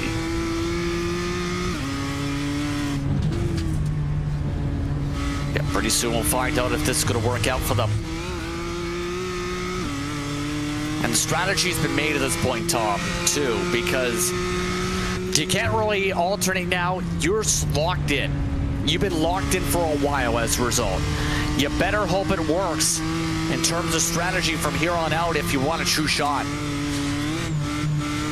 Absolutely. There's little to none terms of flexibility when it comes to this sort of stage of the race. You're looking at your final few pit stops, if not your final pit stop, before the end of the race. And you know, you'll have your fuel loads locked in, you'll have your driver stints locked in. You can't really make much variance with the circuit as long as this. It's just one of the challenging factors about the 24 hours of Nürburgring.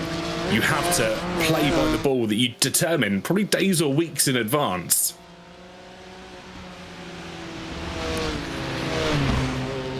Now, let me ask you, how often do you run endurance racing on the platform or in general? I've done a couple in the past. I've done a few on other platforms, but mainly a couple on iRacing. Not anything as long as the Nürburgring, but I've done a couple of shorter endurance races with friends. So what's that experience like, being able to race as a unit and as a team in general, that excitement of being able to take part in a special event like this? Oh, it's absolutely fascinating. It's such a build of camaraderie, because even those drivers that aren't in the car, they're doing other things in the background. They're on weather spotting, they're checking for cars and fighting in and around you. They're giving you the updates of how your performance and your pace is compared to some of your closest rivals, and especially in multi-class racing as well. They're warning you of those quicker cars that are gaining on you second after second, as we do see is the BS Plus competition in towards pit row. So more pit stops, and this is as expected. Is this going to be enough on the pit stop timing, or rather, can they get a good outlap to be able to get some overlap with the Nürburgring esports machine to find themselves back ahead? Looks like they are making some swaps right now in their car, including on the tires, with them up on the jacks, and they are making the driver change. Elias Sepinen now jumps behind the wheel of the BS competition entry for them.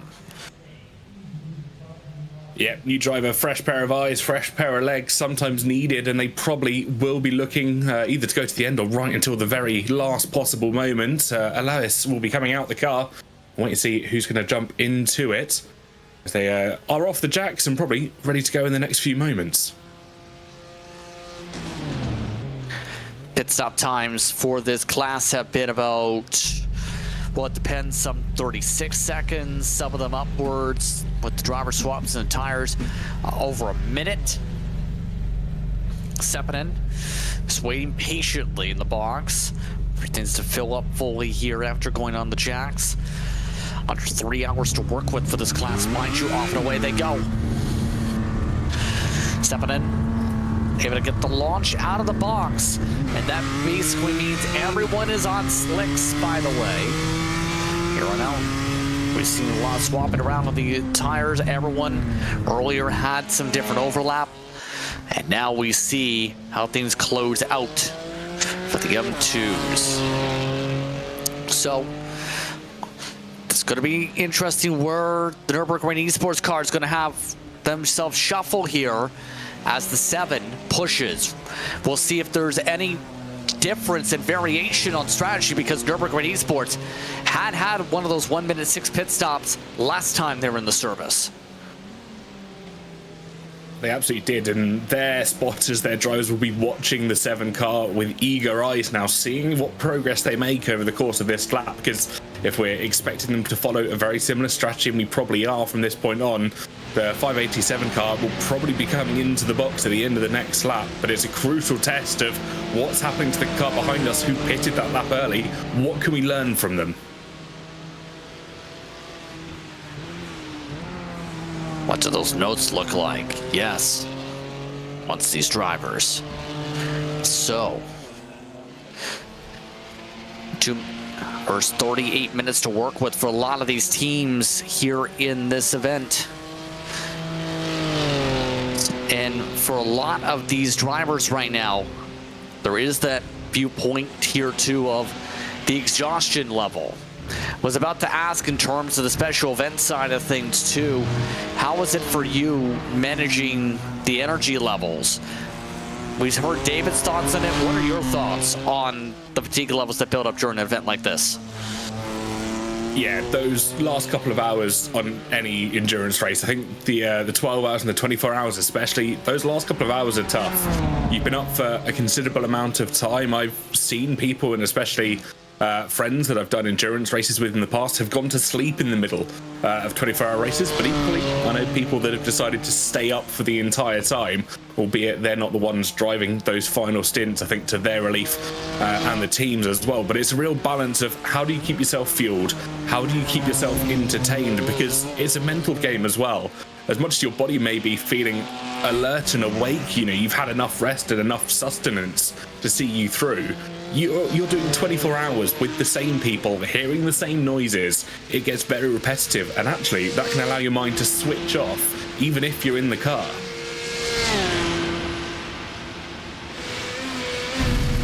Yeah. And for many of these people, it's also going to be about making sure there's no body aches, there's no issues in that regard. A lot of these drivers going to have a nice sleep probably after all this racing here in this one.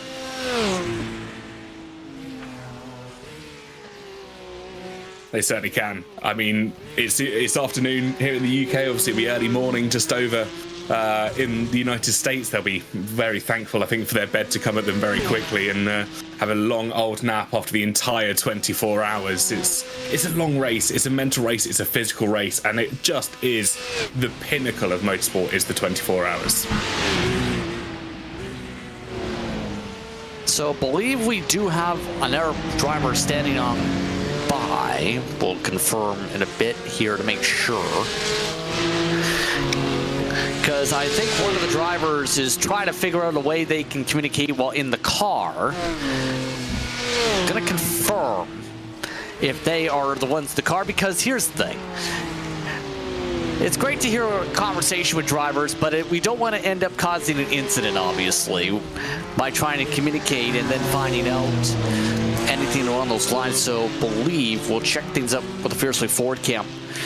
We'll just check in with them in a moment. So, was about to say, communication's key. Being able to maintain focus is key for a lot of these drivers too, to be able to hit those final couple hours right.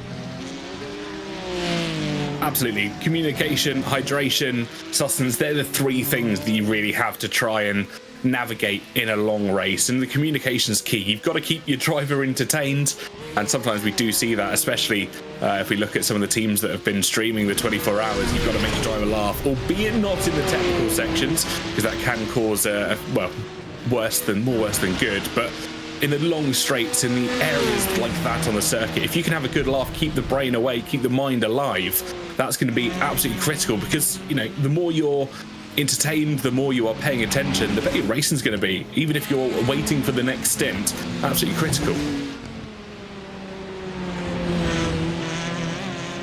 Yeah, here's the driver that's trying to communicate while in the car. For the sake of their stint, we're going to wait until they jump out, for obvious reasons, but Fiercely Forward Gray, decent one. Right now running third in the TCRs. And TCR's had some whirlspin of moments today. Spin and toe has been offset on strategy much of the day. Tom Mayle trying to drive this car onto the podium. Certainly is. They're in a good opportunity at the moment. Obviously, they've got Spin and Toe just ahead of them, I think by about a lap. So at the moment, they're in a bit of a consolidation effort. They're just going to try and sit pretty and make it to the end of the race. And as it stands, they're on for a very, very good podium over very mixed conditions. I must admit, keeping these TCR cars on the circuit must have been a challenge, let alone over such a long period of time.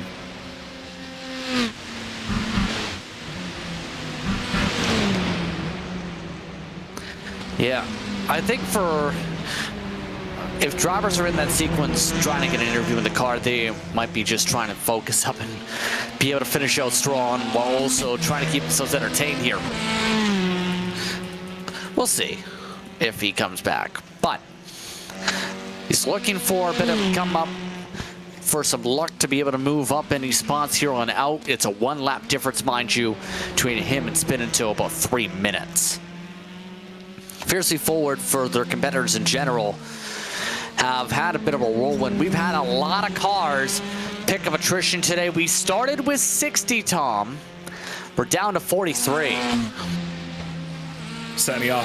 It's no easy feat is this circuit is one that takes time, dedication, but also patience. You've got to make every single corner almost perfectly every time. It's a circuit that will bite back at you if you make a mistake, especially through the tight and technical sections, which we're seeing the TCR go through at the moment. The second you hit one of those barriers, I mean, sometimes it could be a very expensive repair bill for the cars, and that is an increased amount of time you will lose in the box.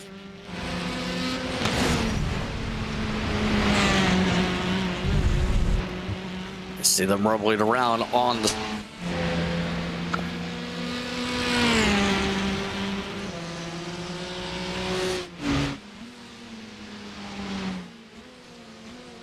Does look like Tom Mail's back in, potentially wanting a bit of a chat whilst he's racing. Not quite sure where he's going, but maybe a bit of showmanship we'd like to experience. Yeah. I'm going to stay away for now from that conversation. He's trying. But 587 is in, more importantly. Daniel Muth is now in the car for Nürburgring Esports Wipperman. See that driver change on the right side of the screen. So we'll see where they stack up because competition. You close up more than a minute on the offset. Last time by, they ran in the 9:14s. Some of the drivers have been running in the 9:10s previously in their respective cars. So M2 gonna get interesting for second step on the podium. Absolutely. The gap is closing over the course, and the question is, how long is that BMW going to be stationary? And the car in front of it seems to be missing all of their front bumper. Must have been a bit of a collision with the wall, and that's a big hit by the look of it. Yeah, that car pretty much demolished the one that's in the pit lane. There's a few of them like that. Yeah, I believe that be maybe the 68. Amongst those that are in pit road, FTW also amongst those have been meatball flags when it goes 077. In the same case, and Nürburgring Esports off and away. Where did BS competition shape out? A fairways back, actually. So a decent separation between the two cars now. Nürburgring Esports, good in lap in the first place, able to get an advantage. They also had a 10-second quicker pit stop. So a big difference on how they're approaching this strategy now to be able to get that time differential. Yeah, that 10-second disadvantage in the pits actually is what equated to the major difference between the two cars. If you remove that from the equation, it was only about 4 seconds difference. But of course, if we take into the consideration the BS Plus competition car stopped slightly earlier, the tyres will be up to temperature. They'll have maybe better running on this lap, but it doesn't look like they're closing the gap as much as they would have liked to. So this could be a good play for the Nürburgring Esports.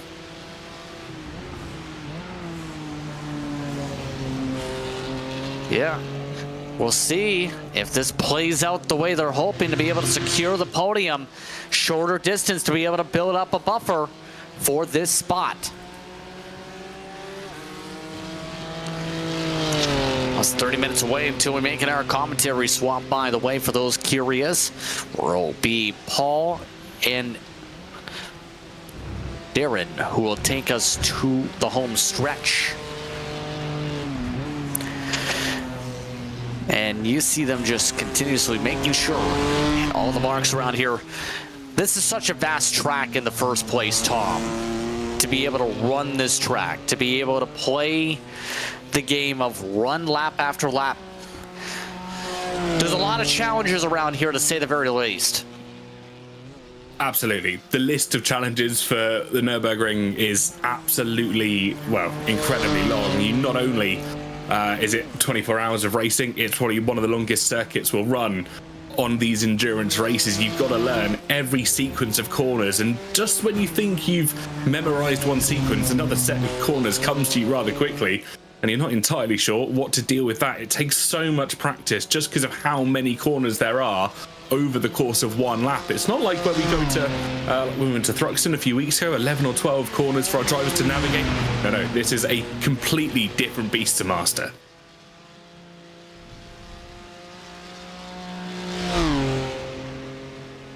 Yep. What is the prime example you can think of in terms of being some of these major challenges, what section pops up the most in terms of complexes corner-wise?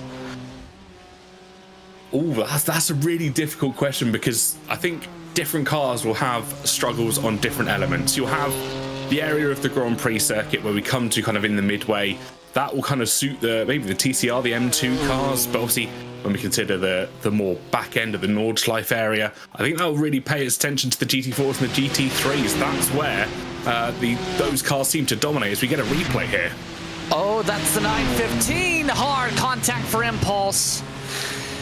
Yeah, they were going side by side in a bad area to do so with the rooster tails kicking up. And that car has taken a lot of contact all throughout the night.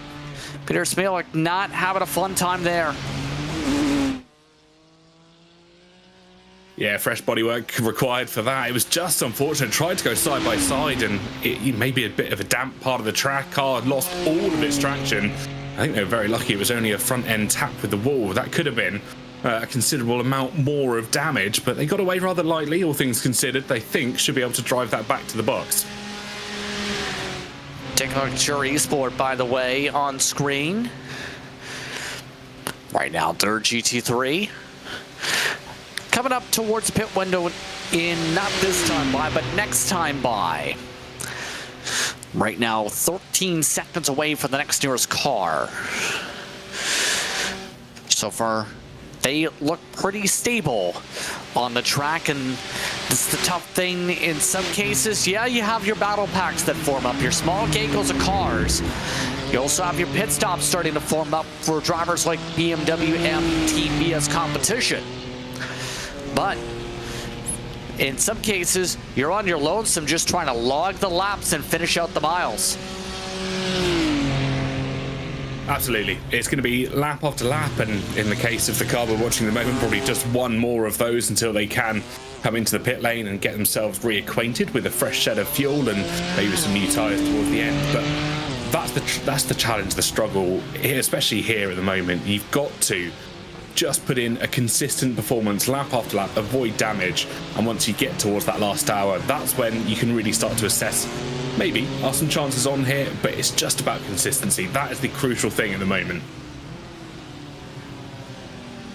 It's key, it's important, it's mindful in terms of how you approach this track. So we continue to look, can they get in position here? Impulse, by the way, Steve peeled into the pit lane of the Cup car. They were on the verge of the edge of the pit stop window. Something's gone on with the 009 as well. Believe they just had a quick blip though, as you see the pit lane start to get a bit more active. In terms of some of these drivers, you see some more changes going on for some of those teams as we take a look at some of the Air Cup cars. This is the 38. This is Adidas Racing holding on to the podium spots. Certainly is. They've got a good gap out front of them. Obviously, they've got about 2 minutes to the way of Drago Racing up the 169 car just ahead of them. But the main competition, the Grid and Go Esports number 2 car, just 4.5 seconds back at the moment. If we head into the latter stages of this race, will they think about them being competition? Are we about to see them? But obviously, Grid and Go Esports 2, they are a pit stop behind. Adidas Racing, one of the teams with some real-world connections. WSR working with this organization, but it's a group that does race in Europe. Races in particular in touring cars in the Eastern Europe Championships. So one of the many organizations trying to build a bridge to sim racing.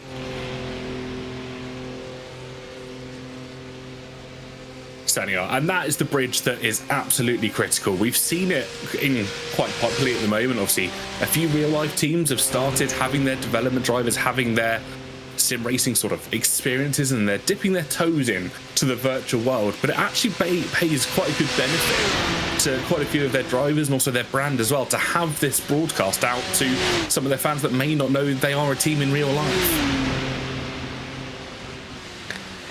It's a connection to build for future, right?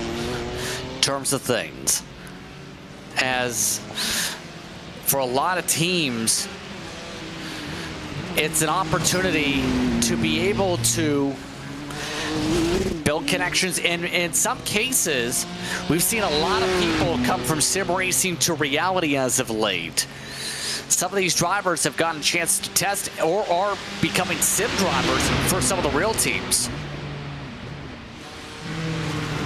You're absolutely right. Sim racing is leading that way, especially when it comes to seeing how drivers can perform. We've seen it, I believe, with the Red Bull lineup. Sebastian Job, I think, has taken that Red Bull car out for quite a few spins in days and weeks gone past. And, you know, he started off doing sim racing like all of our drivers here at the moment. It's a fantastic stepping stone, and it's gaining more and more traction as we start to see events and competitions like this really starting to kick off.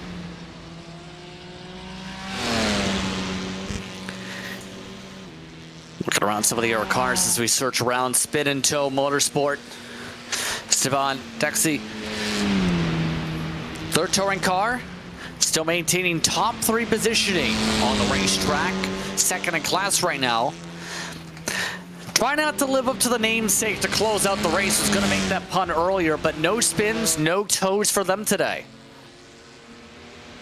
That's what it's all about, keeping that Honda on the straight and narrow. What a beautiful livery it is as well. I'm just going to make reference to beautiful striking orange. I think maybe just ensuring that the drivers that are keeping an eye on them in their rear views do see them coming. I've seen so many cars with darker, maybe black, grey liveries. Sometimes, especially when we get to the night stints, it must be almost impossible to see those cars coming, bar for the headlights, of course. Yeah, they've been doing a really nice job here in this event. It's continuously just logging the laps to make sure they make it to where they want to go. On the podium, they've got a lap advantage for this reason.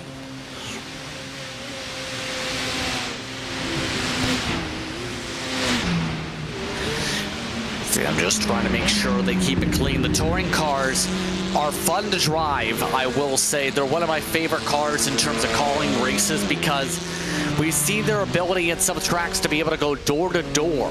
In some of the sprint style races, they bring that extra uniqueness to them. Yeah, I've never had the pleasure of driving one of the touring cars on this game alone. I've had the pleasure of going to watch touring cars in real life. Got to watch the British Touring Car Championship down at Silverstone a couple of years ago, and it just fascinated me how close they can run together. But they're such a fun. The noise of the engines is just phenomenal as well.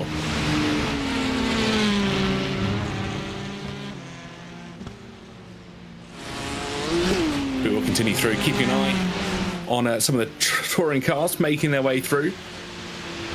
So we do see the number 97, third in class at the moment.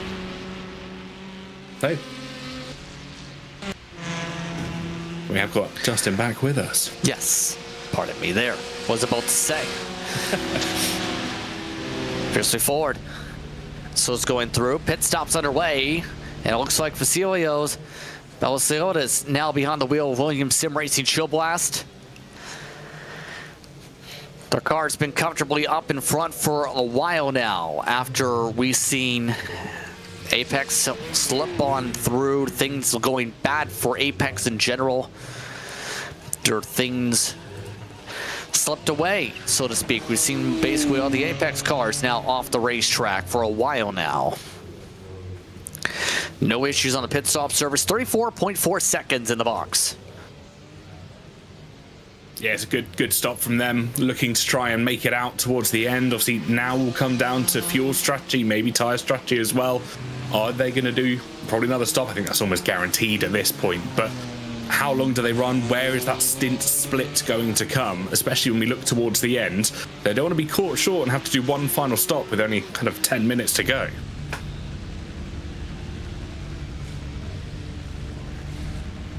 And Valache coming on in as well for their scheduled service, sharing a pit stall with LA Racing, with Beniti Racing Purple. That's more than a minute in their stall, off and away.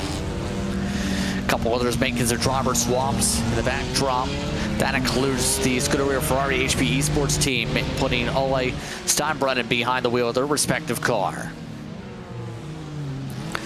And the Williams domination in the later stages of this race. Going to be one of the headlines to talk about here. Williams showing consistency all through this event. Our racing team also making a driver swap on screen, but Williams 1-2. Going to be one thing some people are going to be talking about in terms of this race for GT3. They've controlled things in this class for the later stages of this one.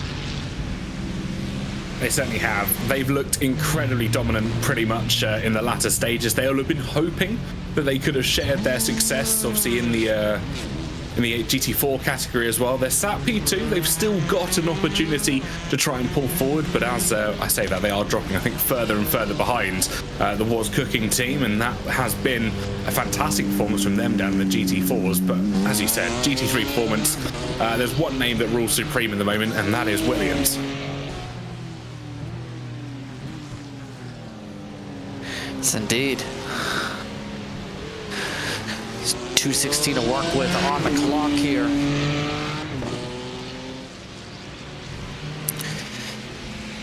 Still, our racing team's taking a lot of slides throughout this event, hoping no major issues for them to close things out on the track. And the team expansion's been important in terms of a lot of these organizations throughout the history of this event. Our racing team over the years has shown speed to be in the top 5 today. The luck hasn't gone their way to be able to break up through a lap down in their class to close out the afternoon and the evening.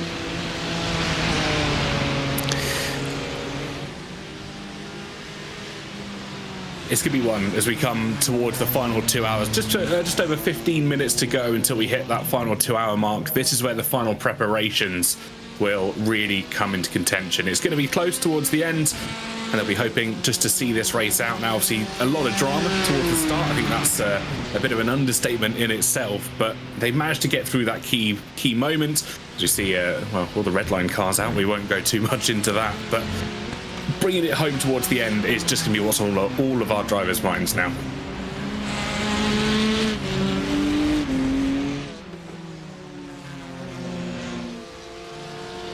Looking around, here's Abel Torres. Again, debut weekend on iRacing for TC Esports. Their organization has done tremendous with some of the drivers they brought forward for this event to be able to execute and get themselves in position for a podium. Good, stable building blocks. There were some comments given earlier from TC Esports that mentioned that they were managing to close the gap.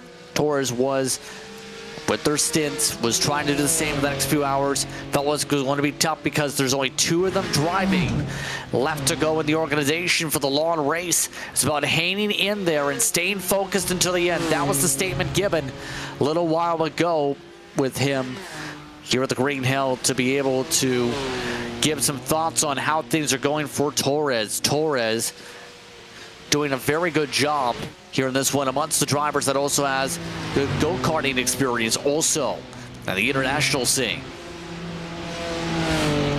Absolutely. Being able to bring that experience into the world of sim racing, or probably vice versa in many aspects of it, really shows how skilled some of these athletes are over the course of the race. They're sat in third at the moment. They've got an opportunity to get a bit of a replay here for the Scuderia Ferrari HP Esports team. Oh, that's their car into the wall. Well, definitely something broken there. You see them trying to test out the steering. And the 50 taking a huge crunch. No meatball flag, but they are out of the car. Steinbrennan had been jumping into the race car, not anymore. That must have been such a horrible sensation to feel that car going. You saw the wiggle just before they ended up in the wall. They were trying everything they possibly could to try and recover the car, and in the end wasn't able to try and pull it towards together. Did end up in the barrier, but unfortunately managed to get the car towed back, and I think will get going for the last couple of hours. But it's just unfortunate, isn't it, those sort of situations when everything comes together. You try and save it, the car says no, and then ultimately, with how close the walls are here at the Nürburgring, you just find yourself a barrier. Let's find yourself a crunch.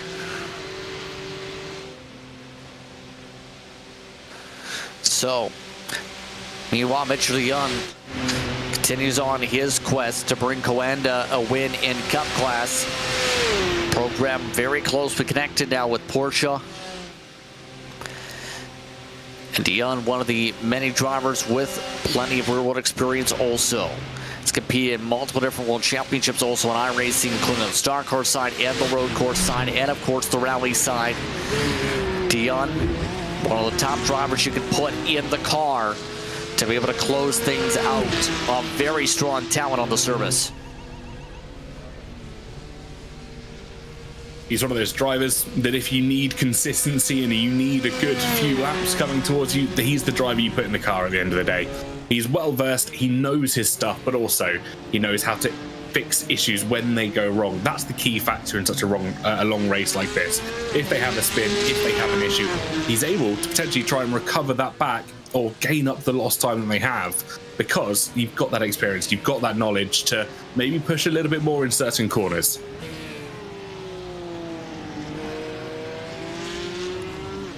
And the major thing to keep in mind, he's been keeping himself busy. He actually competed last month in an Ironman challenge. And we know triathlons are pretty hard to be able to compete in terms of physicality, in terms of difficulty there. And it takes a lot of physicality. Of course, a driver with experience in the X Games, also on top being now a works driver on the platform. So, see how things hold out for Coanda to close things out. The rest of their cars right now running 5th and 7th now in class respectively.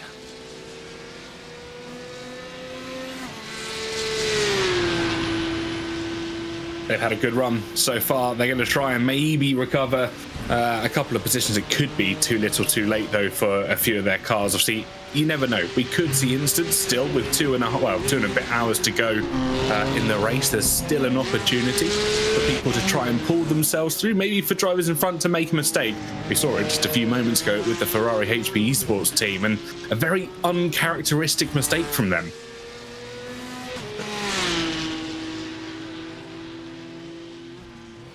Yes. Less than 10 minutes from now, we'll be swapping over to Paul Smith and Daryl Thacker to be able to close things out for this race for those keeping track.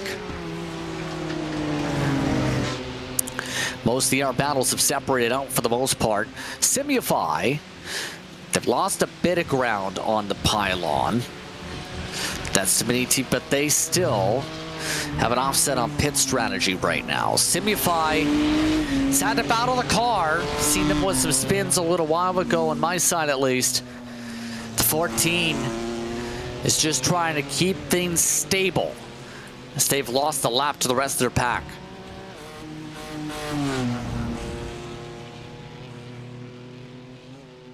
That's the challenge now for this group of, well, this team in the M2s. They've got to solidify themselves. They've got to consolidate their effort. Obviously, they've done really well. They may have lost a few positions from where they once started, 3 to be exact. But of course, you have to try and pat yourselves on the back at the end of a race like this. It's one of those, it is a challenge, it's an endurance race for a reason, and sometimes it doesn't always go your way. To be able to finish, let alone to come up in P5 overall, well, sorry, P5 in your class, I'd say that's still an almighty effort from Simify.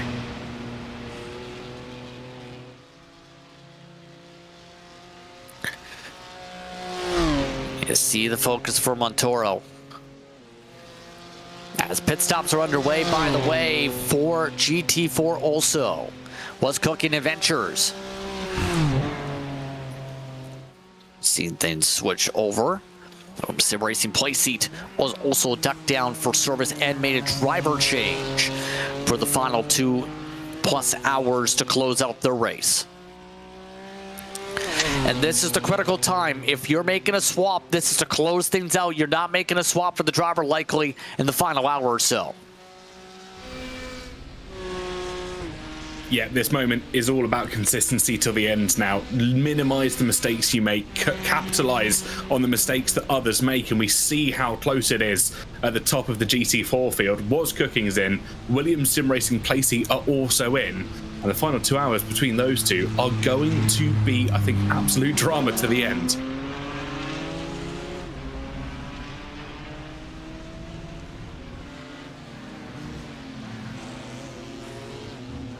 See them right there.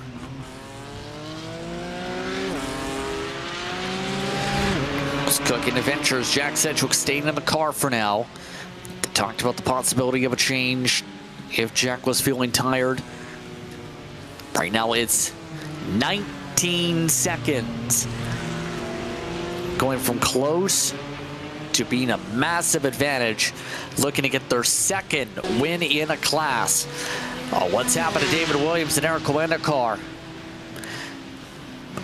This car's been marred in troubles amongst the many with the tech issues earlier. Lost the grip, slammed the car into the barrier with the left side tires. Kept on going despite the wall contact. No meatball flag, but they do have incident points. They picked up a few of those, them in the 018 lately. Yeah, it was an unfortunate crash. I think just as they were riding the curb on the right-hand side, that was enough with the damp track or the lack of grip on the track just to throw the car off towards the left-hand side. And very, very lucky not to get a meatball for that damage repair. Not quite sure how bad it was on that left-hand side, but obviously the incident points at this stage of the race are going to be absolutely critical. No more drive-throughs are going to be, well, pretty much needed or wanted by the teams.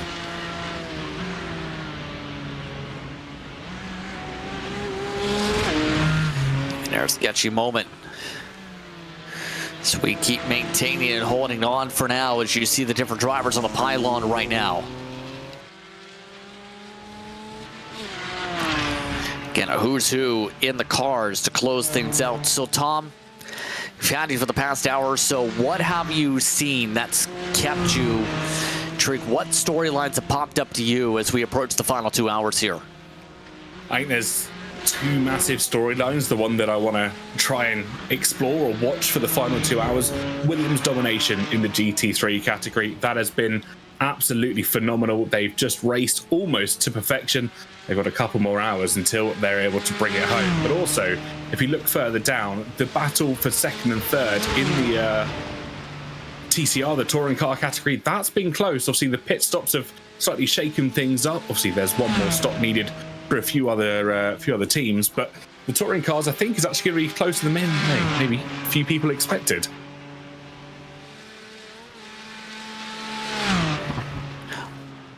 What teams do you think are going to stand out here to close things out in terms of trying to make strides here to finish out this race?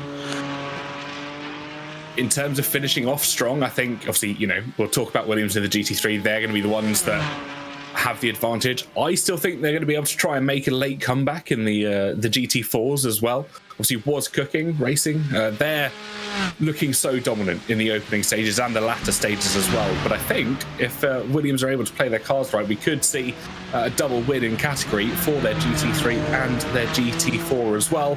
If we're looking at some of the other categories, it's going to be close in amongst the field, but obviously the gaps have started to separate. I think that's going to be the major two that we're going to see maybe try and pull forward.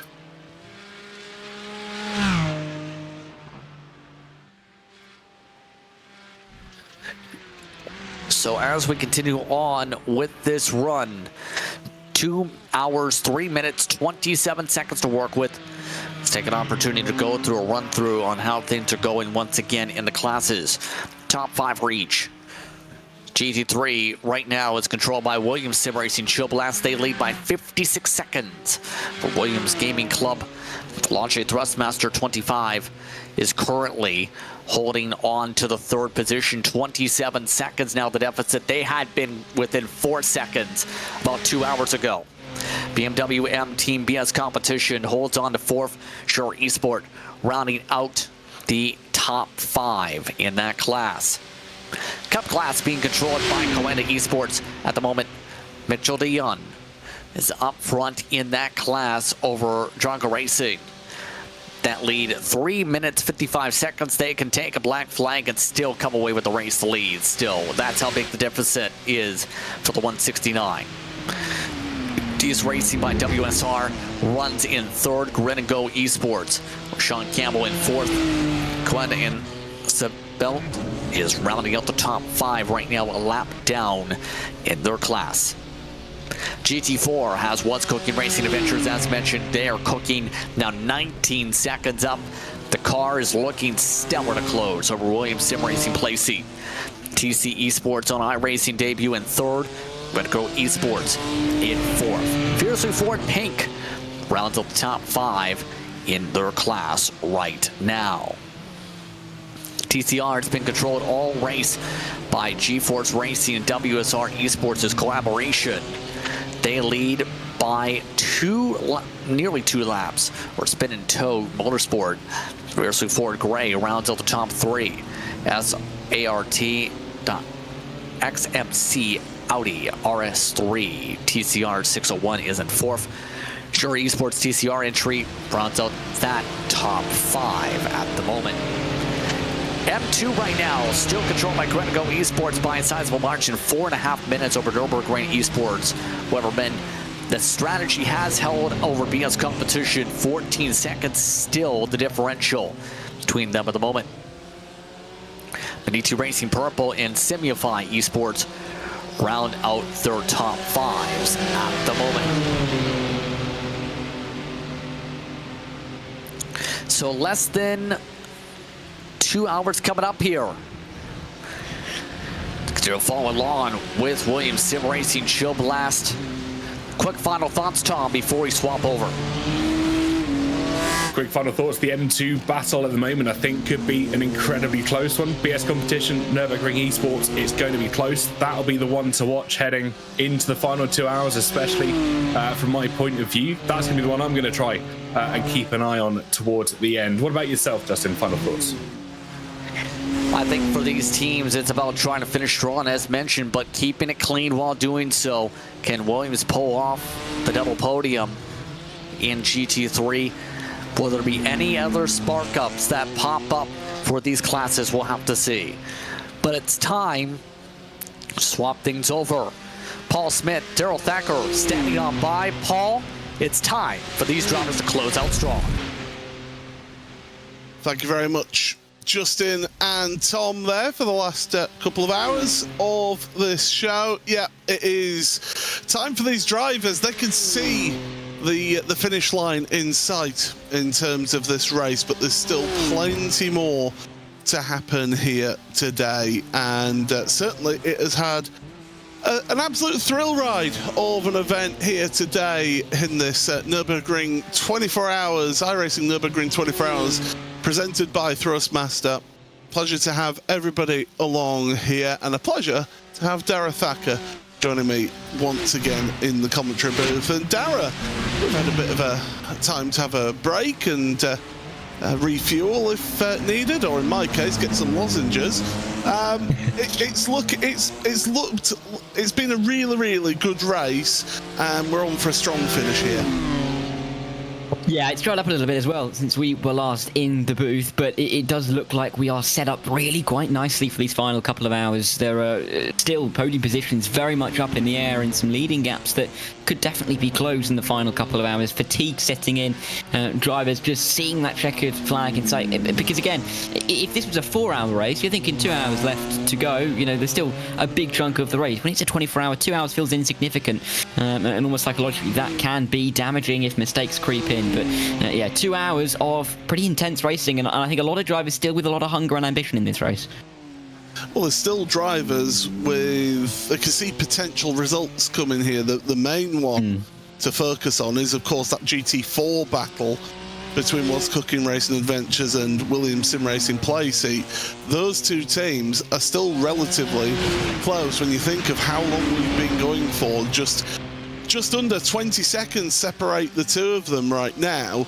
With 2 hours to go, there's still plenty of time for things to change in that lead battle in GT4. Yeah, and definitely, I think for Williams particularly, they're going to back themselves to try and close up towards Nürburgring Racing. And if you're in that leading car, if you're in the 969, you're almost just looking over your shoulder. You want it to be slightly more comfortable, and just for Williams Sim Racing right now, there's no real risk for them. I mean, they've got 4.5 minutes back to the TCE sports car, which enables them to just go for this. If they pick up some damage and they have to come down pit lane, yeah, the win is possibly over, but they may still even come back out into the race after some damage repairs in second place. So, they can just start to turn that screw and really push. The same luxury isn't afforded to the 969 at the moment, and so I think they're going to be the ones slightly nervy. It really looks like it's going to close up, and even in the last couple of minutes, Williams have gained a full second, and it's now gone from 20 to 19.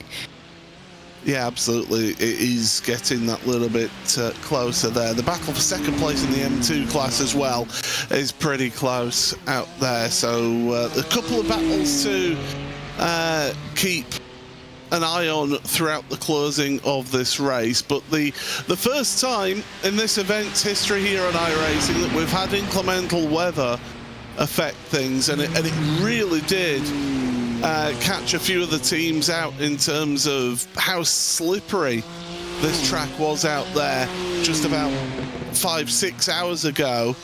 It really did sort of catch a few teams out, and there's been a number of black flag penalties for incident point limit infractions because people were going off quite a bit in the wet.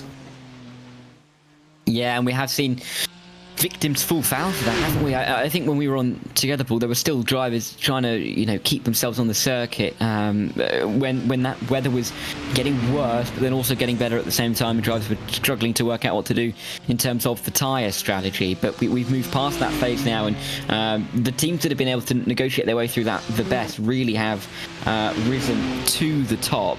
And been able to go racing for some of these wins. The Williams Sim Racing Gilblas car, which leads the GT3 field, and we're looking at it now, was in P3 going into last night, was overtaken by the VS competition car, which now sits in P4. But kind of ever since then, the team, including Siotis, who was overtaken actually for that P2 about 12 hours ago now, has been able to just sit in a nice window, just get the confidence up, and be able to set some decent lap times, get through that wet weather running with ease, and they find themselves in a position where they've got basically a minute's worth of a lead over a fellow Williams car. So yeah, those teams generally who've been able to almost work with the conditions the best really have seen themselves rise to the top.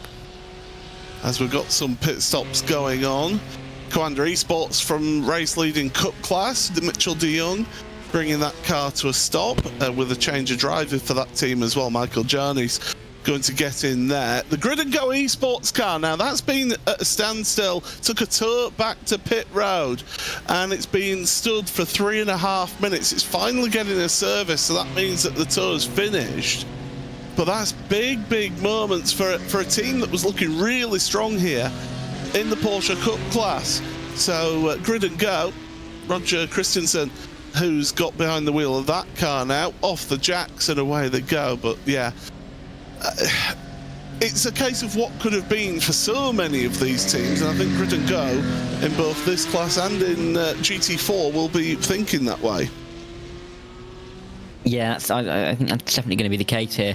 But I mean, disappointing for this crew to have to suffer the hit of the time loss, but they are back out onto the circuit now, and still technically on the lead lap, that 002, just about, give or take a minute or even half a minute or so, with that Coanda car actually in the pit lane. So the further they get away from the pit lane, the more comfortable they are from the race lead. And there he is, Mitchell Jani, in that Coanda Esports 08. Coanda have been interesting in this race actually, haven't they? With 3 cars in the Cup class, because of course we had the Coanda and the Sabelt entry leading the race for quite some time yesterday, until they went off and had to have some damage repairs. They've came through since then. The 08 one hasn't really been able to get going, but the 08 has been so consistent. Michael Jani is in the car, Mitchell de Jong's been in that car as well. It's just been first or second, I believe, all 24 hours long, and the 2.5 minute gap is comfortable, but I think they'd always expect it to be more comfortable, having not seen anybody for quite some time. when you think that 08 car, it is an absolutely stacked entry. Michael Gianni, who's in the car now, Mitchell de Jong, Tristan Iglesias, all three of them with Porsche Esports Super Cup experience in this very car, around this venue as well. They've raced around this venue in this car, so they know it like the back of the hand, and they've got Matt Backham engineering for them, keeping an oversight. Again, another extremely experienced driver in this car. So they've got an absolutely stacked outfit there that's really been put together and has put on a heck of a display. That's not to take away from the Commander Sebald car that was leading, as you said earlier, until that incident down at the Beloff S. Oscar Pye, Elliot Veyron, Xander Reed. That's a young, hungry team, is that. And yeah, it's just how things have fallen for them.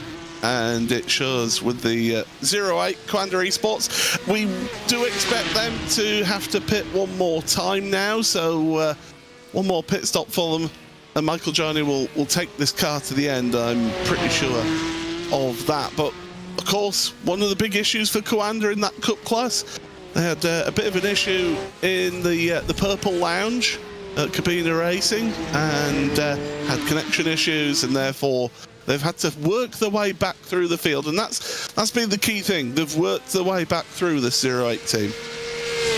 Yeah, it's been really impressive to see that over the course of this race. And, as Michael Gianni will get dialed back into the car as he has been all day, it's kind of part of putting that to one side in terms of mentally getting yourself prepared for these final couple of hours and just dialing in to try and bring home this victory. Again, 2.5 minutes, which will extend with Jaguar Racing into the box now. It'll be more like 3.5 minutes when they are out of the pit lane. Isn't the most comfortable gap, but it's far more comfortable than we're seeing for the lead, particularly in that GT4 class. And so there will definitely be some hope that they can, and some confidence really, that they'll be able to bring this home, especially with Michael Gianni. You're right about it being such an experienced team. Commander particularly, have such depth, particularly in this event. And showing it for us all in all three cars that they have in that class today. We did get word, by the way, from Sean Campbell in the Grid and Go 002 car that he had a major issue with the sim, and that's why they had to take the tow back to pit road and have Roger Christensen jump into that car. So thank you for letting us know, Sean, and we do keep up to date with what's happening in the chats as well. So good afternoon to everybody here on the stream, watching along either on the RaceSpot YouTube channel, on the iRacing YouTube or Twitch, or even on Facebook as well. Thank you very much for your company here today, and it certainly has been an impressive race, that is for sure. Because I'm a touring car guy, I'm going to mention the TCRs. It's all a bit spread out in the TCRs, even for that second and third battle. We were seeing a really close race earlier on, before the nightfall, for second and third. The two teams are just inseparable. Now it's about 2 3/4 minutes, nearly 3 minutes separation between second and third. But that GeForce Racing and WSR Esports outfit that's leading TCR, that's just been imperious. They have had a team put together of just absolute touring car specialists, and it's worked out beautifully for them. Yeah, I mean, they've put 2 laps on third. I mean, it's ridiculous when you think about how consistent they've been. And you're right. I mean, it was the 68 and the 11 that were fighting over second and third last night, but both have fallen by the wayside in the grand scheme of things in this race. And it's allowed Spin and Toe, fiercely forward Grey, to just almost insert themselves into second and third. But they haven't really been able to do much to try and combat that leading margin. It's just grown and grown and grown. And GeForce Racing, really from the first hour, have just been able to sit in, keep the laps going, and not have to worry about anybody behind them. If anything, they're more worried about catching drivers in front to lap them. They're the markers rather than looking at time gaps behind them, because they've got something of a near 15-minute lead, I do believe, over Spin and Toe, which really is an incredible margin to have in a race like this, and in a top split as well, where all drivers are of such quality. It's incredible to see. And Ross McFarlane under the wheel right now will be looking to just likely bring this home. They may change drivers once again, but you won't feel like it's going to make much of a difference, will it? Darren, just to, you say 15 minutes. No, it's more like 18 minutes is that gap. 18, goodness me. Yes, it is incredible, the performance that they put in. Michael Polacek, of course, has been raising money for charity as well as part of that outfit, so do check out his social medias and also online as well on the various platforms that you can keep an eye on him on the TCR Discord channel as well. There's a whole community, TCR community on Discord together. You can find out details about them on the iRacing subreddit. Jay Cullis is always in there promoting them, and why wouldn't he? Especially after last week when we had the 4 hours of Thruxton. It was the first ever special event that iRacing have held around Thruxton, and the first ever time that they've had a special event purely for the TCRs. Me and you and O'Leary commentated on that, and it was an absolutely epic race. There was action aplenty all the way through the field, and we started with 60 cars on the track, exactly the same as the number of cars on this track. It was a great event last week. Yeah, and the slight difference between the Nürburgring and Thruxton is nowhere near as big enough for 60 cars as the Nordschleife is. So, yeah, it was a great event, wasn't it? And great to see so many great battles all the way through the race for all 4 hours. And I absolutely hope we get to see that race run again at some stage, because it really was a fantastic addition to the iRacing special events calendar, wasn't it? I think when we looked at the calendar this season at the start of the year, that's kind of one that we all penciled in, isn't it, Paul? As one that we were really looking forward to, and it delivered. I'm kind of hoping we get a few more of those over the course of the years. I would actually like to see them maybe not do it at Thruxton every year, but mix it around a few other tracks that touring cars and TCR cars really work well around. Places like Brands Hatch, perhaps Donington Park, some of the shorter length circuits in Europe as well. I think you could get some really good 4-hour races out of those TCRs around some various circuits, not just Thruxton. Oh, absolutely. And that's kind of the joy, particularly of those TCR cars, because they kind of work everywhere and anywhere. Yes, of course, they work better in some places than others, but you can never really go wrong with a TCR race. It kind of feels like a Mazda MX-5 in that regard. If you hear there's an MX-5 race on, you kind of want to tune in. Same with the TCR. And it has been really good, the battles all race long. We're seeing a couple of cars sort themselves out as they work their way towards the end of the GP loop. But it really is fantastic. We also have 5 classes in this event. Really feels more like a proper Nürburgring 24 hours to have more classes in. Yes, it means that there's less cars in each group. However, we're seeing some great battling all the way through. And really, with the TCRs and the M2s relatively similarly paced, I should say, we have seen them mix together quite a bit over the course of the race, which has been quite enjoyable to see. We have, unfortunately, during the length of this race, lost a third of our grid. We started with 60 cars. We're down to about 40, although one team, FTW Motorsport, the number 17 in the M2s, has returned to the track after 56 minutes on pit road. Now, if that doesn't show a spirit of endurance racing, I don't know what does, and it's worth giving them a little bit of airtime here. Henrik Thura doing a valiant effort just to get the team to the end of the race, because for me, that is the single aim of endurance racing. Just get to the end of the race. That's the first aim. Yeah, and a race like this, with it being the Nordschleife, with it being top split as well, getting to the end, it really is an accolade. And credit to them, because the class leader in the M2, the Grid and Go 003, has completed 141 laps. And the FTW Motorsport car is 87 laps down on that. So they've been in pit lane for quite some time, just sitting and waiting for that repair to be finished. But it's great to see them back out. And you know, for some teams and drivers, they may see that damage and think, yeah, well, we'll call that a day. But it is great to see that others just, you know, stick in, plug away, and just try and finish the race themselves, get to the end, no matter how many laps down they are. Kind of really shows the spirit of these kind of races, and why we really enjoy watching some of these guys go racing, and it shows how much it means, this kind of event.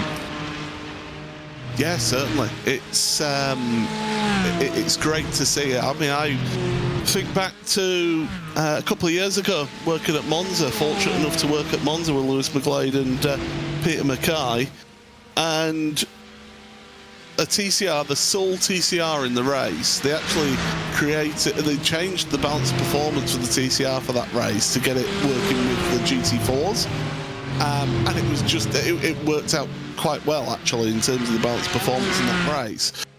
But the TCR, its rear right suspension collapsed with about an hour to go, an hour and 10 minutes to go. Caused a fire, actually, in the rear corner with all the build-up of the rubber that got built up in that rear corner.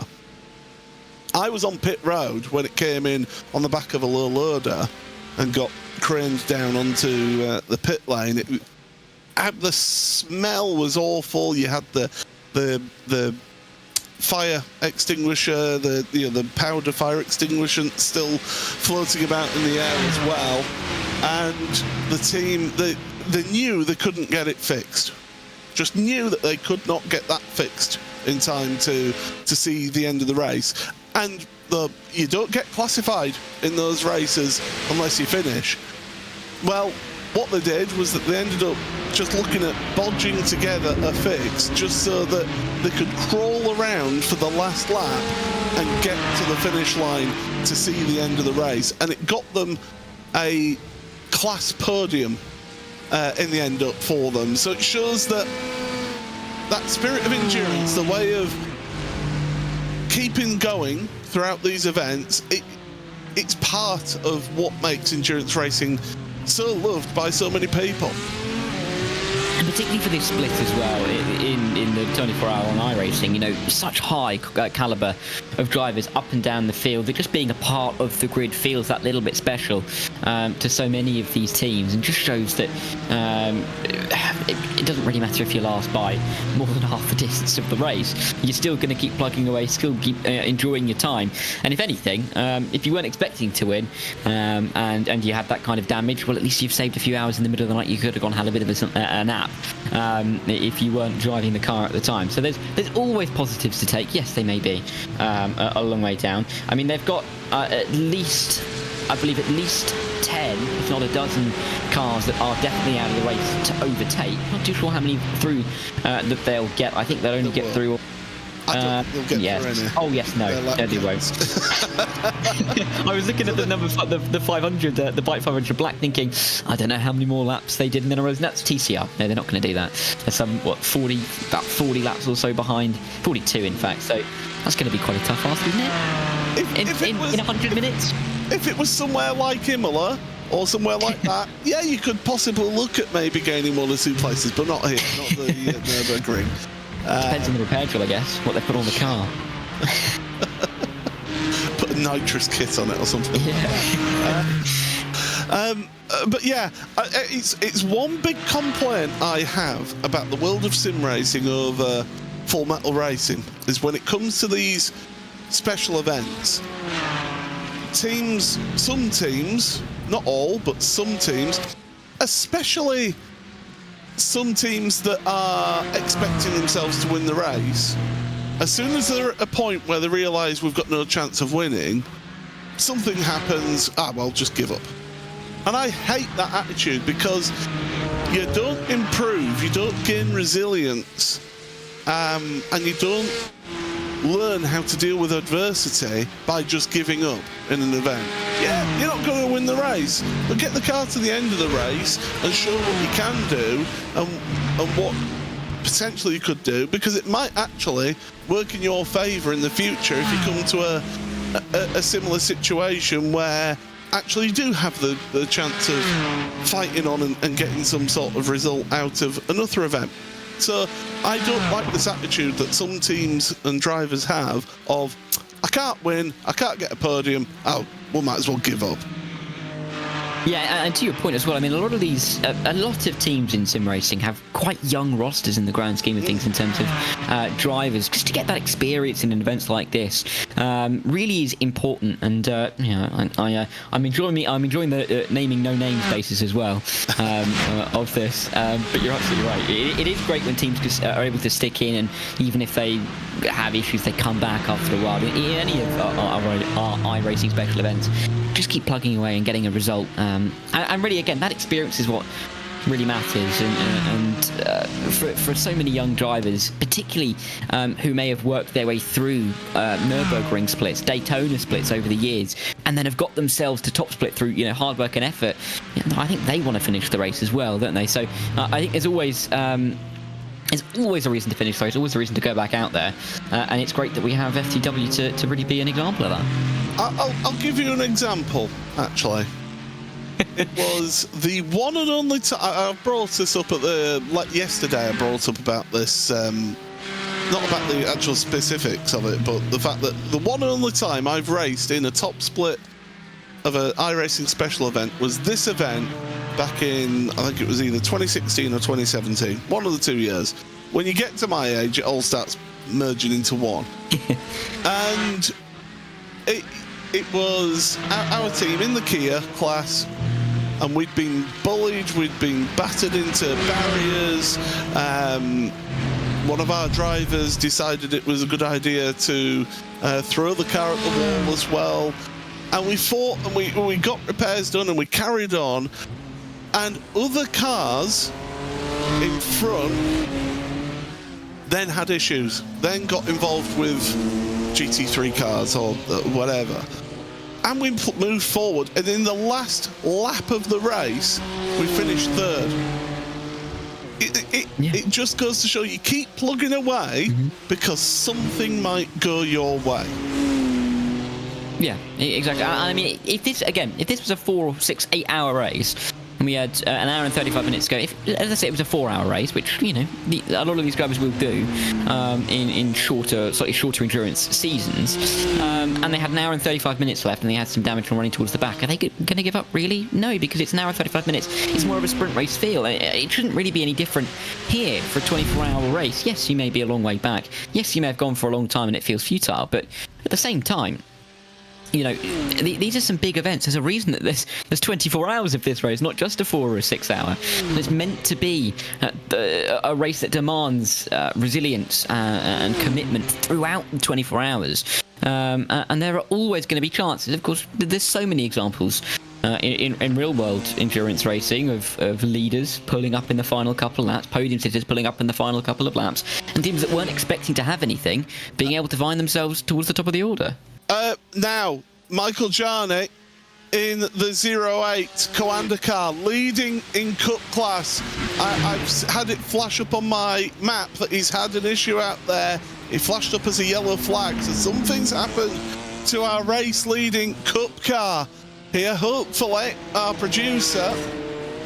Well, there's the car. I mean, it was already damaged. Let's have a look. Trying to get past one of the BMW M2s. It's the Team RSR car and into the wall. Oh, my goodness. What damage has been caused to that Porsche? Now, fortunately for them, they've got a 4-minute gap there. But my goodness, what untold damage is done to that Porsche? Yeah, that rear right corner took a real whack, didn't it? That would be the corner to worry about. How much does it grab? It's not looking too bad on the steering wheel. That's looking pretty straight in terms of how the steering's working out in relation to a couple of other incidents that we've seen, but it does look like there's a little bit of speed gone. We don't really know exactly yet how much time Drago can be gaining, because they haven't yet reached that part of the circuit yet, and they're still listing their gap from before that incident occurred, of course. Reaching parts of the circuit 4 minutes behind Coanda before that spin came into effect. So once we see that dip down, we might be able to get a bit of a read on how much time loss there's going to be here for the 08. But the 018 has had some issues. The 08's had its own issues now into the wall.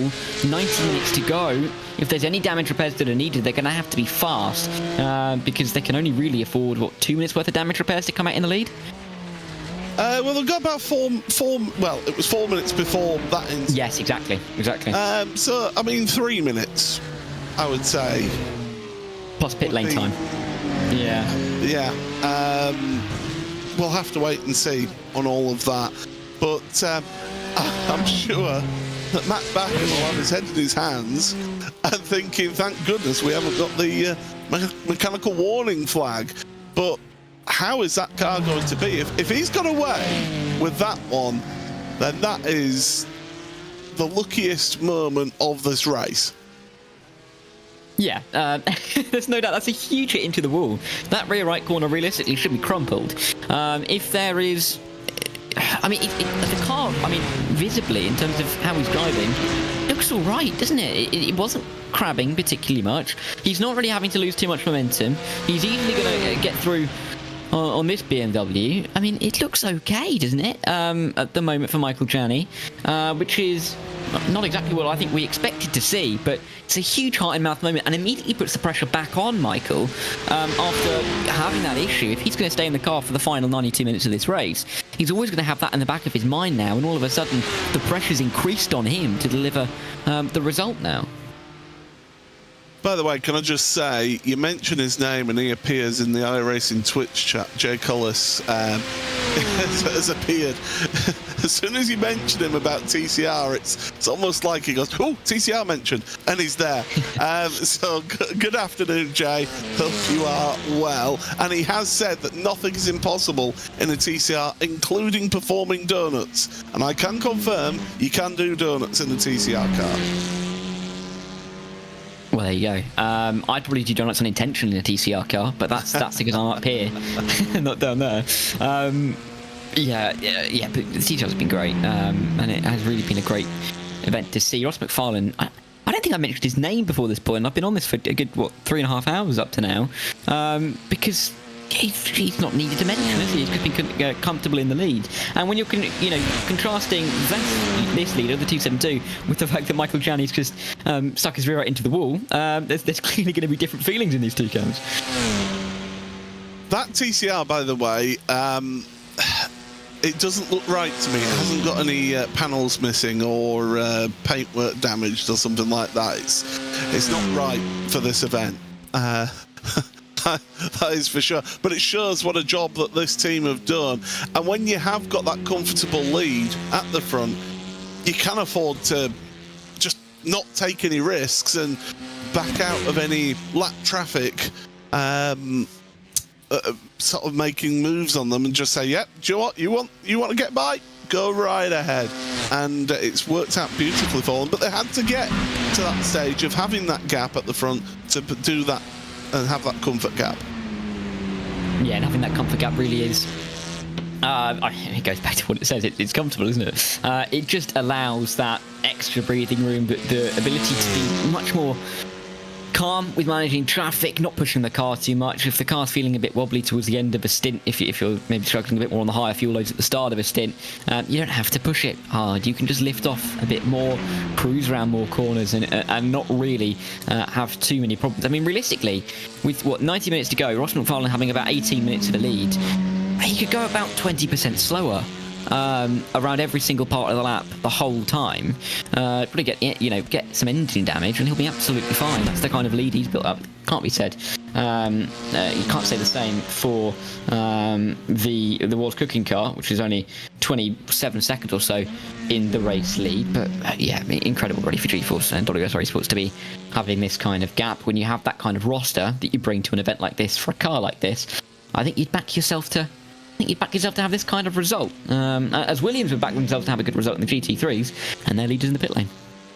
Now, I've got a question for you. Do you brim the tank here, or do you split your fuel load because you know you're going to have to make one more pit stop? Well, I think we've got the answer because there were 34 seconds in the box with a Williams Sim Racing Chill Blast car. For me, I would just split the fuel now and just have a lighter car, new tyres, and just take it easy towards the end. Yeah, because there's no need to, put higher fuel in the car. By virtue, it's going to be a little bit more difficult to control. And of course, on that rear end, may a touch more unstable, and there's the risk of making a mistake. Just, I think splitting the fuel is the way to go, really. in terms of keeping the car balanced, you're more likely to run the car on lower fuel than you are on higher fuel. It's going to feel that more comfortable, and I think that's the right idea really for Balenciottis in that Williams Sim Racing Chill Blast car. Parker White's also come in the number 1 Williams car. They've now dropped behind Lasse back in the Veloce 25, but we'll have to see how that settles out after Veloce makes their way down pit lane. Actually, that Parker White pit stop was on lap 6 of their stint rather than lap 7. You can go 7 laps in these GT3 machinery, so Williams Gaming Club deciding, do you know what, we're going to pit a lap earlier. So they're doing a little bit of a split there, aren't they, with their strategy with doing that. So yeah, definitely intriguing to see how we get on towards the end. If you are in a TCR, by the way, one more fuel stop and you're done for the race. You can make it to the end at this point. So if you do need to bring it down to pit road, that's your final stop of the day. Whereas everybody else, well, actually the M2s as well, aren't you? You're looking at about that similar sort of stint length as well. So they should be good if with one more stop to go. The others, you're looking at around about that hour mark. If you're under the hour mark, that's when you've got your final stop.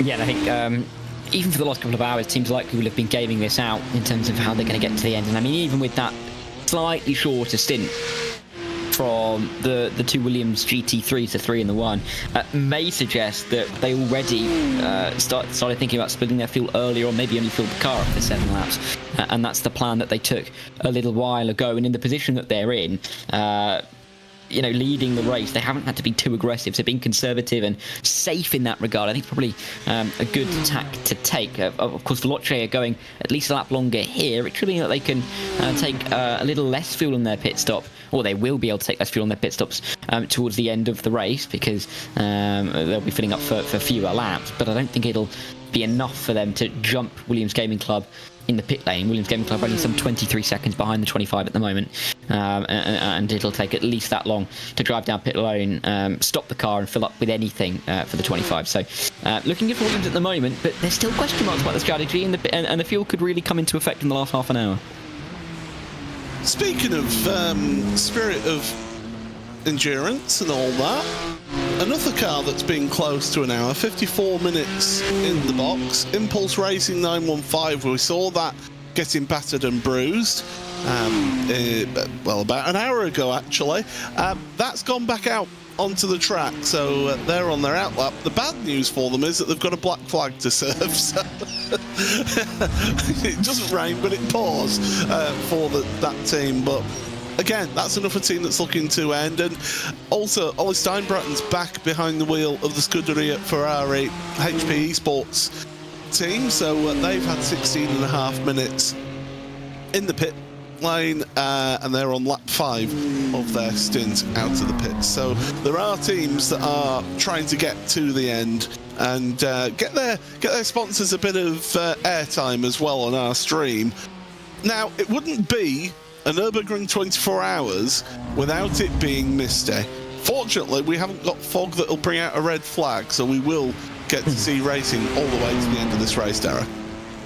Yeah, not the kind of pea soup that we saw in real life last year, right? So we should be able to be all right. We may need to get some specialist glasses out if it gets too bad, but it looks fine for now, and the drivers can continue on. Steinbratten back in the car, of course, after the spin and the hit and all that he, of course, had.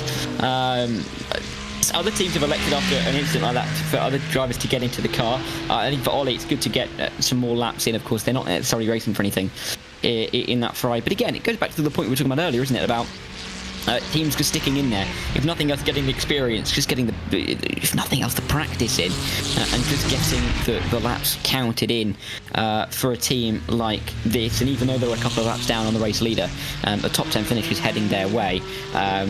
Overall, and I think that's also part of the element here. They're only about a lap or so ahead of the 08 Cup car, so wouldn't be able to retire now and still finish in the top 10 overall in the race. But as it stands now, they're the 10th GT3 and therefore top 10 overall. I will say, whoever does the paint job on their cars, they've got it looking almost pearlescent. It's not a shiny. It's not a completely garish chrome look. It's almost like a pearlescent effect on that red. It really does look good. So and Ferrari, of course, with this 296, have history around Nürburgring in the full metal racing. Famously, remember David Pittard taking the 296 across the line to win this race a couple of years ago. It was amazing how during the night more and more Ferrari personnel had travelled up from Maranello to be there on venue, and the car finished with basically no rear shock absorber on one corner. It was an absolute pig apparently, but it made it to the end and won.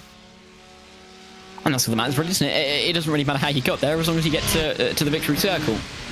And yeah, there's so many examples of that, and even in sim racing as well, we get so many big examples of teams that are looking to try and take wins, build up leads, then have issues, but just kind of stumble their way home. Yeah, they're always the really great stories, and really the races that drivers remember. An easy 24-hour race is not one that I think sticks in the memory for too long, but a race where you have to overcome quite a bit of adversity is often where drivers' memories rest after quite some time.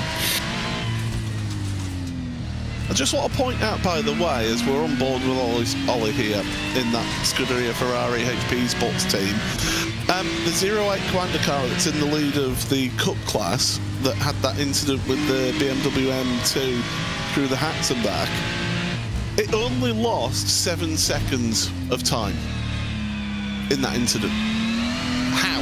Wow. How have they done that? Your guess is as good as mine. I mean, it's almost as if they were faster after the spin and after the contact with the ball, which you'd think would give them damage. I mean, yeah, it's incredible. I mean, they have gained away from Jaguar Racing, haven't they? That gap is now 4 minutes 13, and before the incident it was 4 minutes 4. Which is crazy when you think about it. And I don't know how there's not more damage on that car. Michael Janney must have, I don't know what he's done, but he might have a favour to pay back to something somewhere at one point, because that is an incredible stroke of luck for him to not have any kind of damage on that car. It was a hefty hit as well. I mean, you can guarantee if we saw that in the real 24-hour, that right rear tyre is, I mean, it's crumpling, isn't it, really? That suspension is not going to survive that kind of impact, and somehow they've just about managed to get away with it and have a 4-minute lead despite a big hit into the wall. Yeah, certainly great effort from the Commander team, and yeah, it's been a good show from them, but this race is far from over.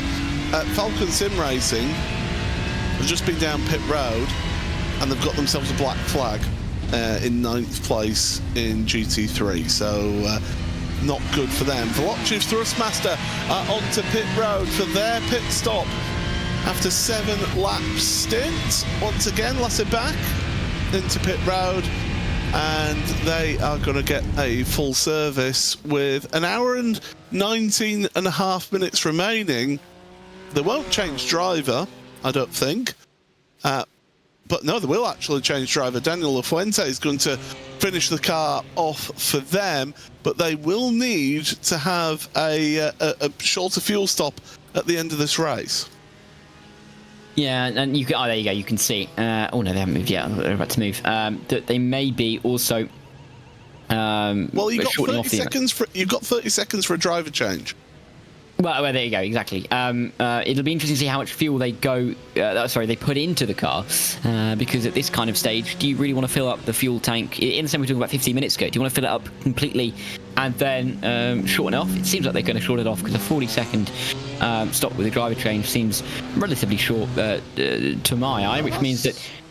That's about on par. Yeah, that's about on par for a full service, because remember, they get tyres done at the same time as fuel. It's not like, of course, it's not like in the full metal Nürburgring 24 hours where they do tyres and fuel separately. Well, they don't necessarily do them separately, but it's a lot slower than what we have here. And plus, they have timed pit stops, don't they?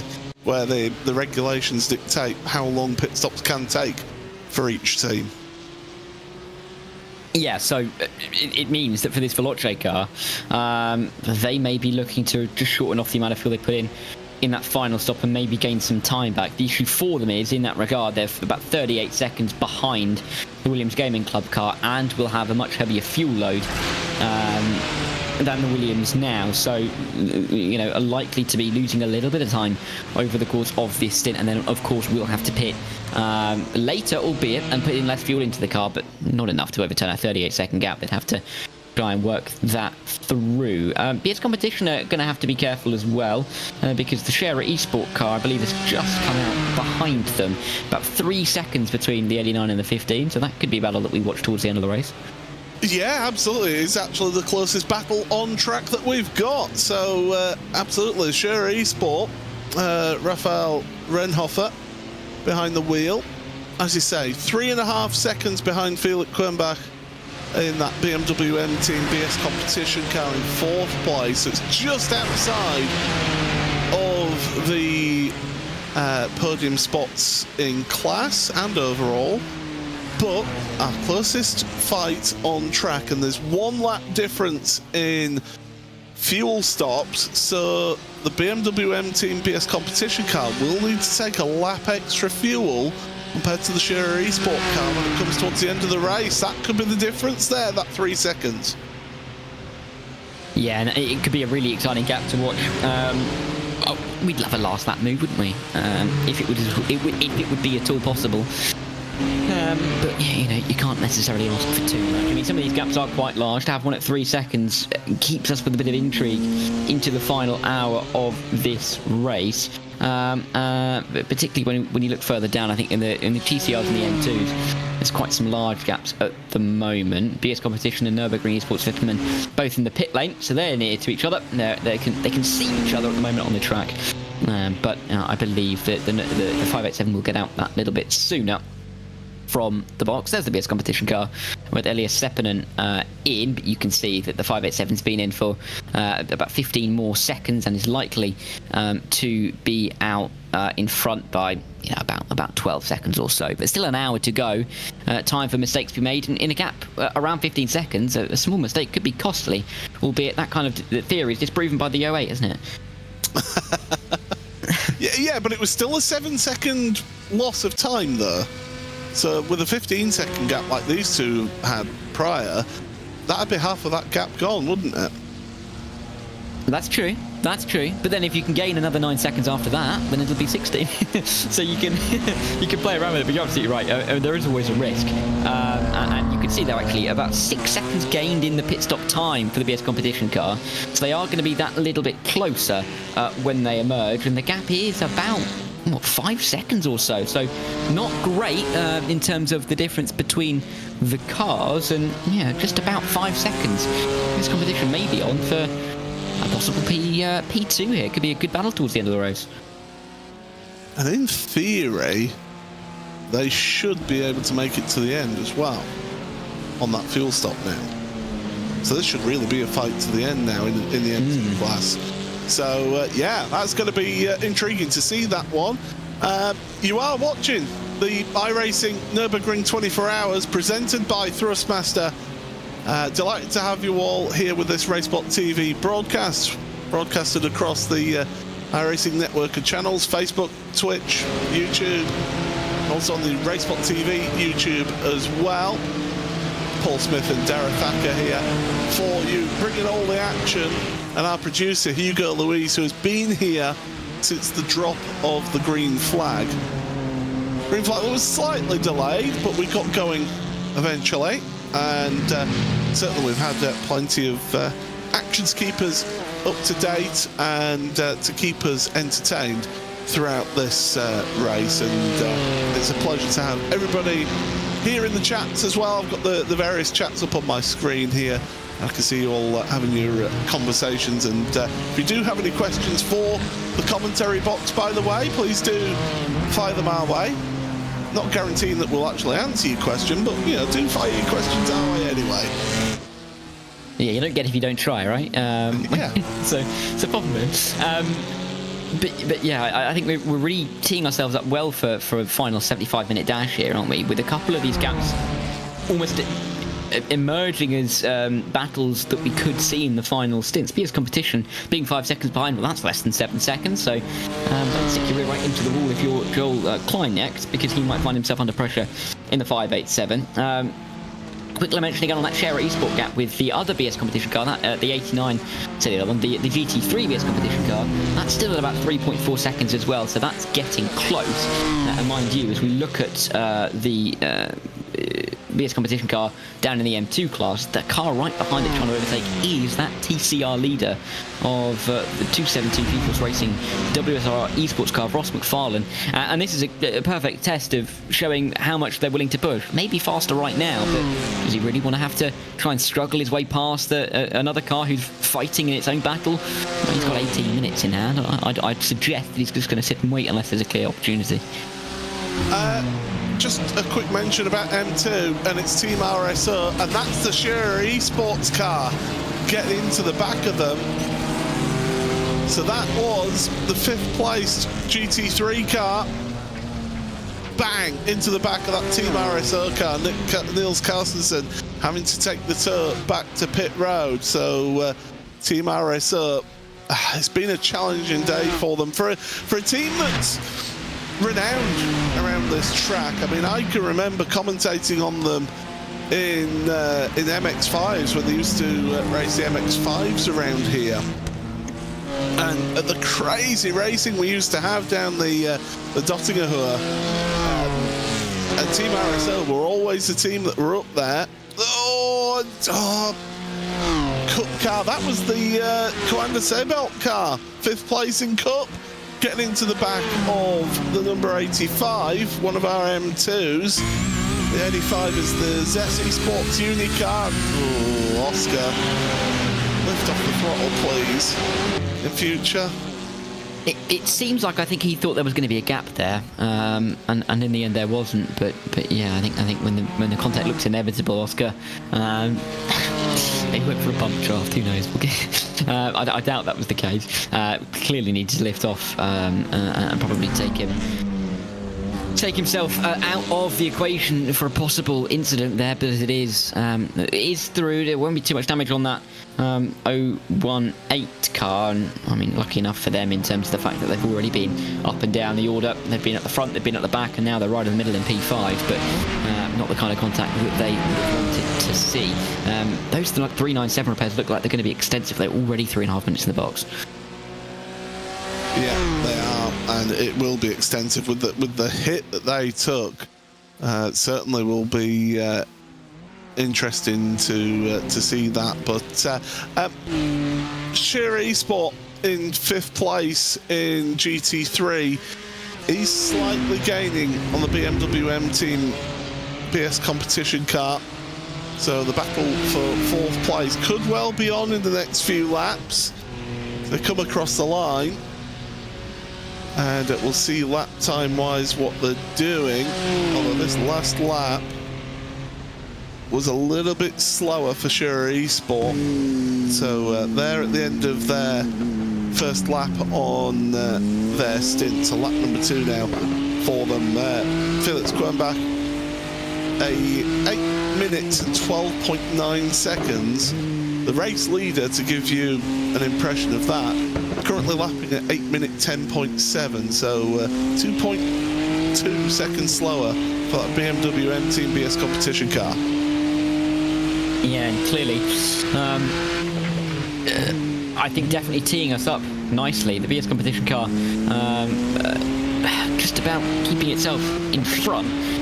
Shearer Esports, though, are now going to be the ones looking to apply the pressure in the very short term, realistically. I mean, that last lap shows that we could be seeing a convergence with these two cars, and Shearer Esports are really pushing, you can tell, we've seen it in the last 10 minutes, to try and keep themselves in the battle for P4. And again, it's not a race win, and there's not going to be any points for finishing in 4th, but it's the prestige of this event. It's the almost the historical nature of it that really pushes these teams to go for every single position, because this is a really hard-fought event. It's a 24-hour race as well, don't forget, and any 24-hour race is difficult enough. And the calibre of driver and team that we've had here, the top 4 would be incredible. Top 5's good, top 4's even better, especially when you're this close to an hour away from the end. Well, we've got an hour and 8 minutes remaining in this race. This event, by the way, this time slot race, it started with we've got 14 concurrent races happening right now at this time, all of them with about an hour and 8 minutes remaining here. The number of teams is absolutely incredible to see. It's an event that I think quite a few people don't take part in because of the challenge of the track. I think this track can be a little bit daunting for a few people. With the biggest event of the year, of course, is Daytona at the start of the year for iRacing. But here, 14 splits happening right now. This is the quote-unquote top split. And if people are new to sim racing broadcasts and wondering what I'm talking about, basically each driver has what's known as an I rating. So that's a sort of a competitive rating to say effectively in an arbitrary way of how good somebody is. They declare their drivers for their team, so it then gets an average of what the iRating of the team is, and then it's sorted by the highest average iRating teams going to this top split, and so on and so forth, all the way through the different servers. So that's how this particular type of event works here, and certainly it's proved to be a really, really good event for us today. Grid & Go Esports in your in your Porsche Cup class, by the way, the 001 has a black flag.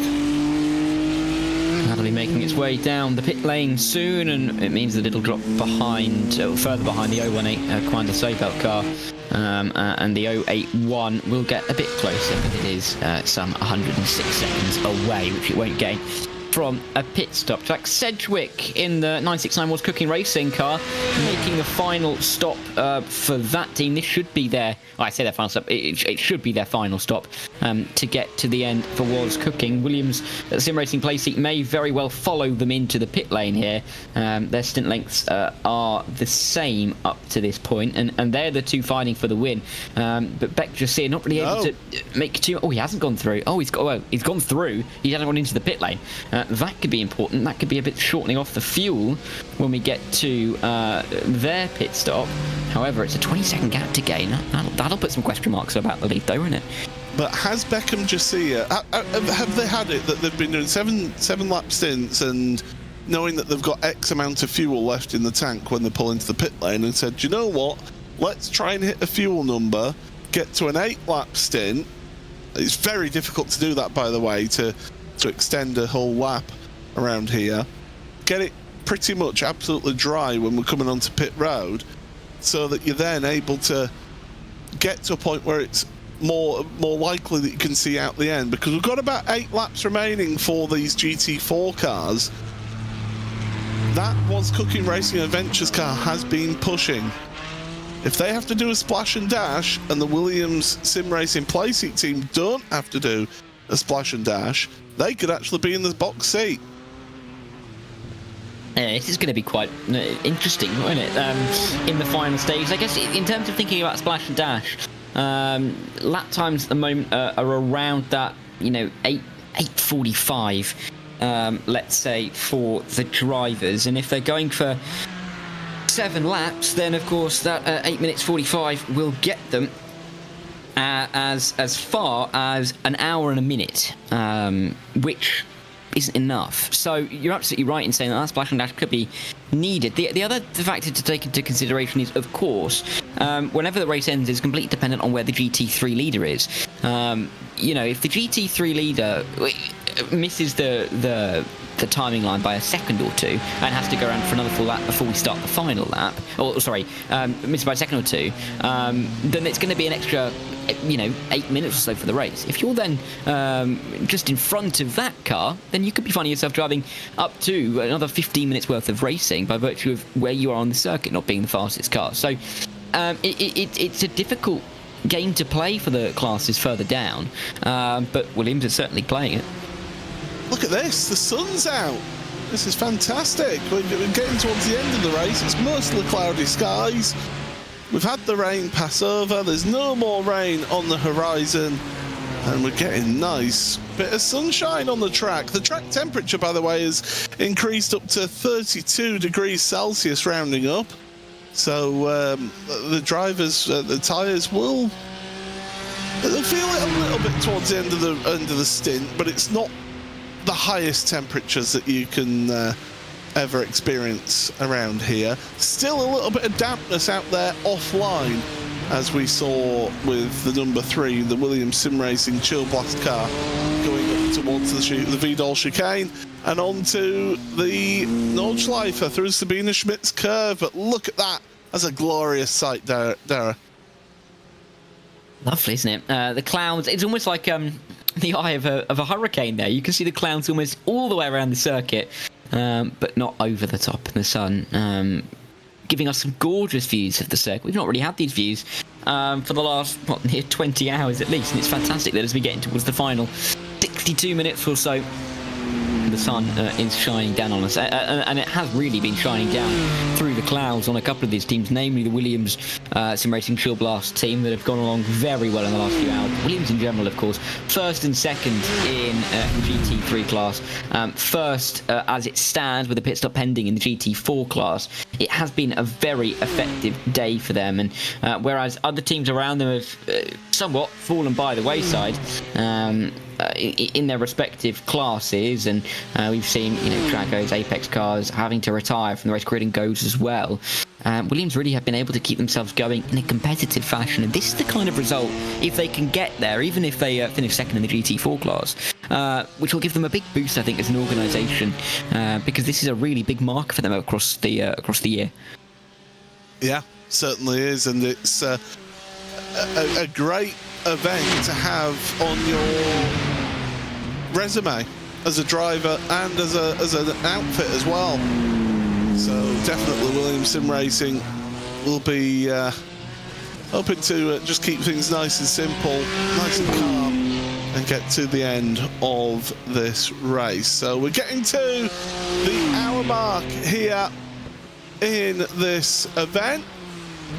I'll tell you what, speaking of clouds, I've got a story for you. So when I went to the Belgian Grand Prix back in 2013, we'd finished the qualifying day and we headed back to the campsite, and we're cooking on the little disposable barbecue as tea, and we finish having his tea, having his meal as others are starting cooking theirs, and I looked up and we were just a complete ring of very black clouds. Not dark grey, black.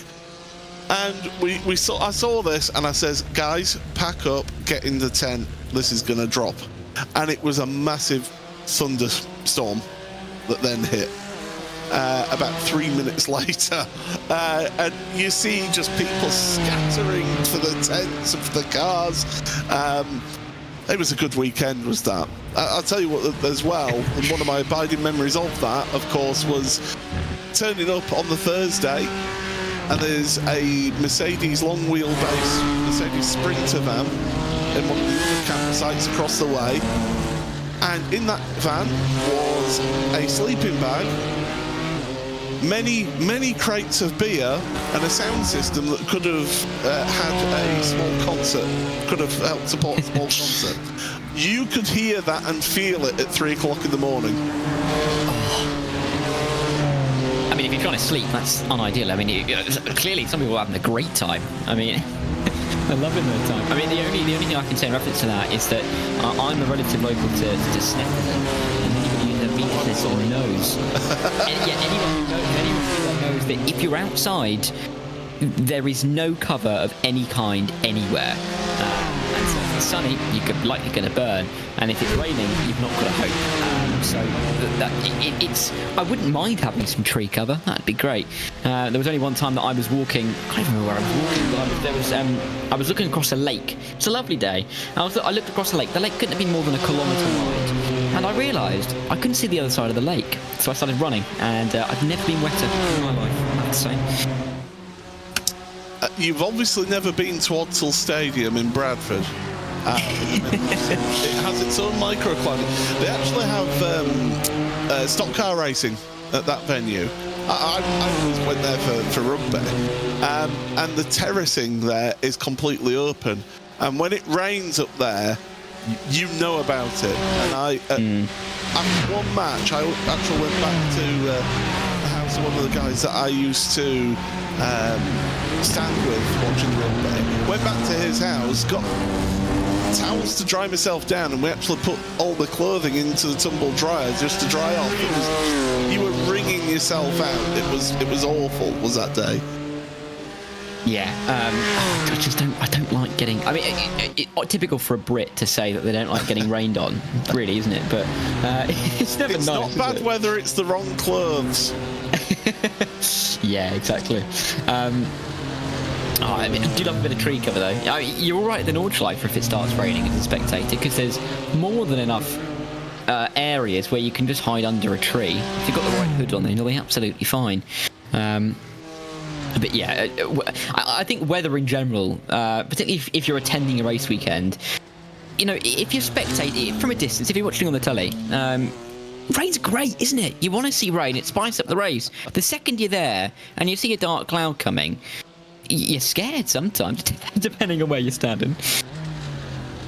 I've seen in the chat somebody asking about the Apex Racing team. Both of their GT3 and the Cup cars both retired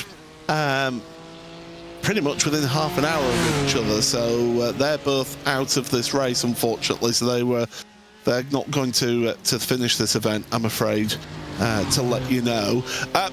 Quickly, just to bring you up to speed with where things stand in the standings. In GT3, it is the Williams Sim Racing Chill Blast car that leads this race. They currently have a 1 minute and 3 second gap over second placed Williams Gaming Club, Parker White behind the wheel of that car, but they have got a 46 second lead over Veloce Thrustmaster in third place. Now there's a lap difference in stint time for those two, so Veloce should in theory gain some of that time back in their final pit stop, but it's a case of, I think it's just a little bit too far at this stage of the race. BMW M Team BS Competition are in fourth place in GT3. We've been keeping an eye on the timing screens because Shearer Esport are there or there about 2 seconds of gap between fourth and fifth places. So you see them both in camera shot there briefly together. So those two pretty close together.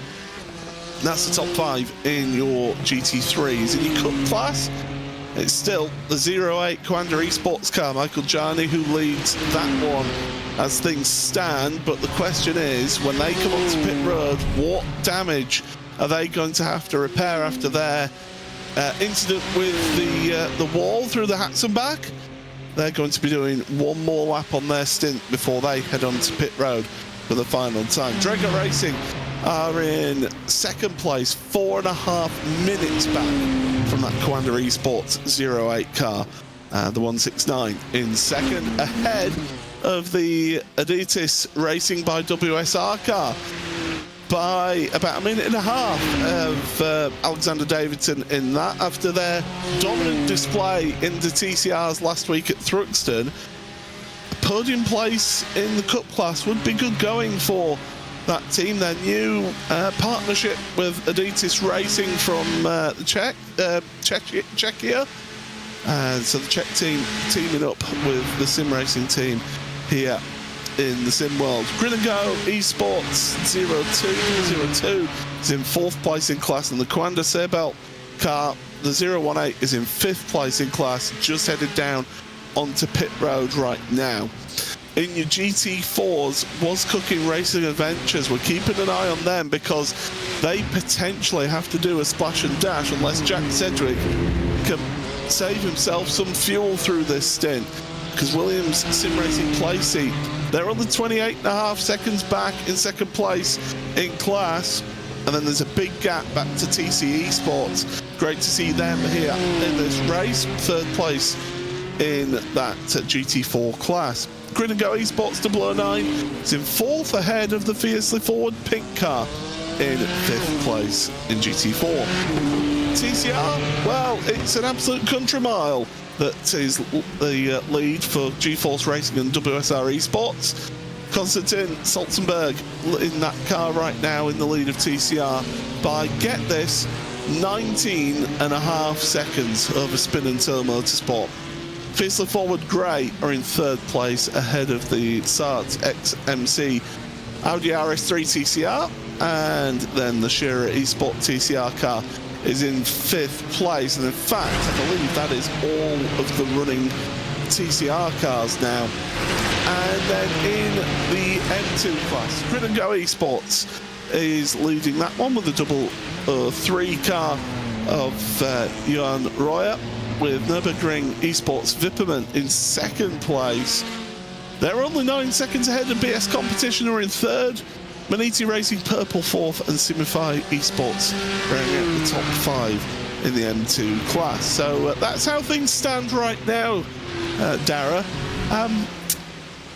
I think really it's that fight for fourth place that we're keeping an eye on, because it's less than 2 seconds now between those two. And that battle for the race lead in GT4, that's going to be the ones to keep an eye on for the rest of this 51 minutes. It is. The only thing I would say to your beautiful description of everything that's going on is that you said the gap at the front of the TCRs was 19 seconds. I think, I know you meant minutes, but 19. I wouldn't mind a 19-second gap. I wouldn't mind a 19-second gap for the lead of that class, but no, 19-minute incredible lead for the GeForce Racing team. But yeah, we are seeing these gaps close up, and I was going to talk about the pit stop for Williams Sim Racing play seat from Beck and Drasik. Of course, they pitted the 1 lap after the Was Cooking entry, the 969. They're about 25 seconds back, and they had a full pit stop to top up on fuel. I have a feeling here that Was Cooking is going to have to come in for a splash and dash. Now, the question is going to be, does that mean that Williams are going to be able to jump them on that 25 seconds back? It could get very, very close, even as we get onto the last lap of this race for the leading position in the GT4s. And Williams is still chasing that, as they're still chasing, of course, that GT3 win as well. So that's definitely one we have to keep an eye on. One thing to take into account about that as well is the cone-to-cone line time for those cars is 22.5 seconds. Mm-hmm. Down pit road, just to traverse pit road here. So as we're getting closer and closer with this battle for fourth place,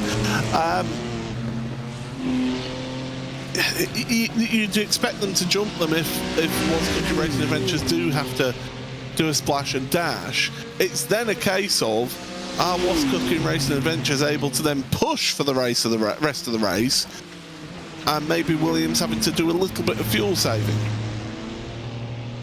It's very possible, but this is kind of the games that they're going to have to play in the final 50 minutes. They're not necessarily next to each other on the circuit, but for all we know, either one could be ahead once the strategy is said and done, because the strategy is only going to be finished really when the timer hits pretty much 0, and even past that if Williams are having to fuel save right towards the end of the race. So this is going to go down to the wire for sure. Definitely I think the class lead that we have to watch out for the most, considering that the other 4 class leads are over a minute, and of course one of them's nearly 20 minutes, which is going to be nearly unassailable in the not too distant future. So yeah, incredible really that we're going to have this tussle going on, and whilst that Williams car is kind of involved in that battle, we have, I was about to say, this battle in the GT3s starting to come into fruition now. The BS competition car only about 7/10 of a second. Very clearly, we can see it in front of the Sherry Esports car. Raphael Rennhofer has got some clear opportunities here to maybe put that Sherry Esports car inside the top 4. Sherry Esports car, of course, have also had 1 lap less on their stint, so this competition could be a little bit closer to the fuel number. And even if they both have to come down pit lane, which they likely will, Sherry Esports should be able to have a shorter pits time. So this could be a really interesting one to watch for P4. Yeah, both teams will have to make one final stop here without a shadow of a doubt in GT3. It's just a question of where and when that they do that. If I'm Sherry Esport, I follow that BS competition car into pit road. Just get the jump done there and then. That's what I would do personally, because you know you're going to be taking on less fuel. You could get the jump done there. You don't necessarily have to overtake them on track. And that's the kind of advantage that they rest with at the moment. They almost have they do have the cards in their hand. It's just difficult for BS competition to really be able to outplay them here, because Sherry Esport can just, copy what BS competition do here and then, take off the time at the pit stop. That's all really that they need to be doing in this race. If BS competition were behind, they at least have that kind of element of surprise. Maybe if they pit 1 lap earlier, Sherry Esport couldn't go in. If they come in, then Sherry Esport may not realise them go around again, and there's that risk, of course, when you can't see your rival, as they'll be about a minute apart on the circuit. But here, Sherry Esport in a perfect position to really be able to judge these strategy decisions perfectly and maybe put themselves into the top 4. They're not going to get after the top 3 in this race, though.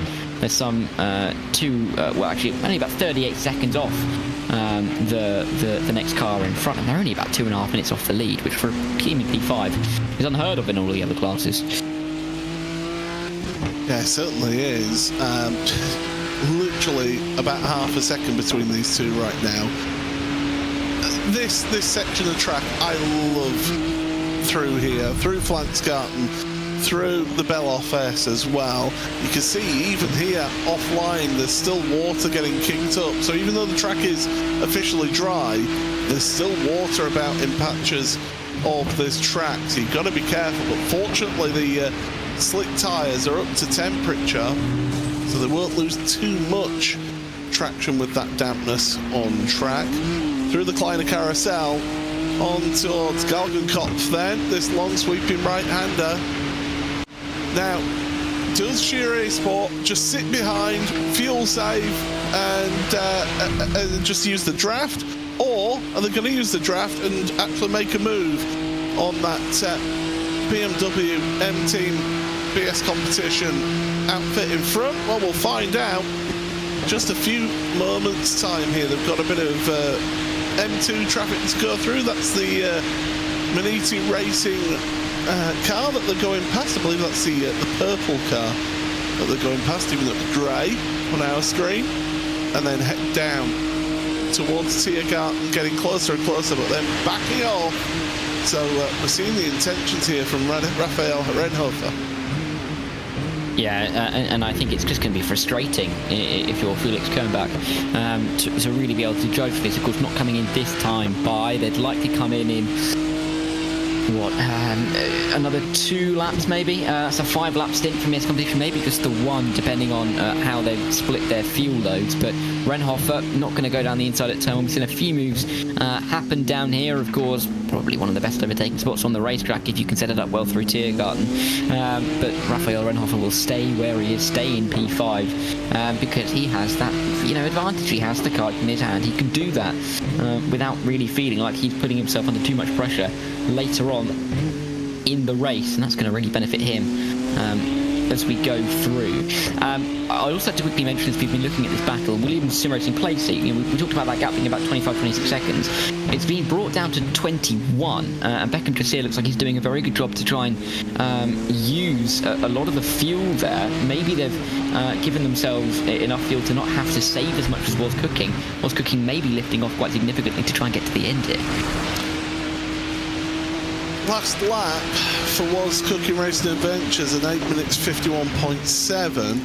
Compare that to Beckham Trassier. Now he was just that was the out lap, so we won't get a representative time yet until another 7 minutes or so. But he does, you're absolutely right, does appear to be absolutely on it and putting the pressure on. We saw Beckham Jacir go 8 laps on a fuel stint on that previous stint. So Williams sim racing placing can do it. They can get the 8 laps. So that left them with approximately 7 laps remaining in this race. As you mentioned, though, that all depends on where the GT3 leader is in all of this compared to themselves. Yeah, and it's even more of an issue for What's Cooking because, of course, they have already had 2 laps on their stint, and I mean they're touch and go to get to the end on 8 laps as it is. They look very likely to need that splash and dash. The question is, can Williams get away with it? I mean, they've got the 5-minute gap behind them, so they could really try anything and still finish in second. But they really are doing something different to try and get this race win, which is exciting to see from up here because. It's like a bit of a game of chess really towards the end of this race. They were kind of on the same strategy. Williams are trying something ever so slightly different, maybe just saving fuel a little bit extra over the last, couple of hours really, and it could enable them to have found an extra lap of fuel over the course of those 2 hours, enough to get into the end on 1 less stop, which could be crucial. And it's these big strategy games which don't necessarily have any impact on on-track side-by-side racing that can be so crucial in a race like this. And it's why we keep on coming back to these endurance events. Absolutely fantastic to see.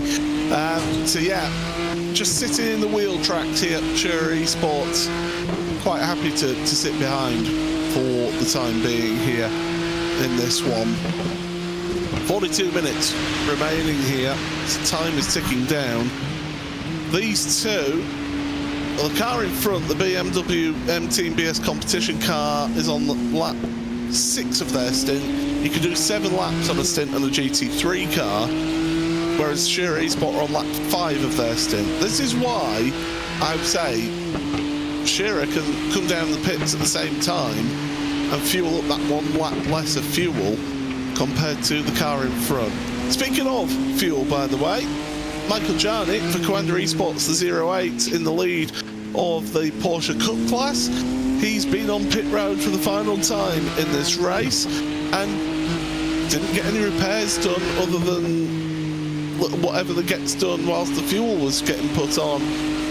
35 seconds he was out of the pit box and away he went. Drago Racing now just heading onto pit road for their final pit stop in the Cup class. So 1 or 2 pit stops owed in the Cup class, and then they will be done for the end of this race. GT3s, looking at everybody pretty much having to head down pit road one more time.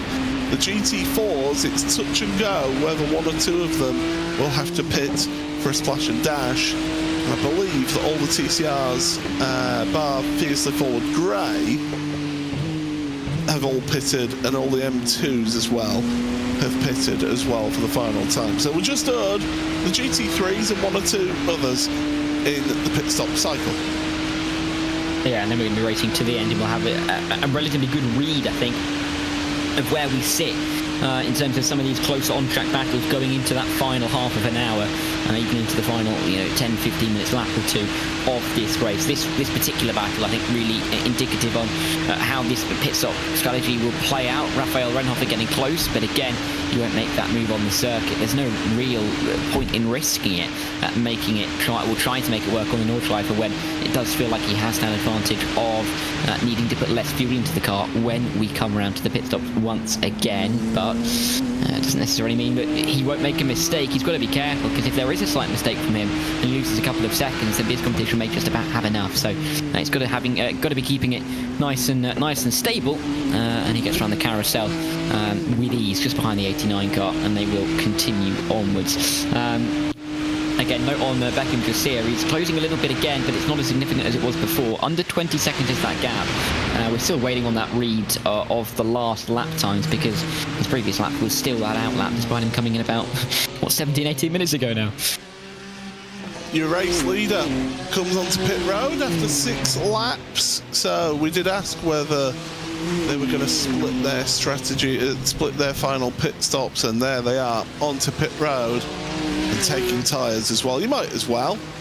You've got a big enough gap at the front, over a minute, so protect the tyres as well as the fuel. Parker White should be heading onto pit road soon as well for his final pit stop of this race. But we're getting to that point now where teams know where they stand or have a good idea where they stand in terms of strategy and in terms of positions. And it's this and that GT4 battle that we're keeping an eye on. By the way, GT4, it's now 20.5 seconds, so another second and a half being chopped out of the race leading GT4 by Beckham Jasiah. His first lap first competitive lap out of pits. So his representative time will be in about 20 seconds time. We'll know what pace he's doing. Jack Sedgwick last lap, well, he's just coming across the line now, 8 minutes 49.4. So that's the target to see what Beckham Jasiah can do as he will come across the line. We're keeping our eyes peeled on this GT3 battle. But we're just looking at the lap times just to see what is Beckham Jasiah doing in that Williams Sim Racing Placing car. He'll come across the line now, and it's an 8:46.0. So that's what, 3 seconds?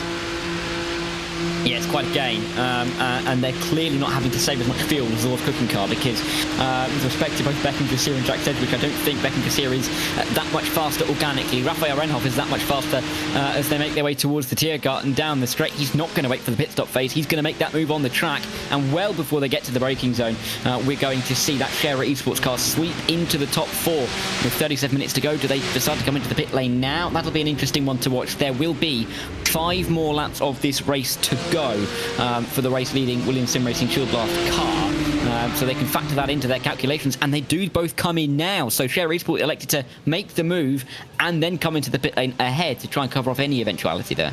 If you think about it, that's clever as well, because you're then not getting potentially held up coming on to the pit road as well, because no matter how good your entry onto pit road is, if you're behind somebody else, you're going to be compromised by that car braking first. So that's a very smart strategy to play there by the Scherer Esports team.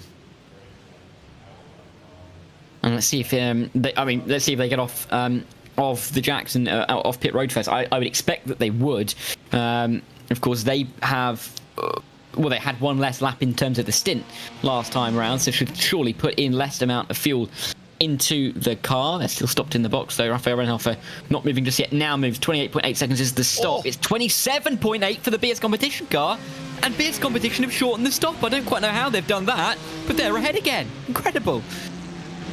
They must have been doing some saving. They must have been doing some fuel saving, that BS Competition car. But wow, we have got a race on our hands here.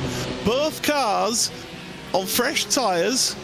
Both cars knowing that they can make it, think that they can make it to the end. They should be able to with the amount of fuel that they put in.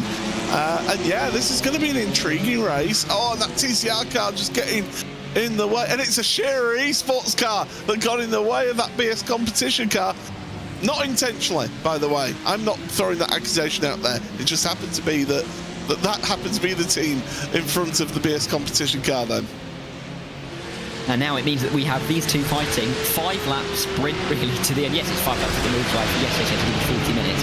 But realistically, it's going to be a bit of a sprint for these guys. They're both almost surely going to get to the end here. And Felix Kernbach, you'd suggest he's not going to have to fuel save if he was doing that on the last in the same way. Is that going to make it more difficult for Raphael Renhoff to try and make a move here? This is now really tense for P4 and 5. I don't think we're going to be really able to take our eyes off of this one as we run towards the end of the session, because there's no other battle on track that's even close to this kind of margin. Wow. Let's see them. Let's see how they get on. It's a question of now, does that Scherer Esports car make some moves early and get ahead, or are they going to wait until later in the final 35 minutes of this race? This is fascinating. This is fantastic. Hope you're all enjoying this at home, everybody. As through the go into Hatzenbach once again at the start of the Nordschleife lap. And then it's heading out through Hoerchen heading towards Floodplatz. So through this left-hander here and head toward Floodplatz. It's not named that way because cars take off there, which, by the way, the Porsche Cup cars do take off over this ride. It's because there actually was a landing strip nearby, that corner. Fierce competition again, coming up to traffic at the worst point. That gives the Shearer Esports car a run. They're going to go side by side. Oh, now, are they going to give each other the space? They better do. But they're pushing each other all the way through. And Shearer Esports move ahead into 4th place. They've done that move twice now in the space of about 4 minutes with a pit stop interjected between them. Incredible to see them now back into the top 4, and it's back again on Felix Kernbach to do it all again. I mean, they're not going to chase after the Williams Gaming Club. There's a minute and 18 up to them, and they don't really have to worry about Drago Racing's 96 car, which is 5 minutes further back down the road. These two now can really start to tussle it out between them. The first blow clearly landed by Shearer Esports earlier on.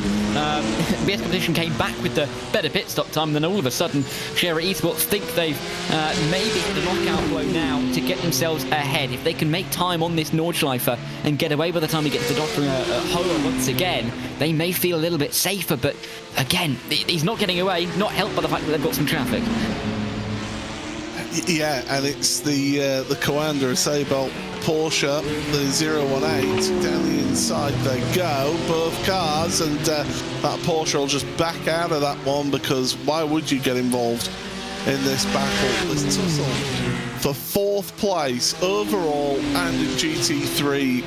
And it's given us something really interesting to see here. By the way, Beckham Jassia now in the Williams Sim Racing Playseat car, just 15 seconds back from Jack Sedgwick, the Was Cooking Racing Adventures car in GT4. So in the last 32 minutes, we could have a fight for the race lead in GT4 as well. This is great stuff. A great way to finish.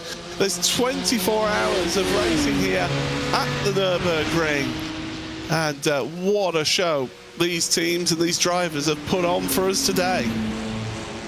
Yeah, it's been an incredible race, isn't it, over the course of the first 23 and a half hours, and we still have this drama keeping us engaged all the way to the checkered flag. Felix Kernbach doing everything he can to stay with the Shearer Esports car here, and he's doing a very comfortable job of doing it. He's well within half of a second at the moment, so that, you know, this story is far from over. You know, some may have expected Shearer Esports, when they get through, to maybe run off the road a little bit if they've been able to make that move now twice in the space of about half of a lap, but not able to really pull away. And it's Felix Kernbach almost trying to play the game. Surely he's got the track position, but at the same time he might be playing the game of sitting and waiting for his moment to strike. Still enough time to go in this race that you know, anything's possible for these two as they run for P4 in the race. Really tense battling for these guys, and as they make their way towards the carousel once again, there's almost less to split them this time around than there was last time. You can hear how the car just bottoms out on the exit of the carousel. Always sounds painful when you're on board. You think of what damage is going on, but you're fighting on throughout this race. So definitely going to be intriguing to see what we get. We're not going to see any moves through the next portion of the track because it's all pretty much one line through here, but what they have got is some traffic ahead of them. That's one of our M2s, number 85, which just dives out the way of these two. I bet the team were on the blower to their driver going, you've got a couple of battling GT3s coming up behind you, just get out the way as quick as possible. Yeah, probably not wanting to get involved in this battle because it's not one that you really want to, you know, stick your thumb in, especially when it's not your class. Want to make sure that you stay well out of it, and when you're not really racing for anything as intensely as it's yourself, then you don't want to have drivers on your back when you're just trying to get yourself home to the end. But yeah, incredible to have 30 minutes to go in this race and still this drama left to go. I think the Veloce Thrustmaster 25 is about to come in from P2 in the GT3 class. They may stay out one more time. but they, I think we're waiting on a stop from them. In fact, I know we're waiting on a stop from them in the closing stages. In fact, they've gone around once more, so they're looking to shorten off that pit stop. But very shortly, we might be seeing a battle in that for P2 and 3. Williams Gaming Club are gaining on the 25. The 25 and the 1 could have a battle for second and third if we don't see the 25 in too soon. Well, I can tell you for a fact that you can only go 7 laps on a stint in GT3, so Veloci Thrustmaster will be in at the end of this lap. So yeah, I can see Parker White getting up into second place because they've made their final pit stop. And so yeah, we'll have to see. Now that PS competition car just dropping back a little bit from the Shearer Esports team, and as we cut forward then, that's the Veloci car. So Daniel Lafuente behind the wheel, and he is going to go this final lap on this stint before heading to pit road and getting a final splash and dash. But it's comfortable in the top 3 though, that is for sure here in this one. So definitely he'll be looking to just secure that podium place. I think they realise that second place is not on here today. Yeah, it feels like a stretch too far, particularly with the time left and the techniques at their disposal that they could use to try and get through. It's not looking too promising to get anything more than what they're currently looking at, but yeah, definitely been a successful day all the same. Any podium is a fantastic result in a race like this. Felix Kernbach getting held up a little bit, careful, as the 18 just about jumps out of the way on the exit of the corner to make sure that these guys can come through. In fact, I don't think that 18 is fighting for too much at the moment. In fact, that might not even be the 18. No, it is the 18. It's been so much. I was looking up and down the timing page for the number 18, couldn't find it. It was in bright yellow. It was obvious to me, but that was the Spin and Tow motorsport. They're currently in P2 in the TCR class. They're the best of the rest in that class, it's fair to say.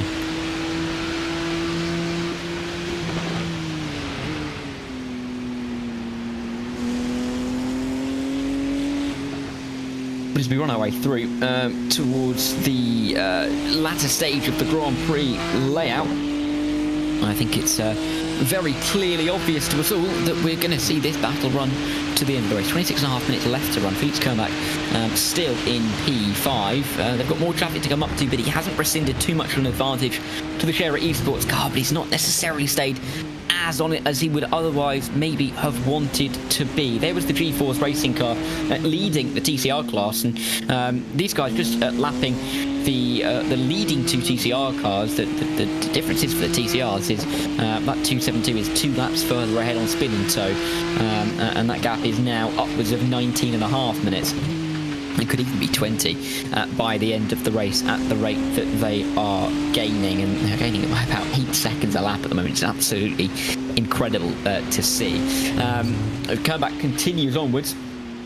We'll have to see if he can gain, because he's lost a bit of time through that GP loop, and of course the further you fall back, Paul, the more exponential the decrease in the slipstream is down some of these straights. Yeah, absolutely, and that's where you're going to have that real disadvantage, in that one.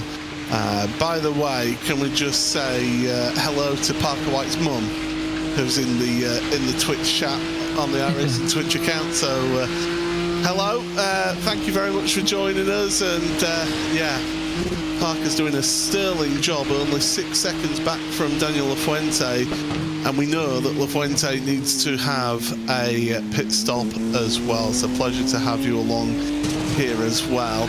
Somebody said as well, can we have a mention for the spectators in the grandstands around the Grand Prix circuit who have not left all race? I know, dedication, isn't it, Dara, to all those spectators sticking around even through the rain. Yeah, they've been sat there. You may not be able to ask them what's happened in the race by the time we finish, but they've been committed. And the flag guys as well that have been standing in the gantry haven't moved. Barney's going to need a cup of coffee. A chair. He's been standing the whole time. He doesn't get to sit down. It's awful. You got to feel for him slightly. And of course, those invisible pit crew. The invisible pit crew really are, they've done a great job. You may not be able to thank them in the paddock afterwards if you can't find them, but I don't think we've had much of a hitch in terms of the pit stops today, have we? No, absolutely not. I'm just looking at my timing screen, and it is just about 15 seconds for that battle in GT4. 14 seconds, sorry. So Jack Sedgwick is stemming the bleeding a little bit. It's a question of where is Jack on track? He is just heading up towards the carousel. The overall race leader is at Flansgard, and so he's not going to have the problem of having the overall race leader behind him when he's starting his last lap. So that's one thing that works in the favour of Jack Sedgwick here. It does. With the number 3 running further up just further up the road, so obviously won't be lapped again. The difficulty, I think, for him, for Jack Sedgwick, is going to be that when they cross the line now, they will still have another 3 laps to go. That would have to then be an 8-lap stint for the 969. So there's the difficulty. Williams did it. They did the 8-lap stint, but they only have to do a 7-lap stint here, so they won't have to save the fuel in the same way. That gap now coming under 13 seconds, and last time by, it was a gain of 4.5 seconds for Williams. Now, obviously, if we've got 3 more laps, that's replicated 3 more times, obviously, hypothetically speaking, that's another 13.5 seconds. The gap's 12.5 seconds. So mathematically, Williams really have a shot here of claiming this time if Wozcooking don't have to pit again. But they've then got to catch and then got to overtake, potentially around the Nordschleife, which they probably don't want to have to leave to the Tiergarten to do. To quote the great Murray Walker, catching is one thing, passing is quite another. And normally, around a normal track, you would be thinking, yeah, you can just place your car in the right place and make it difficult for people to go by, as the Mahler car just struggling to get past the Wozcooking Racing Adventures team. However, here, you've got the Dottinger Hohe, where you could go 4 or 5 wide down that straight potentially. There's plenty of space. You can't just weave, because that would be really against the regulations. Yeah, it's going to be a tall order. They need to stem the bleeding, as Jack Sedgwick, but the problem is, as we've been mentioning, they're having to fuel save for an 8-lap stint. They have, and that's been a difficulty that they've faced in this final stint. The question is just, can they hold on to it? Talking about holding on, I've noticed as well on the timing page, and I've seen it in the YouTube chat as well, Scherer Esports TCR, currently in P5, is rocking up right to the rear of the Sartex MC Audi for P4 and 5 in class. That gap's down to only 0.7 of a second, and we can see it here. There's a clear shot for Scherer here to get P4 in the TCRs after picking up what is P4 in the GT3s, and they look pretty good to do so. The only issue here is that their stint has been 2 laps longer for the number 12 car just in behind here than the 601, so they might have slight issues with fuel towards the end of the race. But remember, TCR, exactly, the frugal cars are TCR. If you want to go racing, actually no. Do you know what I got told? I got told this, that the costs of actually running a TCR car are pretty much the same as running a Porsche Cup car. To actually run one. The cost of buying it is about half, but to run it, it's the same. Which do you think you would prefer to race out of the 2? Yeah, it's a good point. It's a very good point. I was just going to quickly mention that the issue for Scherer Esports particularly is I don't believe they're going to be caught by the overall race leader here. There's a possibility of it, but they are running 908s, and yeah, less than a minute quicker. I don't think they're going to be caught here. It may be close, but that might be what they need to make sure they get home, because that would be 8 laps on the stint if they were lapped one more time by the race leader. Otherwise it would have to be 9, at which point they're likely needing a little bit more fuel on board. well, let's see how we go. But this is good. This is great to see that we have got battling in multiple classes. And yeah, the TCR's given us a bit of a show towards the end. Of course, Jay Collis in the chat says that he'd prefer to drive a TCR. Of course he would, Jay. But he cut Jay in half. He'd bleed TCR is what he would do. But yeah, it's great to see that we've not just got battling at the front in GT3, we've got the GT4, and also this here in TCR, all going on at the same time. It's given us a great bit of intrigue as down the straight we go, and Shearer Esports moving all the way over. People might ask, why are they doing that? It's not to give a side draft to the other car. Get as far across the track as possible so that you can then keep that overspeed. And get the position quite comfortably well before the Tiergarten, and Shearer Esport now promoted a position, and we've seen 2 tops of position in the space of about 10 minutes in the final half an hour of the race. Fantastic to see. Now in the TCR class, which is the group of cars with, it's fair to say, the largest gap. Shearer Esport now have a bit of a tall task again after fiercely forward. They've got about 18 minutes to do so.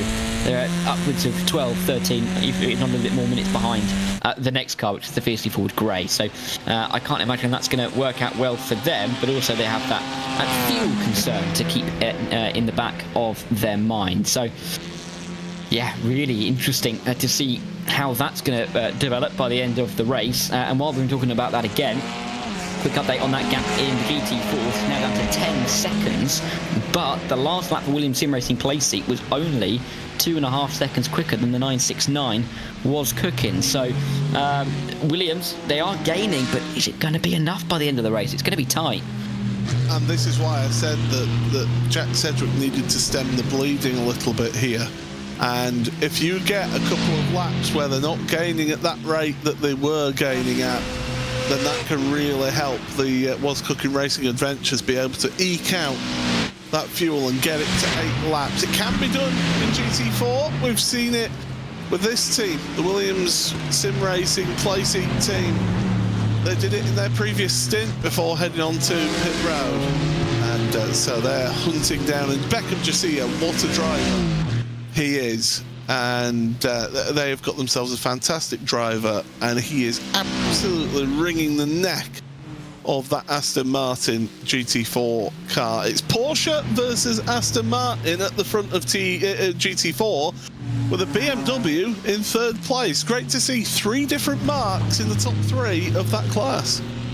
Yeah, going relatively well at the moment, and yeah, it's great for them towards the end of the race to be right up towards the front of the field. With 60 minutes to go, you don't want to be leaving yourself too much to do, in the same way that the number 6 Williams Racing basic car is at the moment. But yeah, great to see drivers that are going to be very happy by the end of this race on the podium. 5 class winners, of course, as well, with all the drivers that have taken part for them, and Williams are looking to have 2 of their groups on, or even the 5 winners, that is. But they have to first negotiate their way through some traffic. The gap now 9 seconds. It's closing. I really feel like it's going to come down to Tiergarten on the final lap for the win in the GT4s. And if after 24 hours of racing we're having a battle into the final corner, I don't think anyone can really complain, can they? Is it going to be tears at Tiergarten? That's the question that we're asking here. We'll have to wait and find out. Let's quickly give you a quick run through how things stand at the moment overall. It is the Williams Sim Racing Chill Blast team who lead this race. They've got a nice 1 minute and 8 second lead over their compatriots at Williams Gaming Club. So it's a 1-2 for Williams. Then a bit of a gap, 40 seconds or so, back to the Veloce Thrustmaster team, who are in 3rd. And then we have that battle that's still ongoing. Shearer Esport in 4th, and BMW M Team BS Competition in 5th place overall, and in your GT3 standings. In your Cup class, it is the Coanda Esports 08 that is leading that one. as we see it on screen right now. Battered and bruised as it just goes past the What's Cooking Racing Adventures car. That one has an almost 5-minute lead right now over Drago Racing, as Drago Racing's GT3, by the way, comes into pit road. Adidas Racing by WSR, they are in 3rd place in the Porsche Cup class, ahead of Grid & Go Esports 002 car, and then the Coanda and Sabel number 018 car, which did lead early on in your Cup class here today. GT4, we're intrigued by this battle that is still going on in the lead of this one. What's Cooking Racing Adventures, Jack Sedgwick trying to eke out an 8-lap stint for him to finish off this race. Beckham Jasiah, it's going to be a 7-lap stint, but that means he can push all the way to the end here, about 10 seconds separating the two of them now, with TC Esports in 3rd place at 5.5 minutes back from these two in the lead, but they're still comfortable in 3rd place. Grid & Go Esports 009 in 4th. They did lead a little bit earlier on in the race, but issues for them throughout this race has meant that they're down to 4th place. 5th place for Fiercely Forward Pink in your GT4s. In your TCRs, it's the GeForce Racing and WSR Esports Domination going on right now. The gap has actually come down a little bit. It's 18.5 minutes now. It was nearly 20 minutes a bit earlier on. So yeah, Konstantin Stoltenberg just taking it easy on this one. They are at 18.5 minutes ahead of Spin and Tour Motorsport with Fiercely Forward Grey in 3rd place. Sure Esport TCR and that SRT, the Sartex MC Audi RS3 TCR team, 4th and 5th in class. And then in your M2s, Grid & Go Esports are leading that one. The 003 leading by 4.5 minutes. And then there's about 23 seconds between the Nürburgring Esports Vipperman and the BS competition cars, respectively, in 2nd and 3rd place. Manisi Racing Purple are in 4th, ahead of the Simify Esports car in 5th place. That's how things stand right now, and the Coanda Sabelt car has a mechanical warning flag with under 12 minutes remaining here. Something has happened to the 018 again, and it's Oscar Pye. Let's have a look. That's a bad one. Yeah, that's a misjudgment and a half, isn't it? Drifting it up into the wall, and Oscar Pye. Yeah, he's going to have to take some repairs for that. We'll drop him behind the 001 Grid & Go, maybe drop him behind his teammate in the 081 car, but it will gift Grid & Go and Gunuso Tasdalen in that car right now, a top 5 finish in this race. When he probably wasn't expecting it at this late stage. Gutting to make that kind of mistake so late on in the race, but it, clearly a sign possibly that fatigue setting in. Of course, some of these drivers have been up for quite some time, and sleep schedules have been interrupted and messed around with to facilitate this race.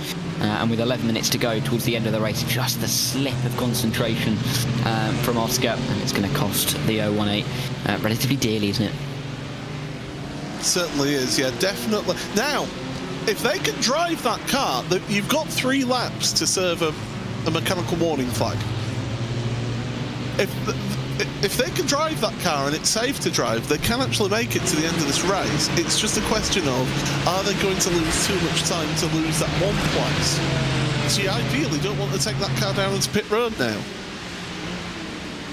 Yeah, you're absolutely right. It's just going to be a question of whether they're able to do that, really. It's going to be difficult. They've got another 2 laps to go. Only 13 seconds ahead of the Grid & Go car. I wouldn't necessarily feel 100% confident that can stay. Oh yeah, you can see that's horrible to look at. I'm not convinced that's going to stay in front. Let's have a look at the steering angle. It's not a horrendous steering angle, but at the same time you can see how much he's having to saw at the wheel just to keep it going in a straight line. That's going to be a horrible, 15 minutes or so for Oscar. Yeah, this is going to be challenging him with all of his skills to keep that car on the track here in the closing stages. And the thing is, he's got another lap to do after this one. it's not any easier. He's got to do it for 2 laps. Yeah, better driver than me if he can do that. Yeah, well, yeah, and me, obviously, goes without saying. But he's going to have to be so careful. That gap coming down already, 12.0 seconds, 11.9, 11.8. I'm watching it. 11.6, 11.5. It's coming down significantly and quickly. I cannot see him staying ahead of Gunnar Townsend. He will very likely stay ahead of his teammate, 081, but wouldn't really matter for the team at that stage, and disappointing for Oscar if he was to lose that. Whilst that's going on, another quick mention, because we've got another lap update on the for the GT4 lead. That gap now 7 seconds. The last lap time gain for Williams Sim Racing play seat was 4.1 seconds, and I believe there's 2 laps for these guys, or a lap and a half for them left to run. It's gonna come down to the wire. It may just about be safer was cooking, but they're still gonna be close on that fuel number as it is, you know. So this is gonna be difficult, and they've only just really started another lap time here. So yeah, with Vasilos Belitsiotis not far away from, well, he's about 2/3 of the way around the lap to start the final lap. This is going to be tricky for them to hold on here. It's really getting close. Well, whilst we've got the chance, whilst we've got a moment or two, I just want to pass on some messages here and just say thank you so much to the entirety of the broadcast team who has been working on today's show. It's been an absolutely tremendous broadcast to work on, and I'm sure everybody will appreciate the work that's been put in here. Arjuna Kakapati, Lewis McLeod, Joe Peake, Justin Prince, Ewan O'Leary, Darren Thacker, who's here with me now, Jeremy Scott, Cam Roger, David Haynes, who put in a tremendous stint overnight for us, Jake Sperry, Tom Knight, myself, Paul Smith, have all been commentating on this broadcast today. It's been a tremendous show to work on, and I do want to mention as well our producer here today, Hugo Luis. People don't realise the amount of work that goes on behind the scenes in preparation for one of these events. It's not just a case of turning up, having a couple of instances of iRacing on and put some graphics on the screen. There's a lot of work that goes into preparation beforehand, and the fact that Hugo has done that and has been here producing this broadcast for the entirety of the show is an absolutely tremendous effort. We've all had the chance to go sleep, not our producer Hugo Luis. So I want to say a big thank you so much for the hard work to everybody on this broadcast, but in particular as well, our producer Hugo Luis behind the scenes. That's while we had the chance to do so, because this is going to be potentially an exciting time for us at the end of this race. We've still got that relatively close battle in GT3 for 4th place, so there's about 2.5 seconds for those two, and Shearer Esport getting caught up in a bit of a while here. A little bit of traffic just catching them out here in this one, so yeah, definitely one that could potentially still happen and be close, but it's that battle for GT4 lead that's the intriguing one for me, and that gap is still just coming down and eking down here, Dara. Yeah, I mean, it is getting dangerously close, really, isn't it? With such little time left in this race. And a quick word on Hugo, of course, behind the cameras. I guarantee one of the first things he'll say to us when the stream ends is, "I'm going to bed," and rightly so. Yes. He's been up the whole day. But this isn't his first rodeo. He's well versed in this now. But yeah, the gap to getting to the stage where we don't really know where to look. I think we're going to have to look shortly at the battle between the 018 and the 001 in that cup class, because the Coanda car, oh god, you can see it again. It's just horrible to look at. Still crabbing. Ganuso Townsend only now you can see on the bottom right hand side of your screen, 3.5 seconds away from overtaking, and that gap on this lap was 13 seconds. So they really have been eating chunks of time out of Oscar Pye and that 018, and it only really feels like a matter of time before they are before they are overtaken, and Oscar Pye is overtaken for P5 in that class. They've got another lap and a bit to go, but Belleziotis has just started his final lap and he's just about to come off the GP loop. Yeah, the race leader onto the final lap of this race, and they will be hoping to just get through, get to the end of this one. They've not got too much traffic in front of them either, so actually they've got quite a clear run now towards the end of this race. But you can guarantee that 001 Grid and Go esports team will have been on the blower to their drive. Oh, that's awful snap as it goes through Flansgarten. The Grid and Go team will be there saying, look, you will get past. Don't do anything silly here. You will overtake him because he is crabbing badly. And yeah, we're on board with that 001 of Grid and Go esports, and that car in front. I will say Oscar Pye doing a tremendous job to keep the car on track, but also to keep the pace up as well. Oh yeah, incredible job, really, with the amount of crabbing that's going on. It's taking all of his effort. Gunnar Townsend surely now just waiting for the Dothringer Hoa, which is just a couple of corners away, before he can try and make a move, nearly pushing that Coanda car through Dothringer Hoa as they make their way out towards Tiergarten now. This will be the chance. Oh, you can just see down the straight. Got to be careful when making the move here, because that car could move in a straight line in an unexpected fashion. Here comes Townsend, who's going to get as far away as he possibly can, and you can see that it's horrible to look at for Oscar Pye. He is just soaring away at the steering wheel in a manner that you really shouldn't be doing, and he's only doing because he's got another lap to go. In any other situation, any other hour, he'd have pitted that car. Oh yeah, absolutely. Well, no doubt he would have pitted that car. He's got 2 minutes back to the next car, so if he could keep this car on the track, and that's easier said than done. You can see how early he's braking and how little he's braking into these corners. The display of car control here is absolutely tremendous. Your race lead in GT4, 6 seconds between them. What's Cooking Racing Adventures? They're holding on for the time being. It was an 8:44.3 for Williams Sim Racing Placey, 8:46.8 for Jack Sedgwick and that Was Cooking Racing Adventures team, but they've still got to save fuel. You're thinking, oh, they're on to the last lap, they can go now. No, they've still got to carry on saving fuel here, don't they, Dara? They're the only car in this class that are trying to do 8 laps on the final stint, and they're the leading car, which just goes to show how much jeopardy they're really in at the moment. They have got that 6-second advantage, 5.8-second advantage now. Last lap it was closed by 2.5, so mathematically at that pace they should be okay, but there's nothing to say that they don't have to back off more. There's nothing to say that they won't necessarily run out of fuel up towards the Tiergarten in the final couple of corners. Splash and dash on going for Ollie Steinbrot, and I was thinking about this earlier, about whether they could get to the end, but they are just 1 lap short. Same had to be done by SDR Sim Racing, mind you, in that GT3 class. But onto the last lap now, half of a lap for the overall race leader. Belleziotis, good timing there. We can see on the screen. But this is still up in the air. I think BS Competition won't be able to get through on Share Esports for P4 now, being 5 seconds back and not really feeling like they're gaining. But that battle at the top of the GT4s really is going to have to be where I think we're going to see, if any move is made on the last lap, that's where it's going to be.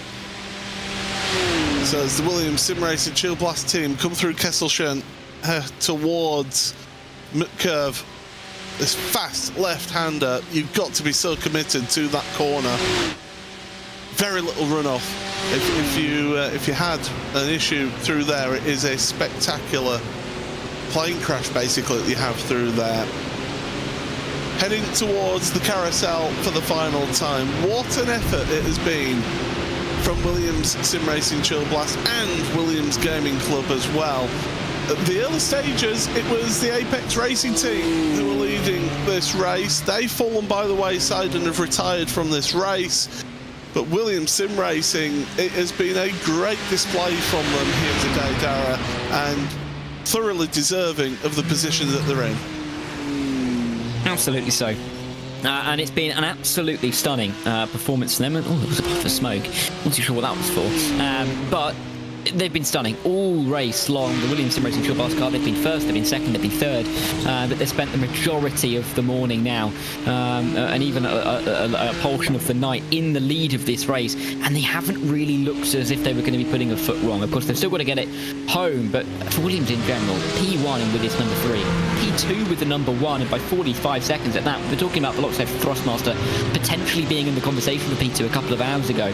They've fallen by the wayside, realistically speaking, and Williams really have shown their class for both the 3 and for the 1. This is going to be a really special moment for them. Certainly is, but it's not done by any means. No. We've seen crazier things happen on the last lap in one of these iRacing special events, that is for sure. Heading to the Beloff S for the final time here. It's certainly a sterling effort. They've got some traffic ahead of them that shouldn't be too much of an issue. TCR in front of them, along with a BMW M2 class car as well. They don't need to force their way through, but they're going to go past anyway into the Kleiner Carousel. And then it's Galgenkopf for the last time through the sweeping right-hander. You've got to get the corner right to get your speed carried onto the Dottinger Höhe.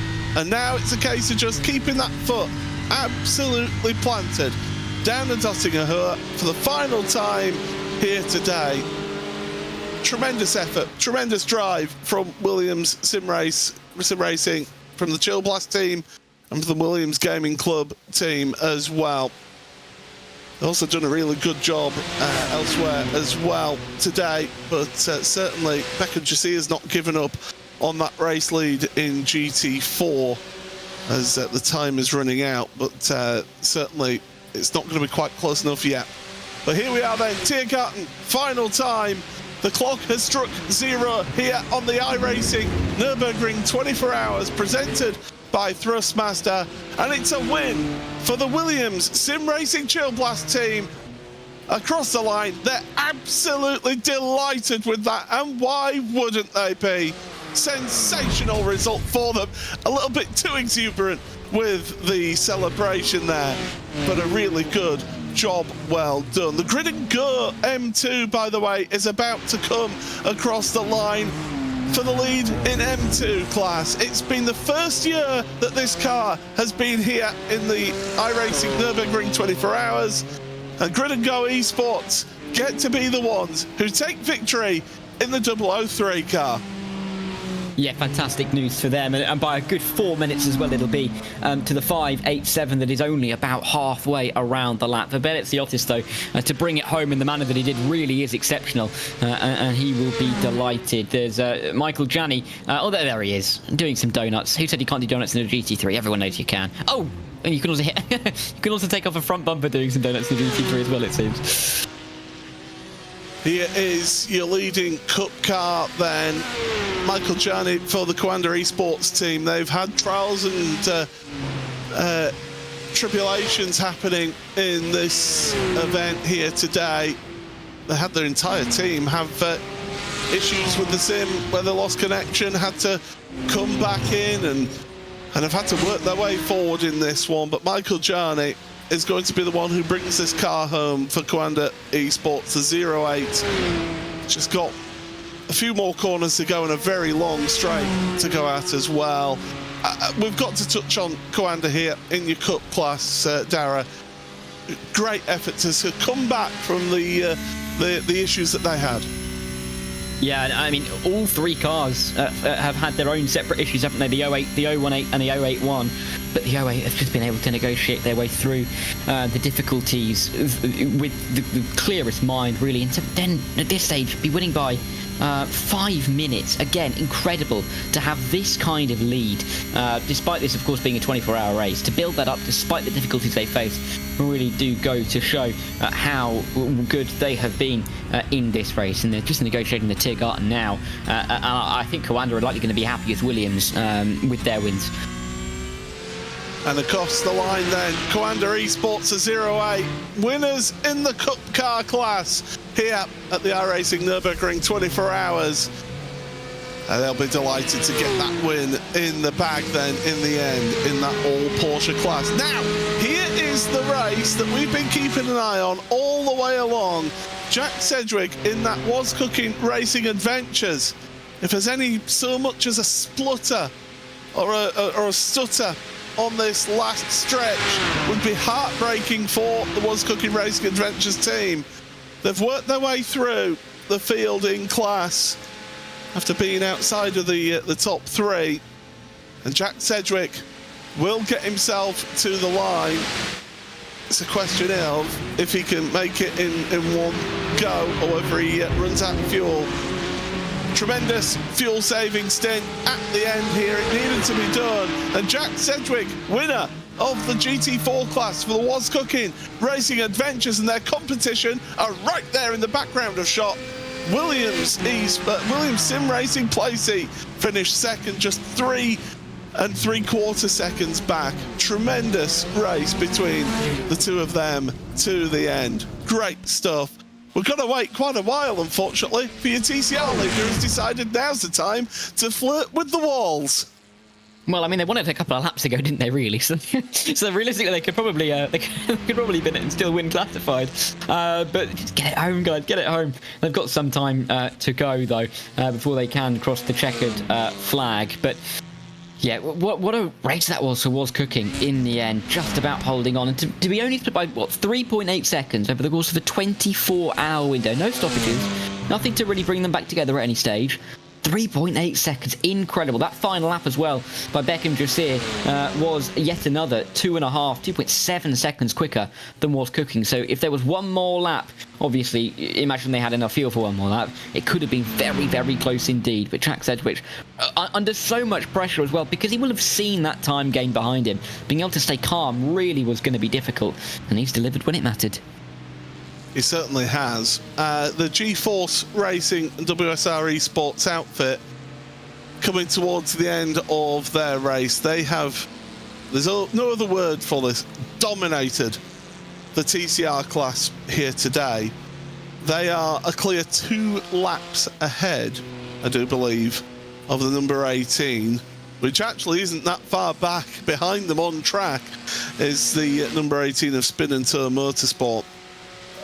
Just an absolute, it's just been a superstar team of TCR drivers. The 4 drivers that they've had know these cars like the back of their hands, and they have shown why they have dominated this race here today. So G-Force Racing and WSR Esports heading towards Tiergarten for the final time here today, and this is a great result for them in TCR. The last of our leaders, class leaders, to reach the line, but by no means least. And across the line they come in the iRacing Nürburgring 24 Hours, presented by Thrustmaster. G-Force Racing and WSR Esports are a class winner in TCR.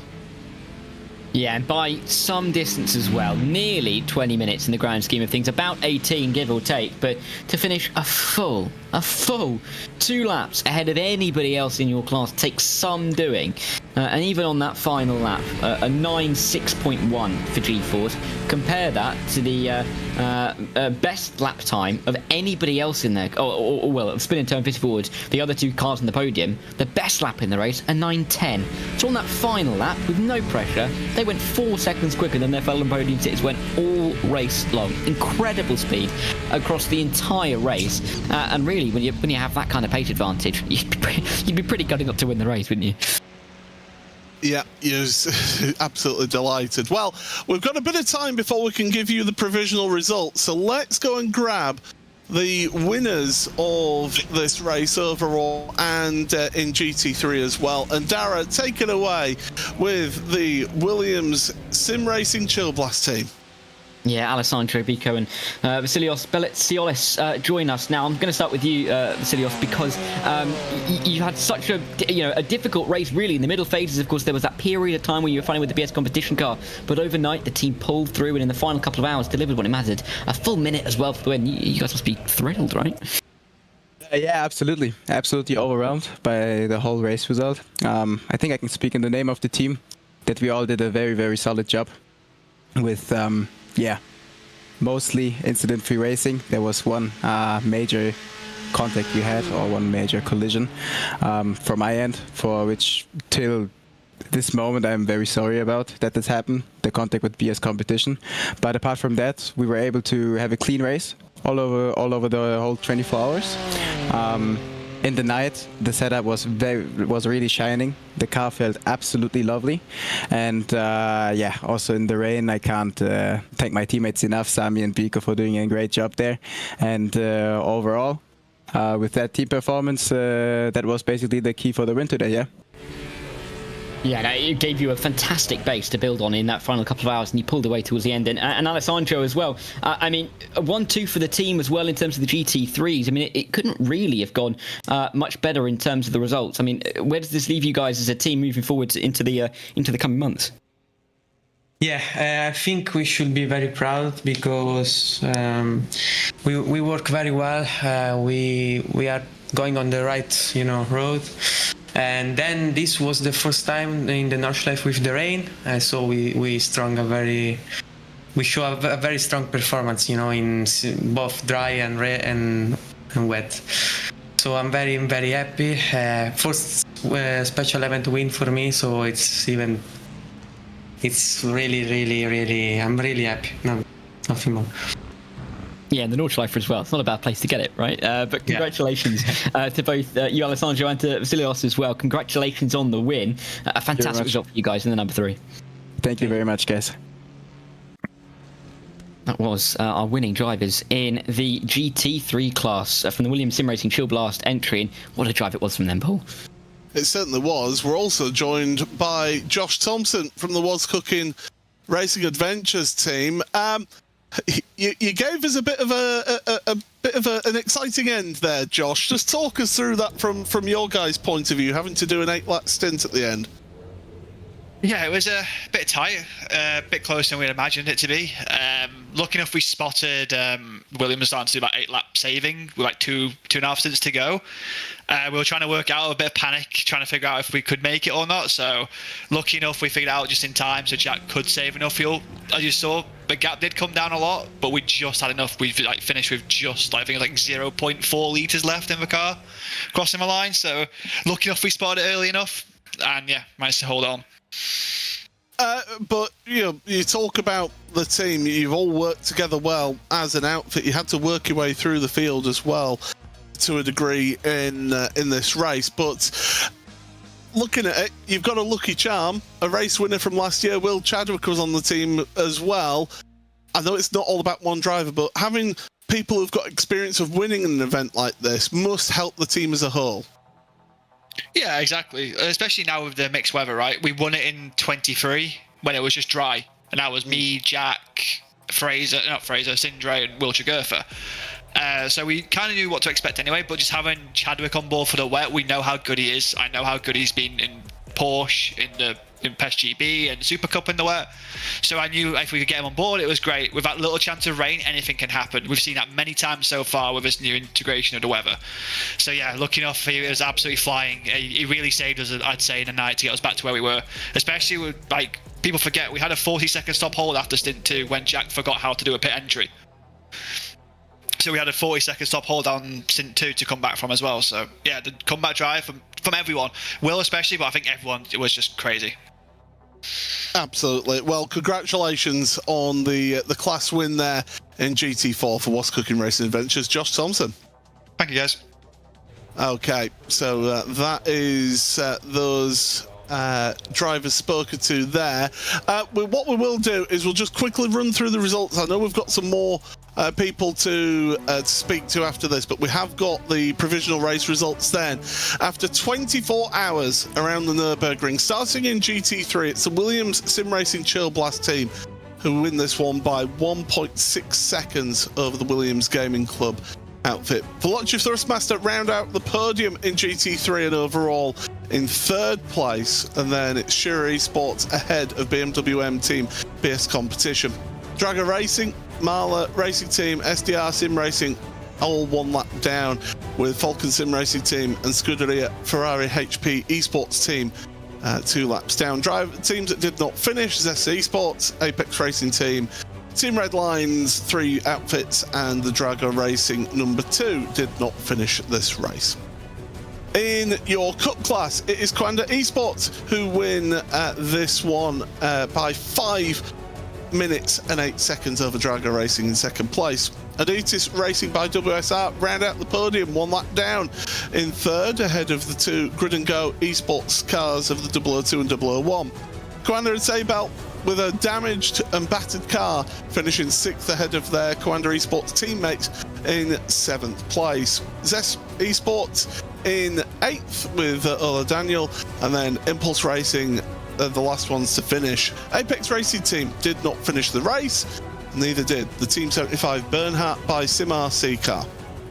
In GT4, it's Wasp Cooking Racing Adventures, the closest finish for a race win here, 3.8 seconds separating them and the Williams Sim Racing Playseat team. TC Esports, great to see them on the podium here today in 3rd place in class, ahead of Grid and Go Esports and Fiercely Forward Ping.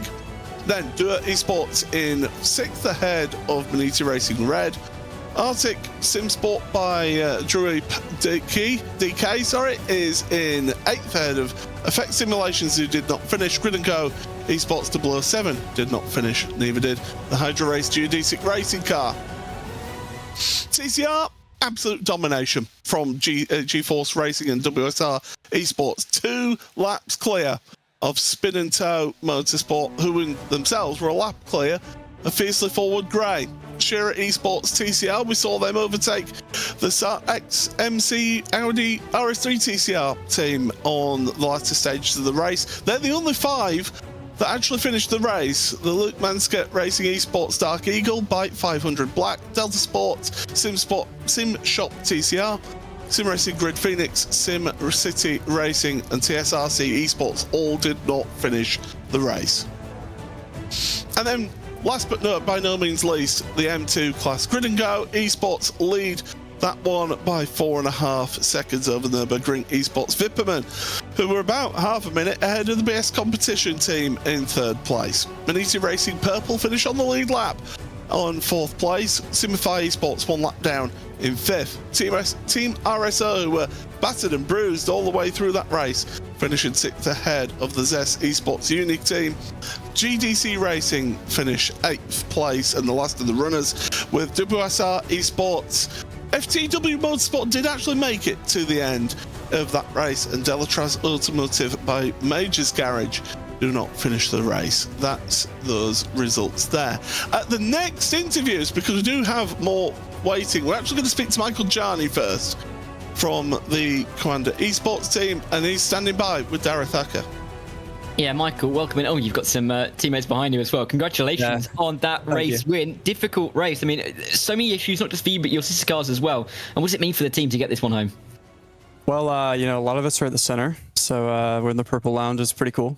I mean, yeah, ups and downs the whole race. A lot of concentration. I think the rain shook everything up, and then from there on out, it was a bit more just kind of by yourself. And even with mistakes and some lapse of judgment, maybe like with M2s a couple of times for my part, we were able to kind of spin back on the track and keep going, I guess, somehow. I don't know how the car didn't get meatballed, but getting lucky once is kind of rare, but getting lucky twice, I think the win is meant to be honest. But again, fantastic view. I mean, towards the end as well, it felt like there were a couple of little moments that were nervous. There was that big hit into the wall with the rear right that we thought was going to cause more damage. How surprised were you guys that wasn't too much of an effect on you? Yeah, really surprised. I don't really know why I went for that move. It's like a 0 success move. I think maybe just fatigue and I don't know, just being impatient really is really what led to that one. But yeah, like somehow every time we've hit the wall today, it's just been rear end damage, but not enough to give us a meatball. And I mean, the car balance was a little off, but we did some adjustments to make it drivable towards the end, and we were just kind of, we already had the gap, so it was more just damage control and trying to get to the end. And get to the end, you did and won the race. Congratulations to you and the rest of the team. Fantastic result, and good luck to defend it next year. Yeah, absolutely. Thanks, guys. That was Michael Janney in the Purple Lounge. He was joined by a couple of his friends in the background. I think there's some Crocs going on. We will then turn our attentions to one of the, I think, least hardly fought battles in the race, the TCR class, and it was won by a couple of laps. And we have got Mike and Ross McFarlane in to talk with us. Ross McFarlane, I'll come to you first. I mean, the pace you guys showed over the course of that race, absolutely incredible. Talk us through how much you were, talk us through how you were feeling over the course of the race, because it just felt like you were increasing that lead minute after minute. Yeah, the pace was really strong. I think we knew going into the race that it was going to be a fairly two-horse race. Scherer also had very, very strong pace in what we saw in practice. But unfortunately, yeah, they came unstuck and found the barrier pretty early on, and from there we just sort of grew the lead. Other teams had incidents, which is almost unavoidable in these 24-hour races, and yeah, the lead just went out. And as soon as the rain came, obviously we said at the time that we had in the lead was only going to be insurance. It could all be flipped upside down just with one mistake, but luckily for us it didn't come, and we just we finished with a good margin at the end. Yeah, a decent enough margin, just about enough. I mean, Konstantin's last lap was quicker than any other lap set by a TCR, a different team, over the course of the race. So incredible consistency from Konstantin, yourself, Ross, and of course Michael Polishek, who's also with us. Michael, again, another fantastic result for you. For the team as well, this must be a really good boost. Oh, definitely. I mean, it's been incredible working with WSR. And I've been super happy to work with them. We've built an incredible race car. It drove very well for the entire 24 hours. And this was pretty much a race of survival. We knew that we definitely had the pace. And once, unfortunately, WSR had that incident with that GT3 car, it was just a matter of survive at all costs. So I was taking it easy on my stints.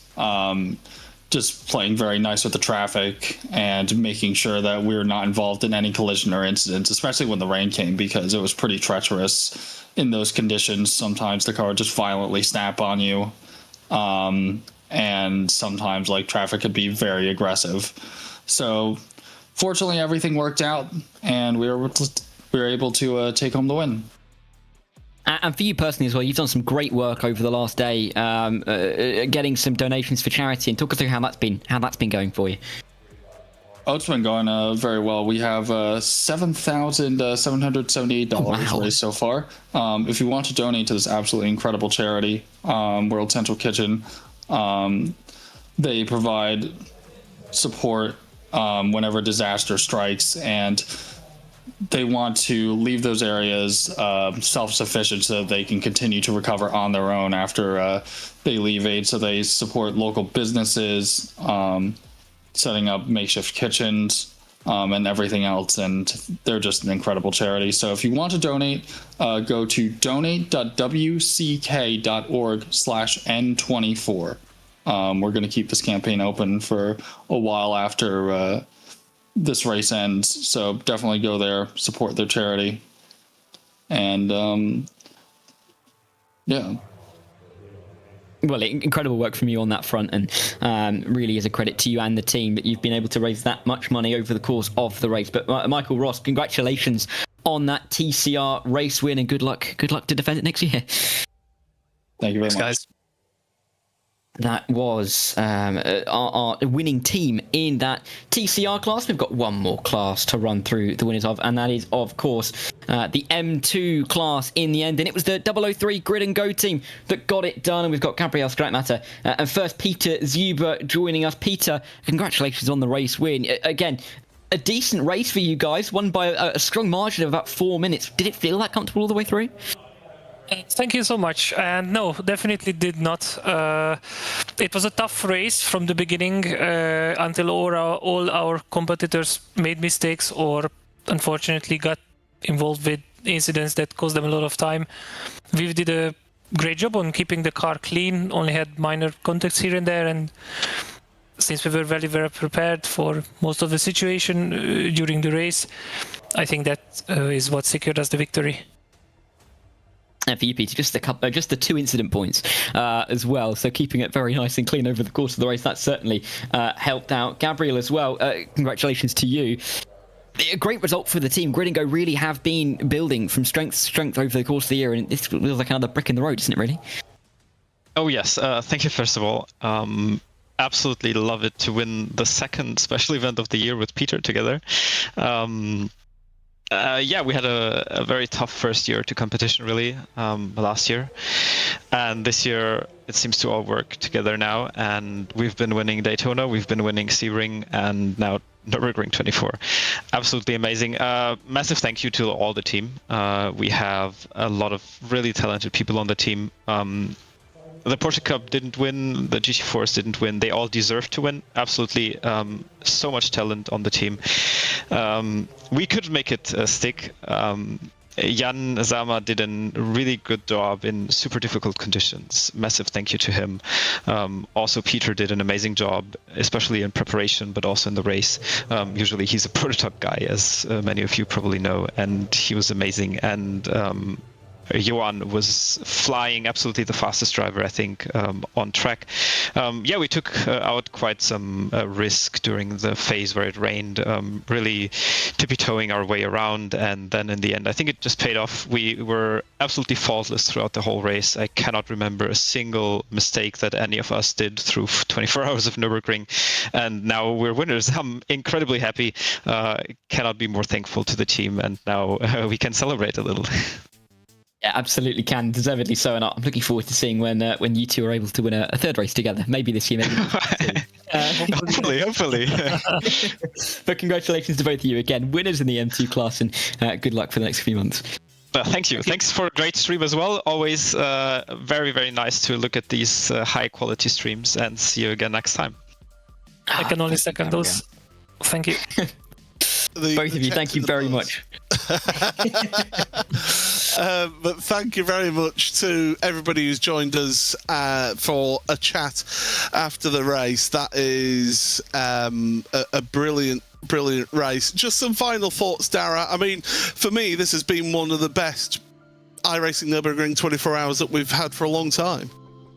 Yeah, I mean, we didn't know where to look, did we? We were into the final 5 minutes. We were past the end of the 24-hour, and we still didn't know who was going to win the GT4 class. It's fantastic when you get this kind of competition in some of these really top-end special events, and you could really hear from the drivers what it meant to be able to win in their respective classes. It doesn't need to be the fastest class. You've got your own challenges in each of the classes, and we had such great racing across the board. And roll on next year, because this race really, particularly, is coming on from strength to strength, and I cannot wait for 2026 edition. Yeah, certainly it will be a thrill ride. Congratulations to Williams Sim Racing Chill Blast for the overall win, to Commander Esports for the Cup win, the Was Cooking Racing Adventures for the GT4 win, GeForce Racing and WSR Esports for the TCR win, and Grid and Go Sim Esports for the win in your M2 class. From everybody here behind the scenes on commentary as well, it's been a pleasure to have you all at home watching this broadcast. This has been a RaceSpot TV broadcast of the iRacing Nürburgring 24 hours presented by Thrustmaster. Until next time, it's goodbye.